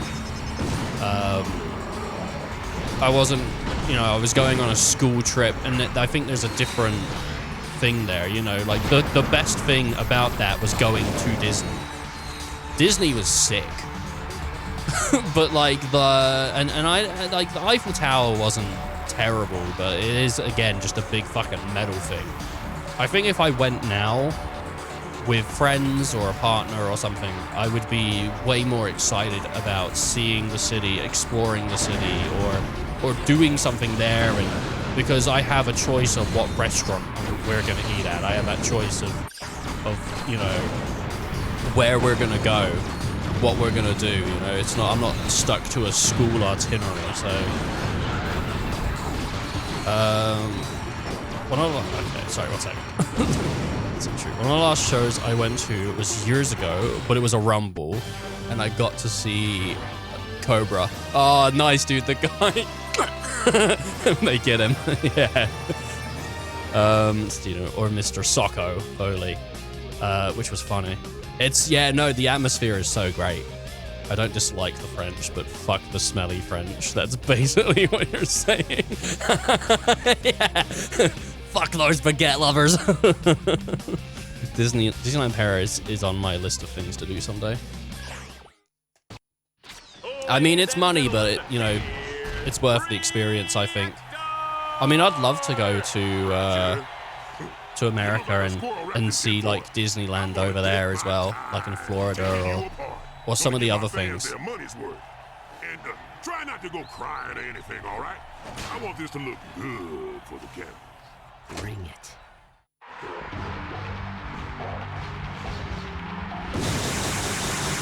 When I'm done with you, you're gonna look like roadkill.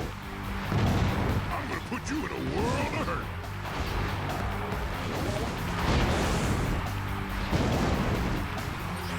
I'm gonna save this for now.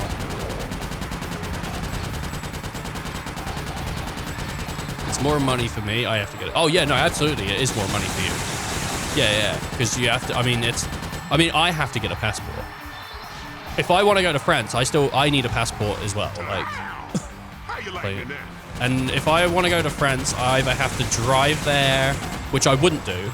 Take a train there, which I think that's what. Because me and my friends were thinking of going this year, but it's not on anymore. Just money-wise, like none of us are really in that position to just be like, yep, let's just go. So,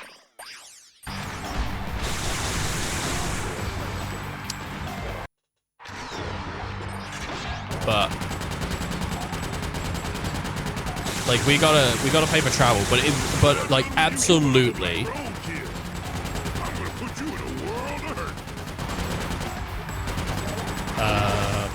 It would be more for you. It would be so much more for you. Like, way more. Like, I'd still be buying hotels, I'd still be buying travel, I'd still have to buy a passport. It is true that some people do just have passports, maybe due to travel or something, you know, because they're doing stuff like that. I have a friend that already has a passport because he goes all over the place. His girlfriend is, I think, Spanish? Maybe. I can't remember what she is.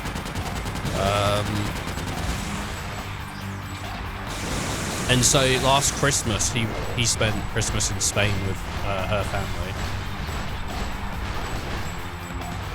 But and also he's been to the Netherlands and stuff.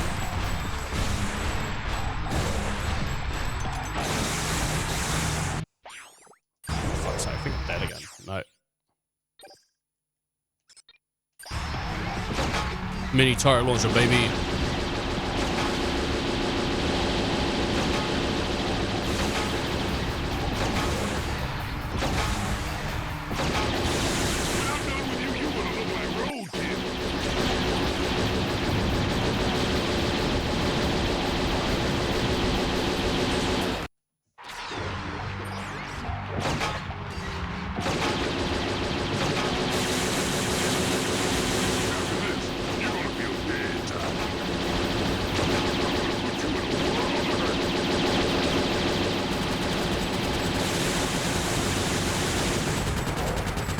I don't know how he just keeps hitting me like that.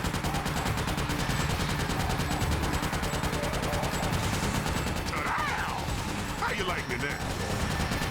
I don't really. Okay, that's how you do it. Run, Ratchet, run! Sucks.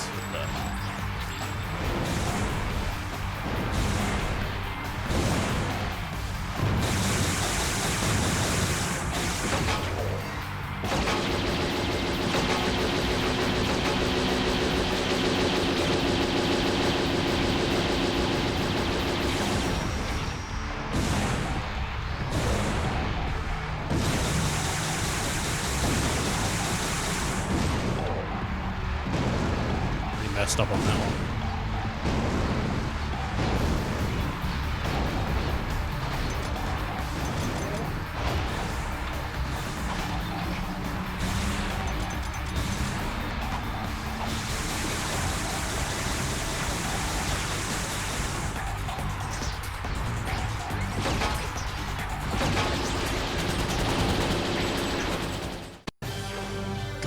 There we go.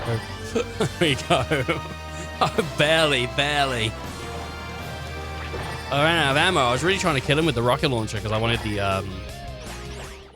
the thingy. The whatchamacallit. You know, the XP. That's it. I'm in a goddamn blue suit.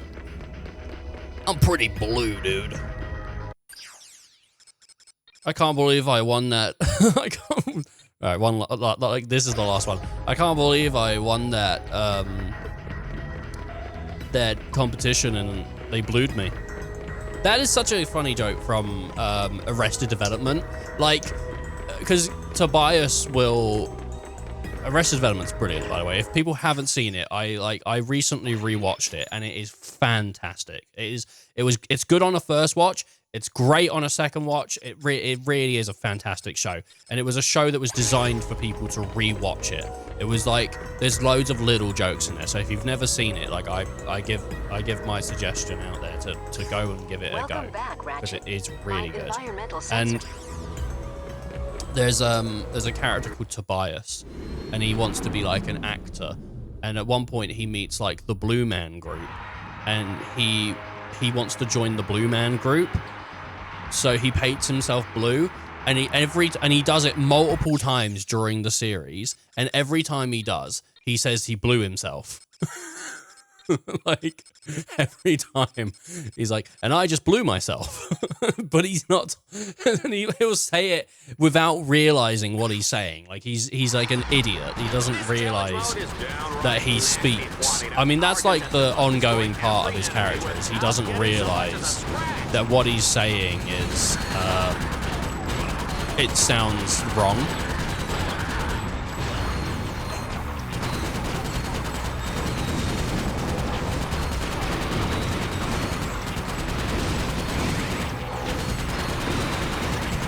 So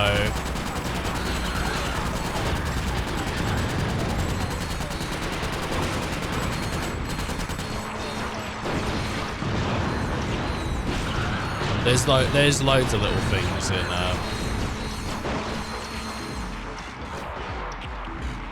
there's loads. Here's one of the jokes that I don't think you could do it nowadays. But so one of the characters, Joe, is a a magician, like a magic man. And so he's always talking about magic. And there's a magazine called Poof. And and they recently hire like a gay intern, and he's walking past and he says to his brother, man, I want to be in that Poof, which means he wants to be in the magazine, but it's like quite clearly it's just like a gay joke. And the front cover, I think, is another magician coming out of a closet. Like, it's a joke that I don't know if you could do now, but it is very funny. It's quite a funny joke. I don't know if you could do it now, but it's probably one of the jokes that stuck with me the most from watching that, because it was just... no, that's funny to me. If it's not funny to you, like, I don't know. Sorry. So, yeah, go watch Arrested Development. It's funny. It's got, like, also... it was, like, filmed in, like, 2002 or something like that. It's filmed really early.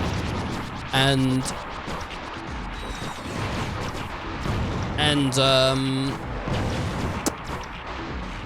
it has like a fantastic cast, like a really great cast.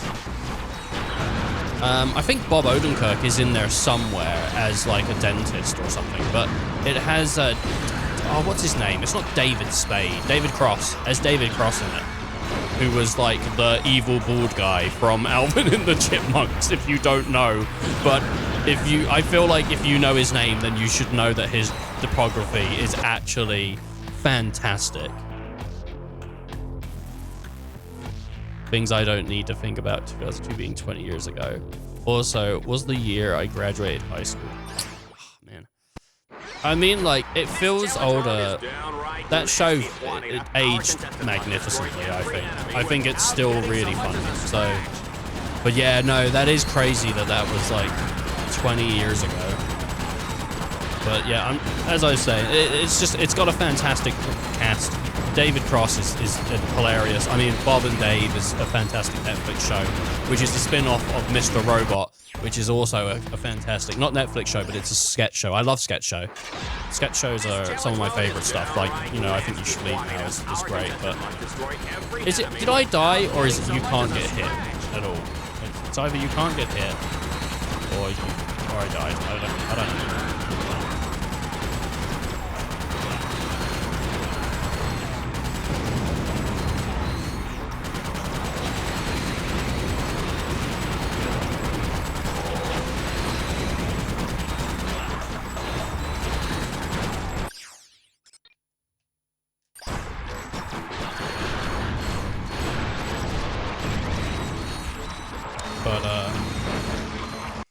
Alright, you can't get hit once. That's what this is. This challenge mode is downright nasty, Juanita. Our contestant must destroy every enemy without getting so much as a scratch.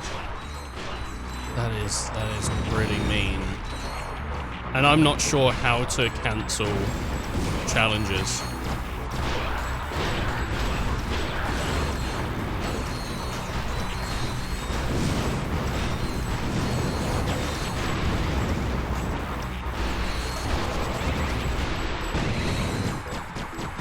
The worst is the stuff coming out of the floor, like the little lasers.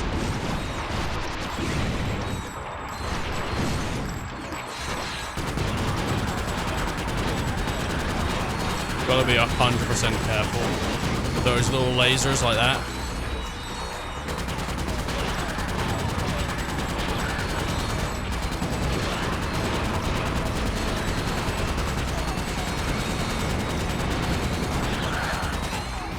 Is that it? I think we're on the last round.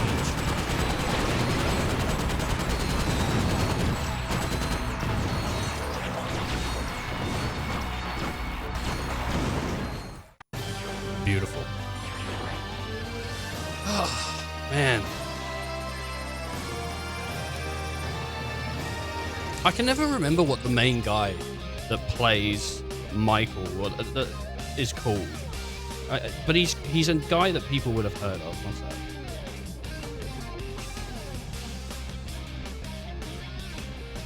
What's his name? I mean, it's got Michael Cera in it. I forgot. That's for sure. But Jason Bateman. Yeah, Jason Bateman. I feel like people have heard the name Jason Bateman. I feel like that's an actor that people would have heard the name of, but like me, don't put a face to it. I'm sure there's other people out there that are like, no, you're wrong, Ethan. I know exactly what he looks like and who he is, but I've heard that name so many times and I've seen him load. But I never remember the name and the face together. His work cut out for him this time, Juanita. He starts the round with He's only a fantastic. wrench for protection. He was in Ozark, and I never watched Ozark. Yeah. Anyway, I'll bring that show up for the next couple months. I am actually just thinking of just rewatching it again. Even though I just rewatched it, I never usually do that with shows. Like, we'll watch a show and then just watch it again.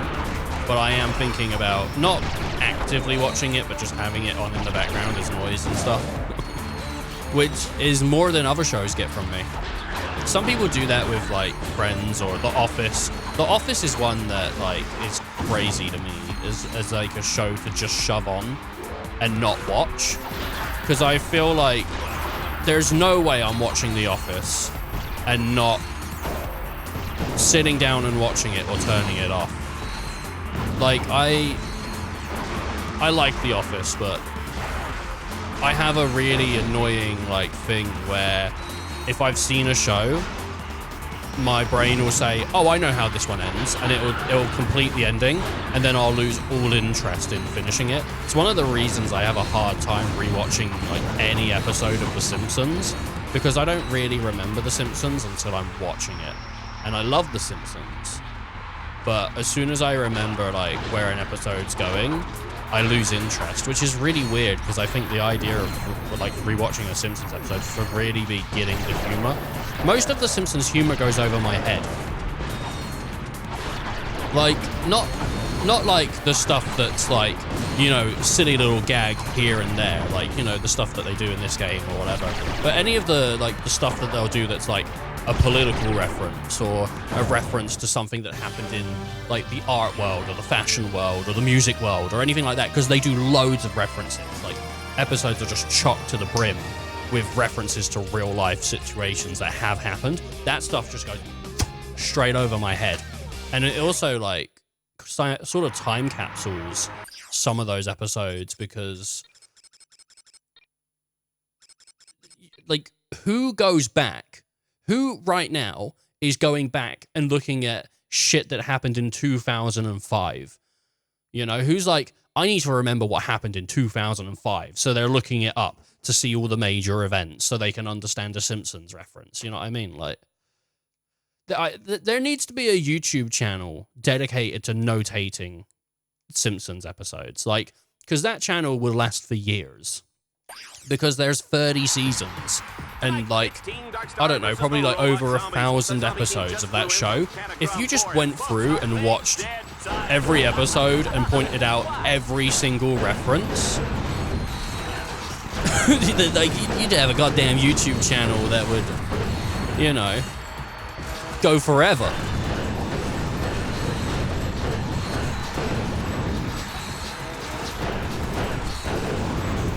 I wonder if there is an online place where people can contribute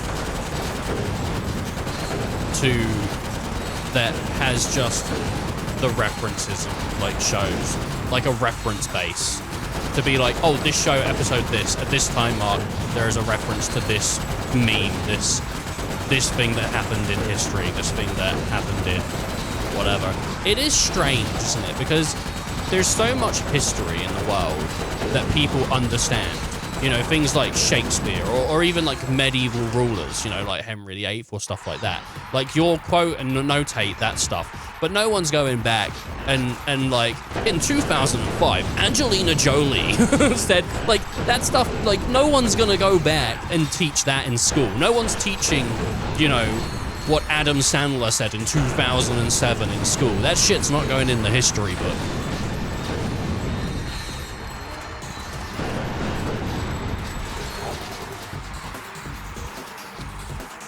That would be so good.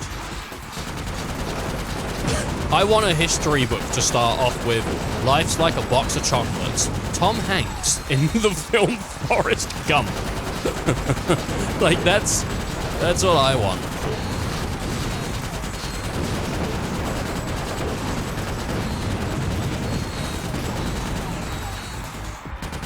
If my kid goes to school and does not bring back any ideas of what Forrest Gump was,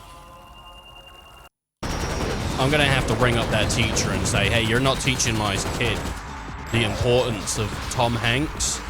You're not teaching my kid about the goddamn great Tom Cruise, the Scientologist / actor.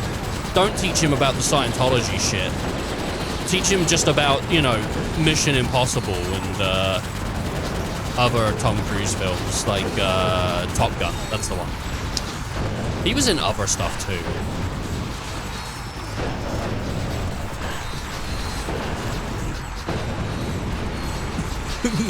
I don't know what else he was in, but he was in other stuff too.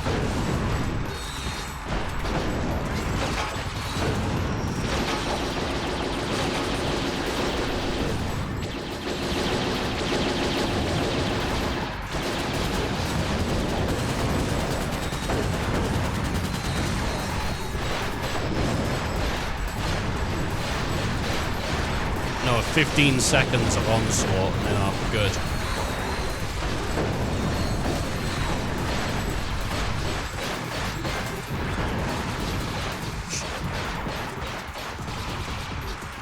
No, don't kill me. Don't kill me now. Don't. Jesus Christ. Imagine dying with 0.13 seconds on the goddamn... Those are the longest 0.13 seconds of my damn life, dude. Heavy metal. Is this going to be that animated nude thing? What was it? It wasn't porn. It was like a animated movie called Heavy Metal. It was incredibly sexualized. I think it was like a comic before then. I think there was like a series of comics called Heavy Metal before the film.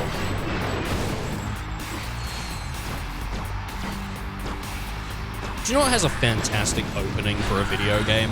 I think so. You know, maybe other people will disagree with me on this one, but I really like the way Brutal Legend opens up with, like, Jack Black being on the street, and he's like, hey man, come here. I'm gonna show you something really cool.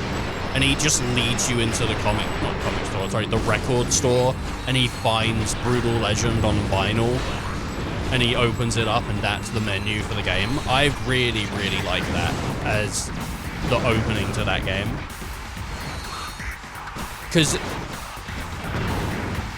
in the sense of that game, or I don't know what you'd call it, in the world of that game, I don't know what you'd say, but it makes sense, like, for that game. Like, I mean, if you opened, you know, Mirror's Edge with Jack Black at a vinyl store, hey dude, come here, and then he opens it up and there's Mirror's Edge, that wouldn't make sense. It doesn't, you know, whatever, it doesn't fit in. But for Brutal Legend, it's first of all, it's great on its own, but in the sense of what the game is and who's involved and whatnot, you know, it's fantastic.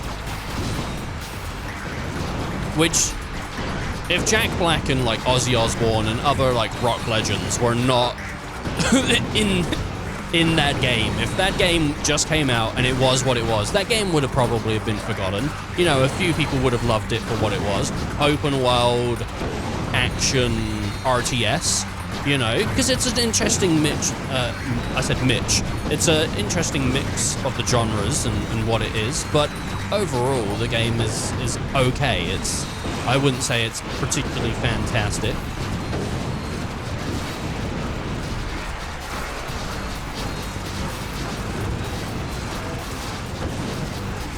That is a great opening to a game.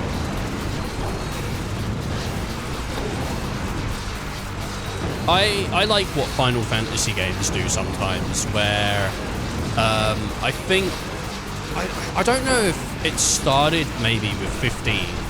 There must be other ones that did it. Actually, maybe 10 did this. I can't remember. But I really love the thing that some of them do with, here's the menu screen with the logo on it. You beat the game. Here's the menu screen with the, like, the completed logo on it, you know? That, like, I think 15 did it for sure. I think 16 also did it. And that is, I really like that. I love some of the things when, like, menus change. Or any, like, main menu that changes depending on your progress in the game is really cool.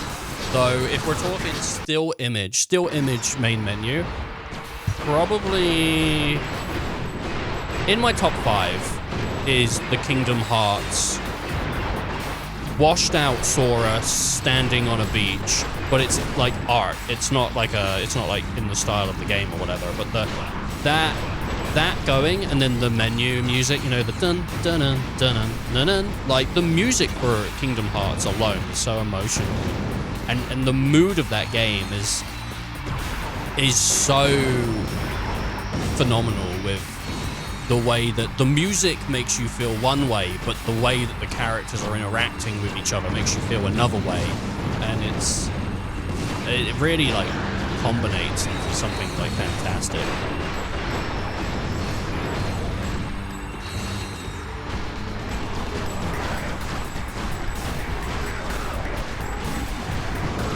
Yeah, main menus are something I feel like I'm seeing less and less nowadays on games.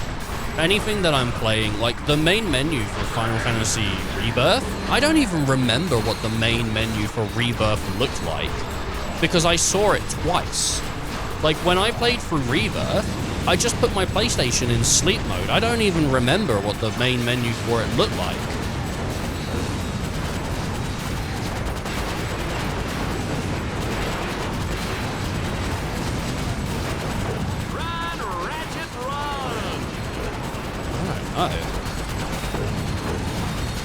I'm actually drawing a complete blank.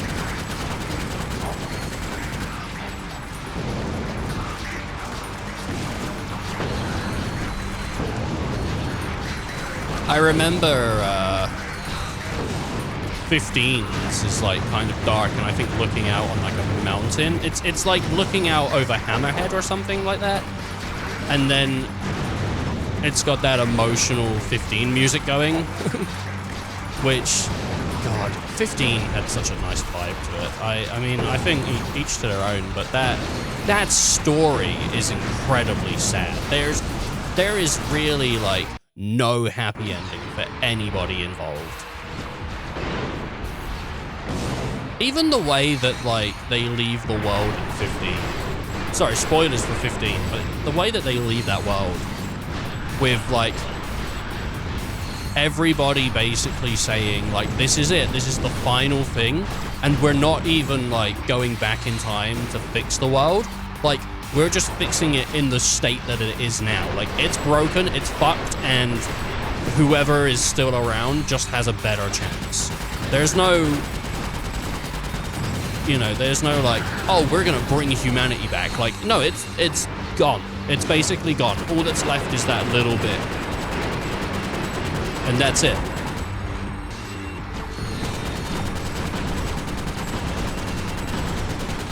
It's sad. Unless I'm misremembering it, but I'm pretty sure. Like, 16 was sad but hopeful. It was like, oh, it's sad for this guy, but for the rest of the world, maybe this is going to be better. You know? Shit. I mean, there's still, like, a bunch of, like, social issues that really aren't going to be worked out, because anyone that was, like, fighting to work it out is left.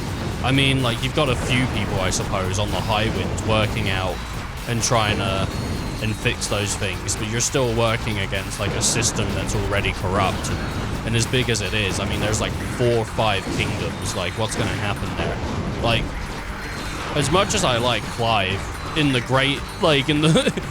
greatness of how that country is run, did he make like a huge difference? He stopped like total annihilation, and he helped out like a couple people along the way, but like overall, like that place is fucked.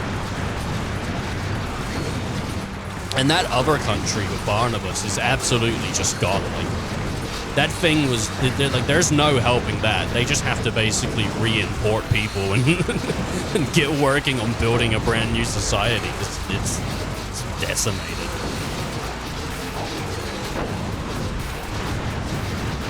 Alright. Talking about Final Fantasy, I should stop talking about Final Fantasy, because these are great games that people want to play, and they're freaking huge, and I'm playing Ratchet and Clank. It makes sense if I was doing like a New Game Plus run, but now I'm just spoiling games that aren't even that old. I mean, 15's pretty old.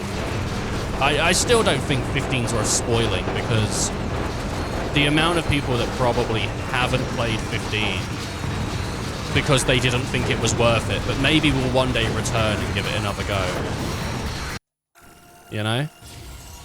That's my hope.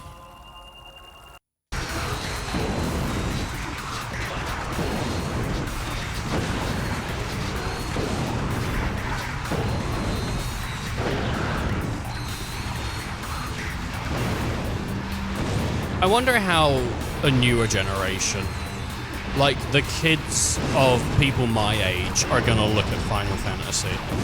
You know, I wonder, or whatever, whoever's had, like, kids born nowadays, I wonder what, like, kids born in the 2020s, I wonder how their view of Final Fantasy will be.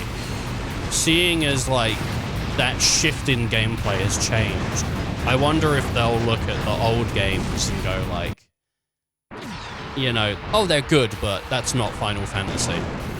Or if they'll look at the new games and go, oh, they're good, but that's not Final Fantasy. In the same way that some people sort of view 16, or some people view 15 or 13, you know. Anything that gets away from that traditional turn-based, like a lot of people seem to, well, not a lot of people, some people have an issue with it. And they're like, well, if it isn't turn-based, then it isn't. You know. Which is not a sentiment I particularly agree with, but I'm not going to say it's invalid. I think it also goes to show the difference that the way that people view different games. Some people view a game more as its mechanics rather than the stories that are told, or the things that show up every once in a while, you know? Like, for me, the thing that was the most upsetting about Kingdom Hearts 3 wasn't the fact that, like, maybe the combat was lacking compared to the second game or whatever. It was the fact that it was missing what part of its core feature set to me was, which is Final Fantasy. You know, I've spoken about it before a little bit, and here and there, but that is the most upsetting thing about what Kingdom Hearts 3 is like, they kept in all that Disney, clearly, because Disney sells it. I think Disney is a huge part of that brand. But Final Fantasy, to me, is an even bigger part of that brand.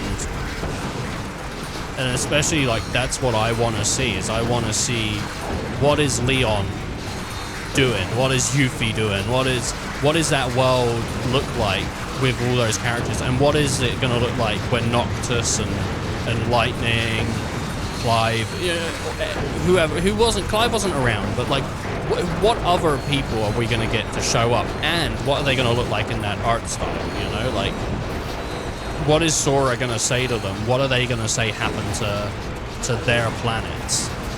And, you know, it was so upsetting to me. It's, if they were like, oh, okay, so we did include Final Fantasy characters, but no new characters, I'd be moaning that there was no new characters. But the fact that there's no returning characters, except from included in the DLC, which I don't... I'm sure someone out there must have loved Remind, but Remind, to me, waste of fucking money. It was shit. I don't even remember... Like, it added extra scenes to the final fights, like the end of that game, and it made, like, another extra, like, playable 2 or 3 hours. But it also added photo mode, but none of it was worth the price of admission.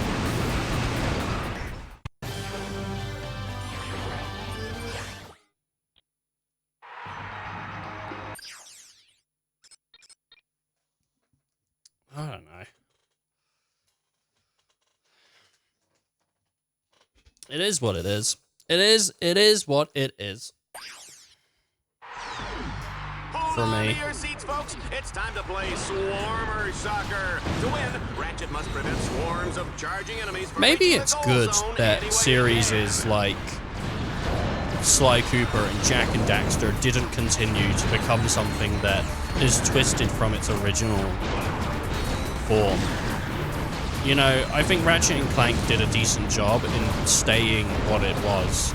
You know, a platformer with shooting.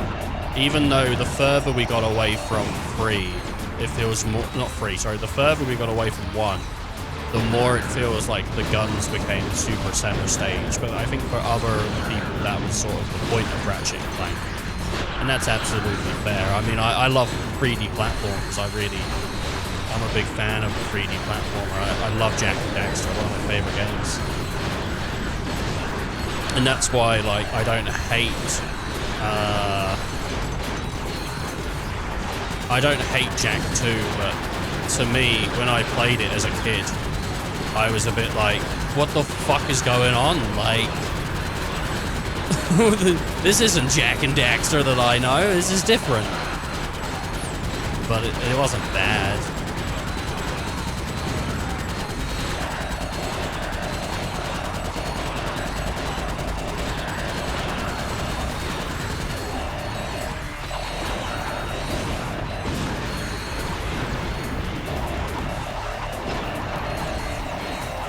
I know they won't, but Nintendo needs to release Mad World to Switch. I know what it is. Mad World, for people that don't know. I'll finish what Bullet said, but Mad World Switch, it was a Wii game, very adult, but it was a good game and needs the new platform. One of the most striking things about Mad World was its art style. The art direction of Mad World was insane. It was a game that was like completely black and white. I think maybe some red here and there. Just like phenomenal. A really fantastic, like, stylistic game that existed. And there was actually a sequel to Mad World that some people might not know. I can't remember. What was it called? So if we look up Mad World, it looked awesome. This is Mad World. It was a fantastic looking game. A little action game with a guy with a chainsaw on his arm and really cool stuff. If you like, probably like No More Heroes, which, I mean, if you're watching this channel, you might know that I like No More Heroes quite a lot, but Mad World was awesome. But they had, I think it was called Reigns of Anarchy. I think it's called, yeah, so Anarchy Reigns. This is a sequel. I don't know if it's a direct sequel, but it is a sequel to Mad World. It's not in black and white, but if people want to see more of it, it was a 360 game. I don't know if it went anywhere else. Oh, apparently it did go to PlayStation. So there you go. There is something else, but it would be, yeah, it'd be awesome to see more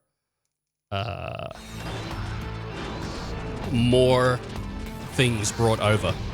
And I think a lot of people had issue with the way that they brought Mario All-Stars to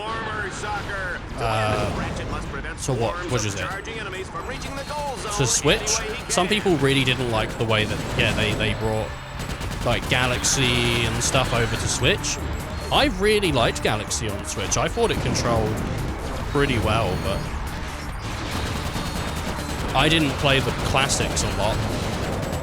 So, you know, like, it's not like I know fantastically what those games are meant to feel like. But I really liked Galaxy, and I thought it was a phenomenal game, and I really enjoyed it on the Switch. I've yet to play through Sunshine, but that is a one-day game. You know, I'm going to get to it one day. Or I hope so. Man, what a pool ball. What a pool ball. Mad World. That is not a game I ever expected to hear anyone else talk about. I've never played Mad World, but I do know of Mad World. I never played. It's not. I never played it not because I wasn't interested. I never played it because I never owned it. But what a game! What a pull!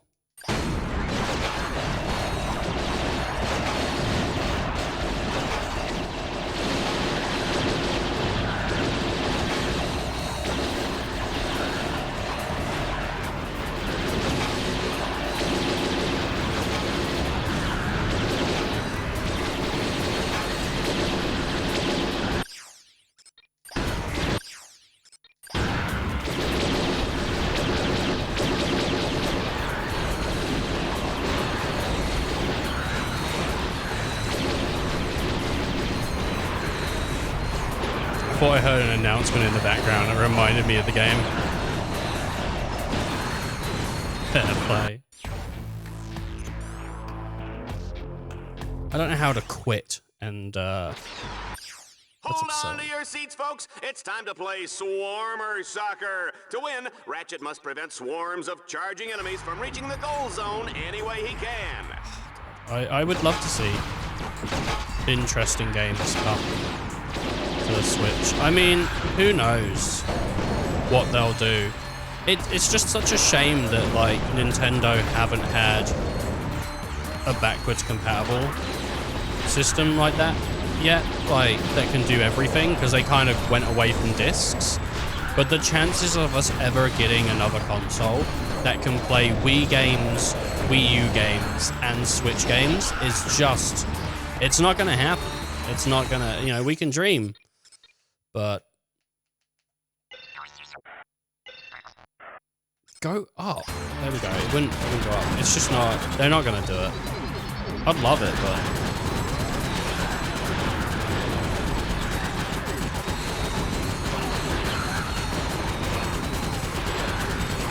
it's a shame that the company seems to be against saving old games. Oh, absolutely, yeah. Nintendo have a terrible, like, policy with just, don't emulate, we're not going to provide you a way to play it.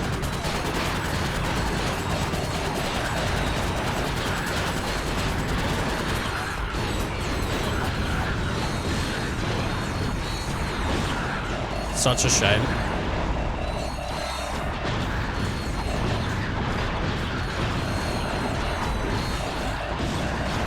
For a company that cares legally about their brand so much,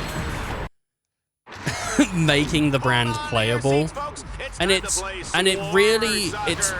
Nintendo not giving people a way to play the old stuff is such a bad business practice, when basically most of the games you come out are saying, hey, look, remember this?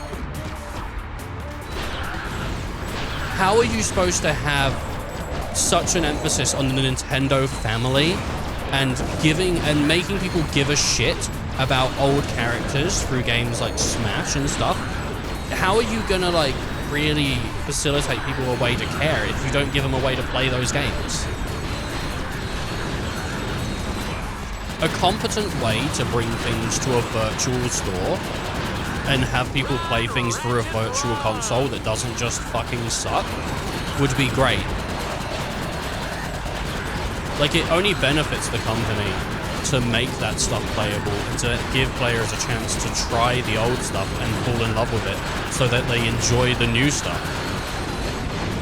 So you might be replying, I'm just like, this is a really heavy focus mission. Like, goddamn, there's a lot going on here, dude. I will catch up with chat, though.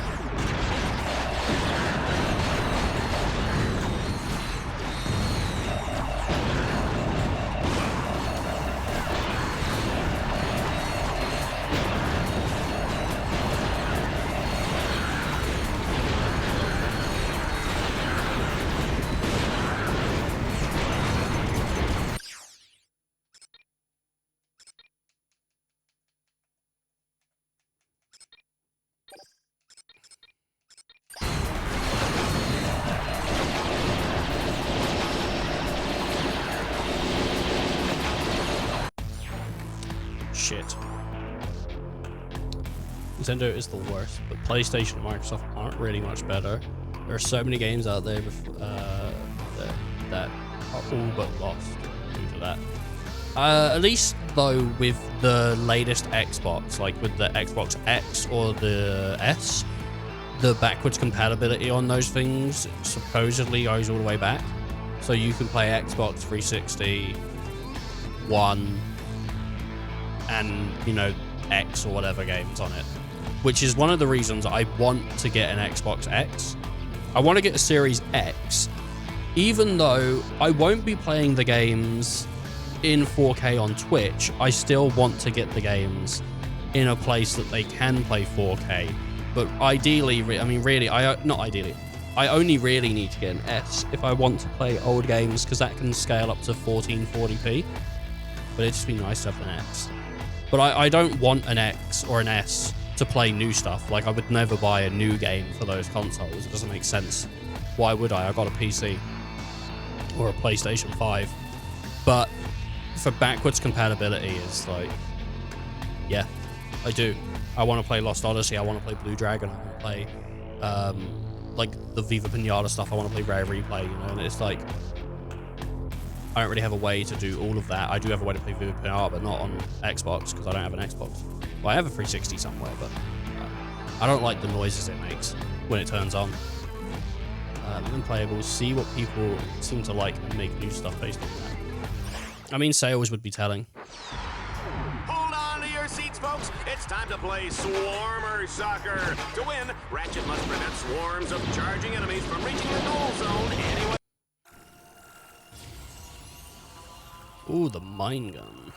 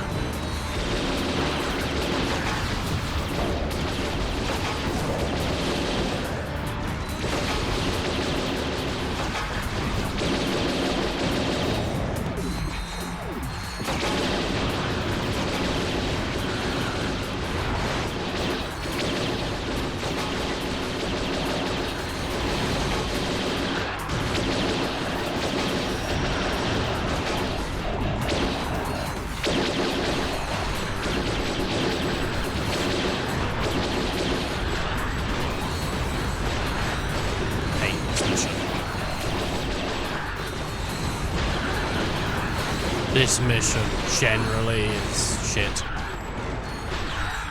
It's hard.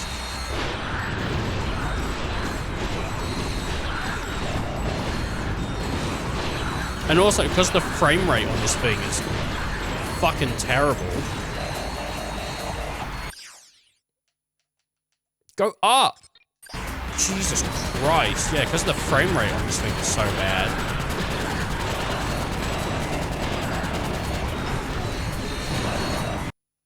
I don't know how to quit this.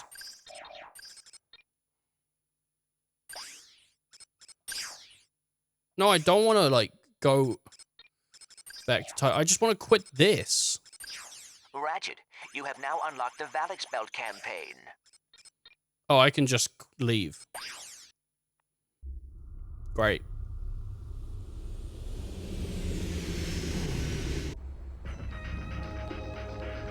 Yeah. Poor video games, man. It's sad that someone worked on a video game, put a lot of effort into it. It went to the store, was great, people loved it, and then 20 years later, no one can play it. Easily. Like, come on, man.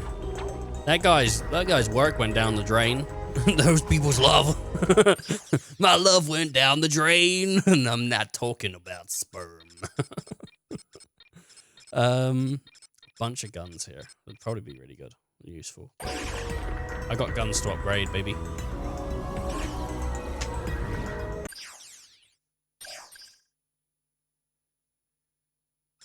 Yeah.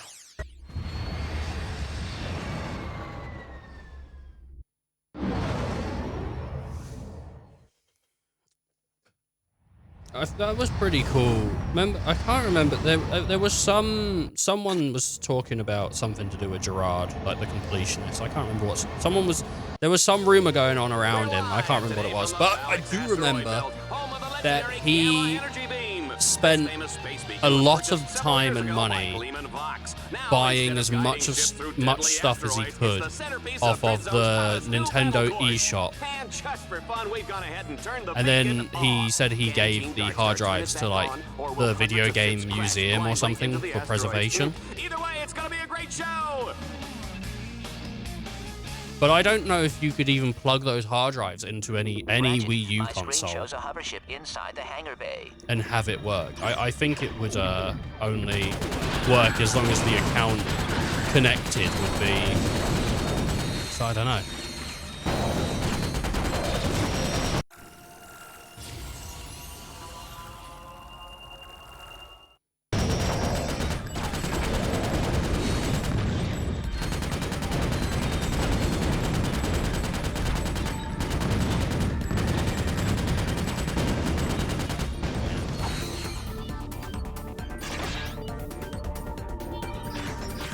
I mean, as soon as Y2K happens, man, like, we're fucked. The digital age is, you know, we're done.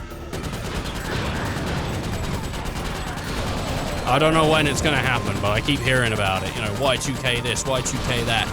It's gonna happen one day.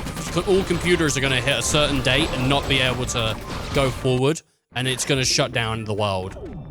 So just everyone be careful. I think it's when the 0 ticks over or something, you know, and I don't want to live in that world where my computer doesn't work anymore.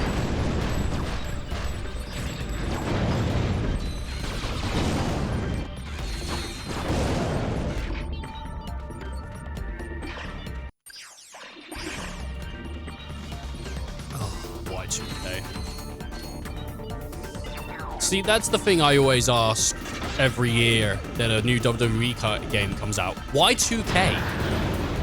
why 2K? You know, why can't we just get someone else to make one of these games and see how they do? I don't know how that AEW game came out, but it looks pretty interesting. I don't know if it was good or not, though. I was interested. I think it got reviewed not fantastically.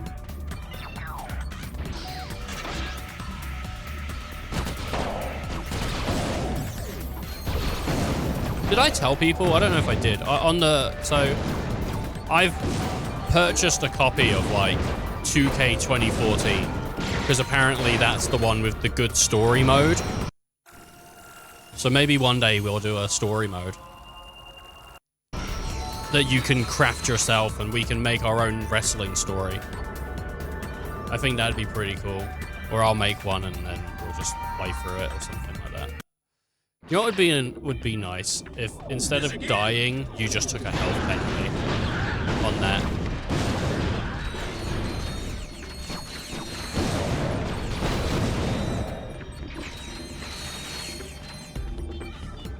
That'd be nice.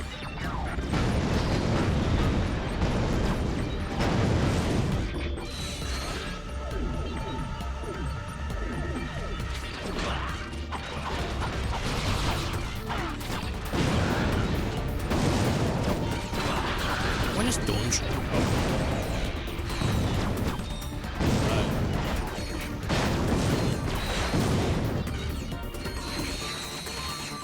The Arbiter. Wasn't the Arbiter the name of the guy from Halo 3?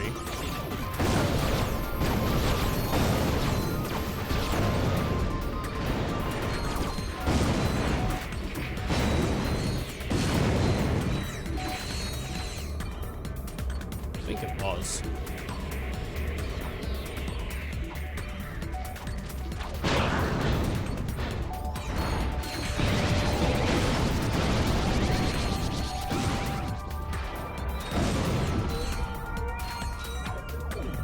Welcome to Halo 3, where we have a guy that's not evil. He's not evil. He just looks evil, but he's not evil. Wasn't the twist of that game that he was evil? Wasn't that the twist? Didn't they go, yeah, this guy's not evil? And then they go, oh, now you trust him. He is evil. Yeah, he is. So, wasn't that the twist? I don't remember Halo 3 very well, but I think that is... Because they never brought the Arbiter back, right? He didn't come back in Halo 4 or whatever. I mean, Halo 4 was fucking terrible anyway. If you don't know what I'm talking about, if you don't know, go play Halo 1 and 2 and 3, and then go play Halo 4. And I don't know what it is specifically about that game that is just fucking terrible. I couldn't tell you what it is specifically. But I went to play the campaign with my friends, and all the three of us agreed this game fucking sucks, and we do not want to finish it. We were on a goddamn roll. We were playing through all the goddamn Halo games, man. We played through Reach, we played through ODST, we loved it. Oh my god. Go play Halo 1, 2, 3, ODST, then play Reach, and don't skip ODST, because ODST is a goddamn fantastic game. I love ODST. Great music, more Halo 3. I like it a lot. I like ODST more than Halo 3, maybe. It was basically the Vice City of Grand Theft Auto 3. There's a hover ship in that hangar. You know? Let's hit the sky, sir. It was like an extra DLC thing, but became its own game or whatever, you know? I love ODST. ODST was great. ODST came with 2 discs. ODST came with the ODST disc and the Halo 3 multiplayer disc, because it was just Halo 3.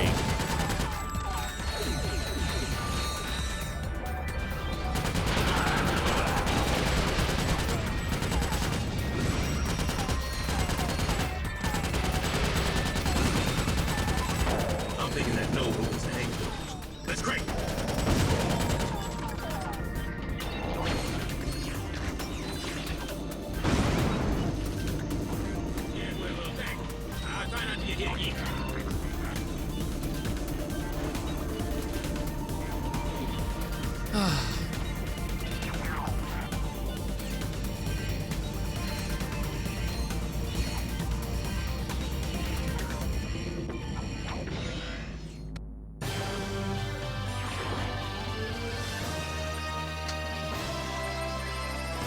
It's a 4-minute mission, baby. Baby! Come on down to my house and make friends with my contestant will have dog. to clear the area of all enemies before he can land. There's a lot in this game, man.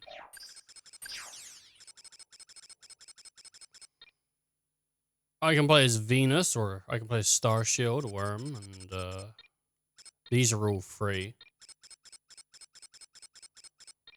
I mean, I'm gonna have to play as Sexy Robot Lady, right? I am the sexy robot lady now. Who is not sexy? Why did they not just put Courtney Gears as a playable character? Like, what the fuck?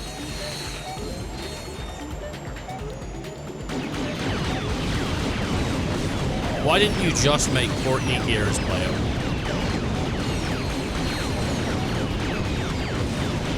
That way, all those weird fetish boys that love Courtney Gears can fetish her.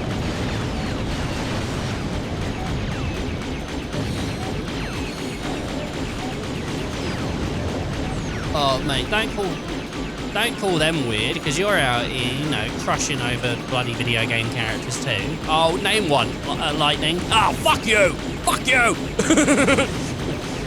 Yesterday you were talking about, the other day you were talking about how Kim Possible was pretty hot. Oh, fuck you! Fuck you! How dare you! How dare you bring this up?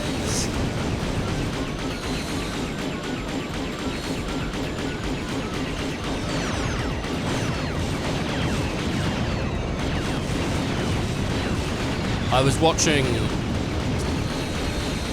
was out to dinner with my family yesterday, and my sister goes, "Hey, Mum, remember when our TV used to just have, like, a random red-headed lady on our TV?" Because Ethan thought Because Ethan thinks redheads are hot. Besides, you are supposed to be working. And Mum went, hey, I wonder where she went.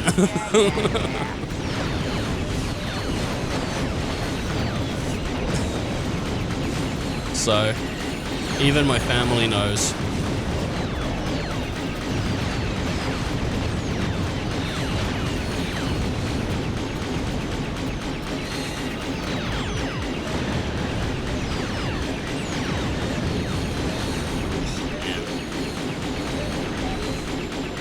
It depends what kind of red it is.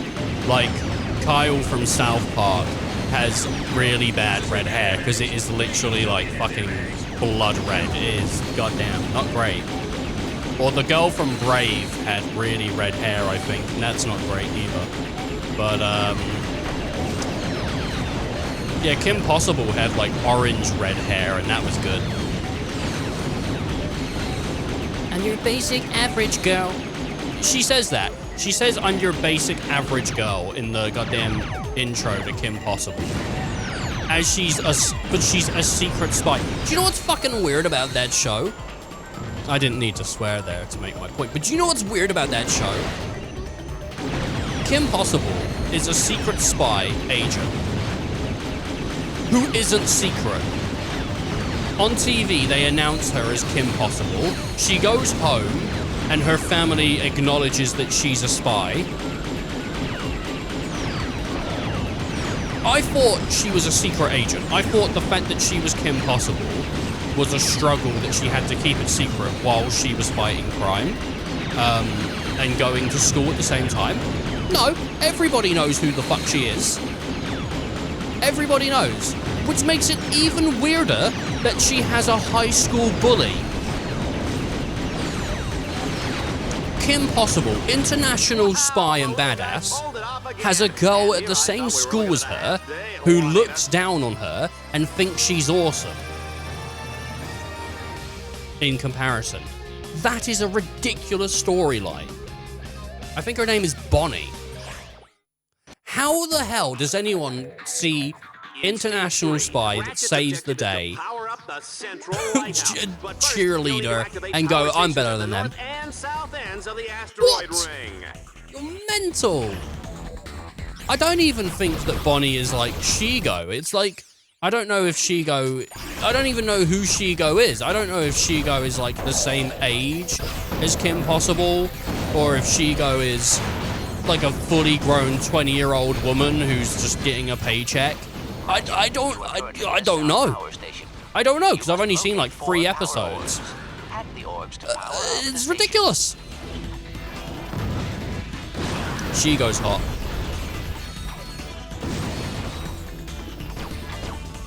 She's just an adult villain. I guess so. The thing with Shigo is, I've seen multiple people draw Shigo over the years, and sometimes people will give Shigo this like really pale white skin, which I think is what she has in the show. And then some people will give her just like pinkish reddish, you know, like skin like I have. And either way, it's hot. I don't care. Either way, whether it's like really pale white or if it's the fucking pinkish reddish, either way, it's hot, so it doesn't matter.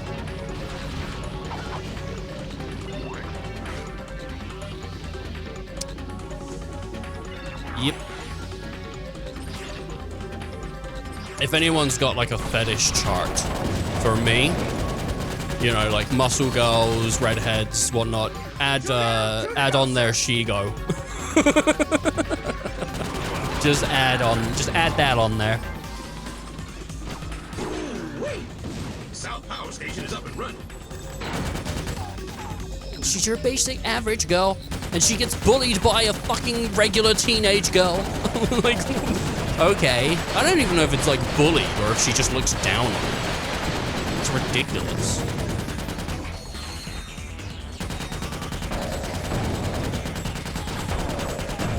I can't believe it, man. I'm watching 2 things at the moment, like, that I can put on and I don't really care about being on. And that's one of my favorite ways to watch a show. That's originally how I started watching Arrested Development, was I was like, I want something that I can just turn on and I don't give a shit that it's on. So I tried to do it with Dexter, and then Dexter was getting kind of good.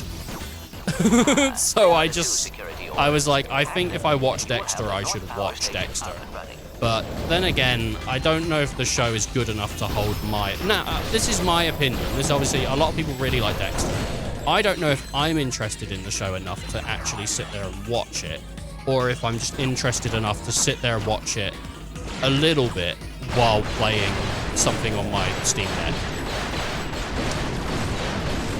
But I started doing it with that, and I was just like pausing my game every once in a while to watch the show. And then I was like, do you know what? They just added all of Monk to Netflix, so maybe I should give Monk a go. And so it kind of works with Monk, because honestly, not a lot happens in Monk. Monk is a really slow-paced show that is 40 minutes an episode and probably doesn't need to be. I don't know. It's, not much happens. You know what's ridiculous to me? I don't know. Right, this is strange. So, the intro to Monk. I assume when I see an intro, usually, if it's realistic, I assume that's like every day. So the intro to Monk is him leaving his apartment to go to work, I assume, right? And so I assume every day is the same for Monk. He brushes his teeth, he gets his clothes out, he does whatever. He leaves the house and then comes back in to turn an umbrella around.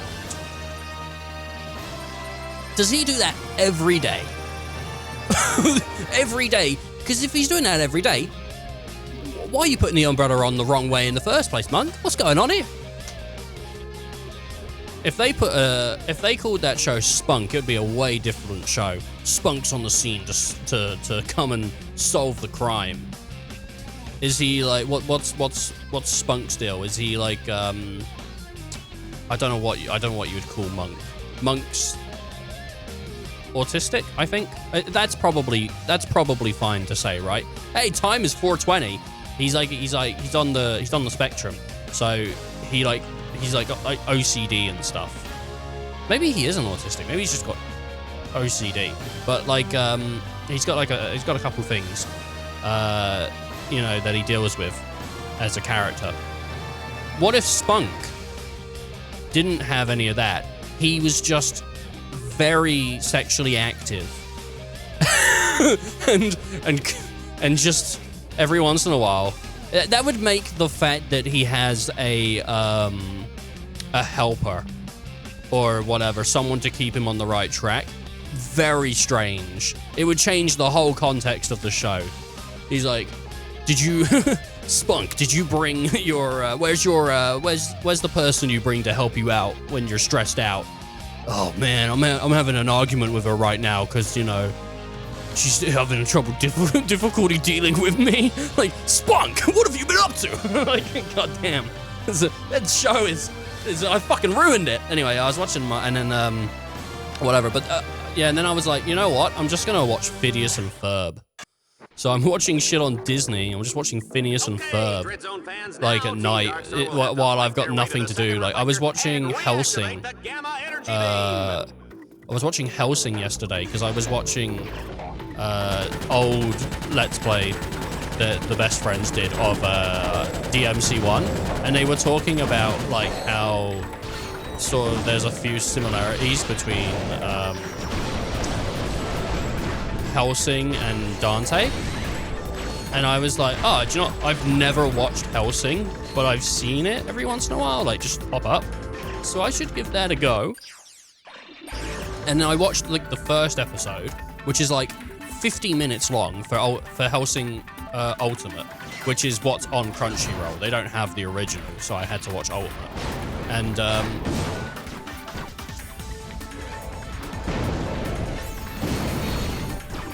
And after that show is fucking goddamn heavy. That show's heavy. Like there's a like they go, okay, So, here's the deal. Vampires exist. To become a vampire, you have to have been bitten by a vampire as a virgin. As soon as you've had sex, no longer can you become a vampire. That's it. You're out. No vampire for you. You're not a virgin anymore. No vampire. So one of the first things that an evil vampire does is take like a policewoman hostage, and he says like, I don't want you to have your free will, so we're gonna do something before I bite you. And it's fucking horrific. That is such a horrific thing to put in a show. It's so bright. It's like a light bulb. So much Like, bright. what a horrible thing. But it goes to set up that world and how horrific that world is.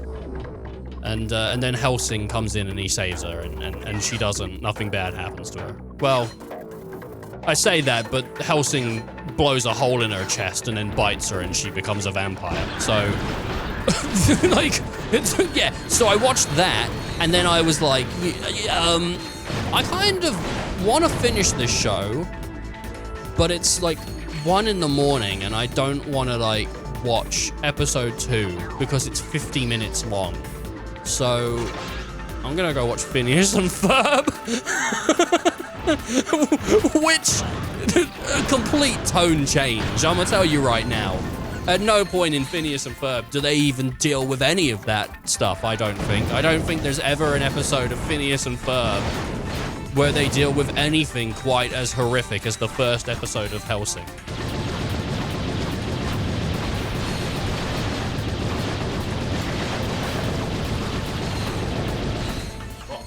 I love the dark stuff though. The stuff that's like, I've spoken about it before, but anything that's like got a really dark tone to it and the world is completely just like fucked and it's not great, I like those worlds. Those worlds are interesting to me because I don't know why. I guess it's such a difference from my life. I don't have to deal with anything like that. You know, my life's pretty fucking chill and easy. You know, I'm not having to go outside and fight goblins and shit. That was one of the reasons Goblin Slayer to me was so interesting off the bat. Is because the first episode of Goblin Slayer is like, look at how detestable these little creatures are. These creatures don't have redeeming qualities. They are disgusting. They're horrible. And they're doing terrible, terrible things. So seeing someone come in to solve that problem, but it's not easy. And the fact that people underestimate goblins, but the Goblin Slayer is like, he's not just some low-ranked guy that's fighting goblins. That's like a thing that's a part of that world. Is even though those creatures are so horrible and like so detestable and whatnot, some people just don't want to bother fighting them because it's not worth their time. It's just not worth their time. They're like, I'm not going to get paid enough to even bother doing it. So like the Goblin Slayer is like, well, I hate them so much that I'm only gonna take quests to do goblins. I like that about that show, that it's such a dark world, but that slight light at the end of the tunnel makes it sort of worth seeing. Is what it is.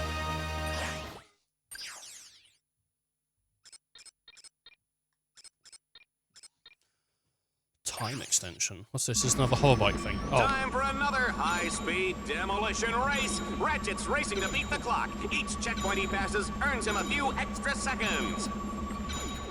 But I can understand why some people though would not like those shows, and it's not subject matter that would play well for a lot of people. It would trigger a lot of people, and it's totally understandable. But yeah, I don't know. Those shows are like, they're interesting to me. It's devastating sometimes when you're watching those shows. Goblin Slayer has a few moments. I haven't seen season 2 yet because I can't be arsed. Pretty much, like I want to watch it, but I'm just not in the mood to watch that show, and I want to enjoy it. because I really enjoyed season 1. But the first season there's specifically one episode, no spoilers, and I won't get into details, but there's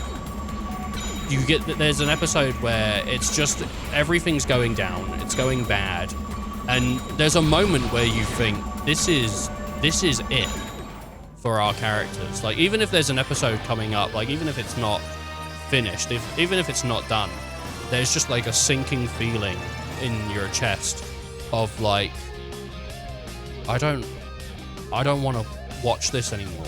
Like, I want to turn this off because of how upsetting this is. But at the same time, like, I need to know what happens. Moments like that are fantastic in shows. Ratchet must capture each node where you're glued to it because you need to know. He can ask any of the helpful psychopathic robot killers positioned around the belt for directions. It's crazy. Like, even though I have a bad memory, that has stuck with me. That moment in that show has stuck with me. Like, it was such an impactful moment that it has stuck with me.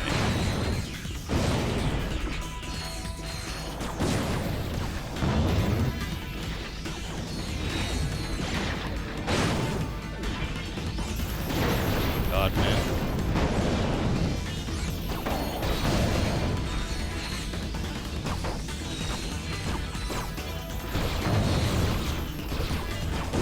I wonder if Rebirth is going to get a DLC. You know how, like, Integrate came out for Yuffie? I wonder if we're going to get, like, an Integrate for Rebirth, like, with Vincent or Sid or something, you know? Making them playable. I wonder if that'll be, like, a thing we get, or if maybe we'll get, like, a something else.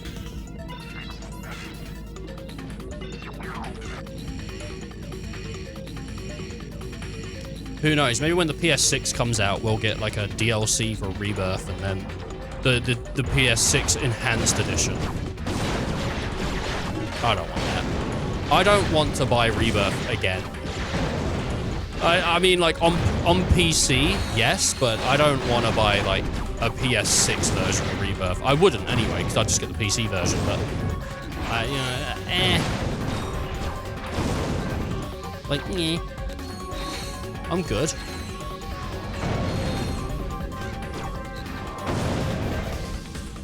I don't know.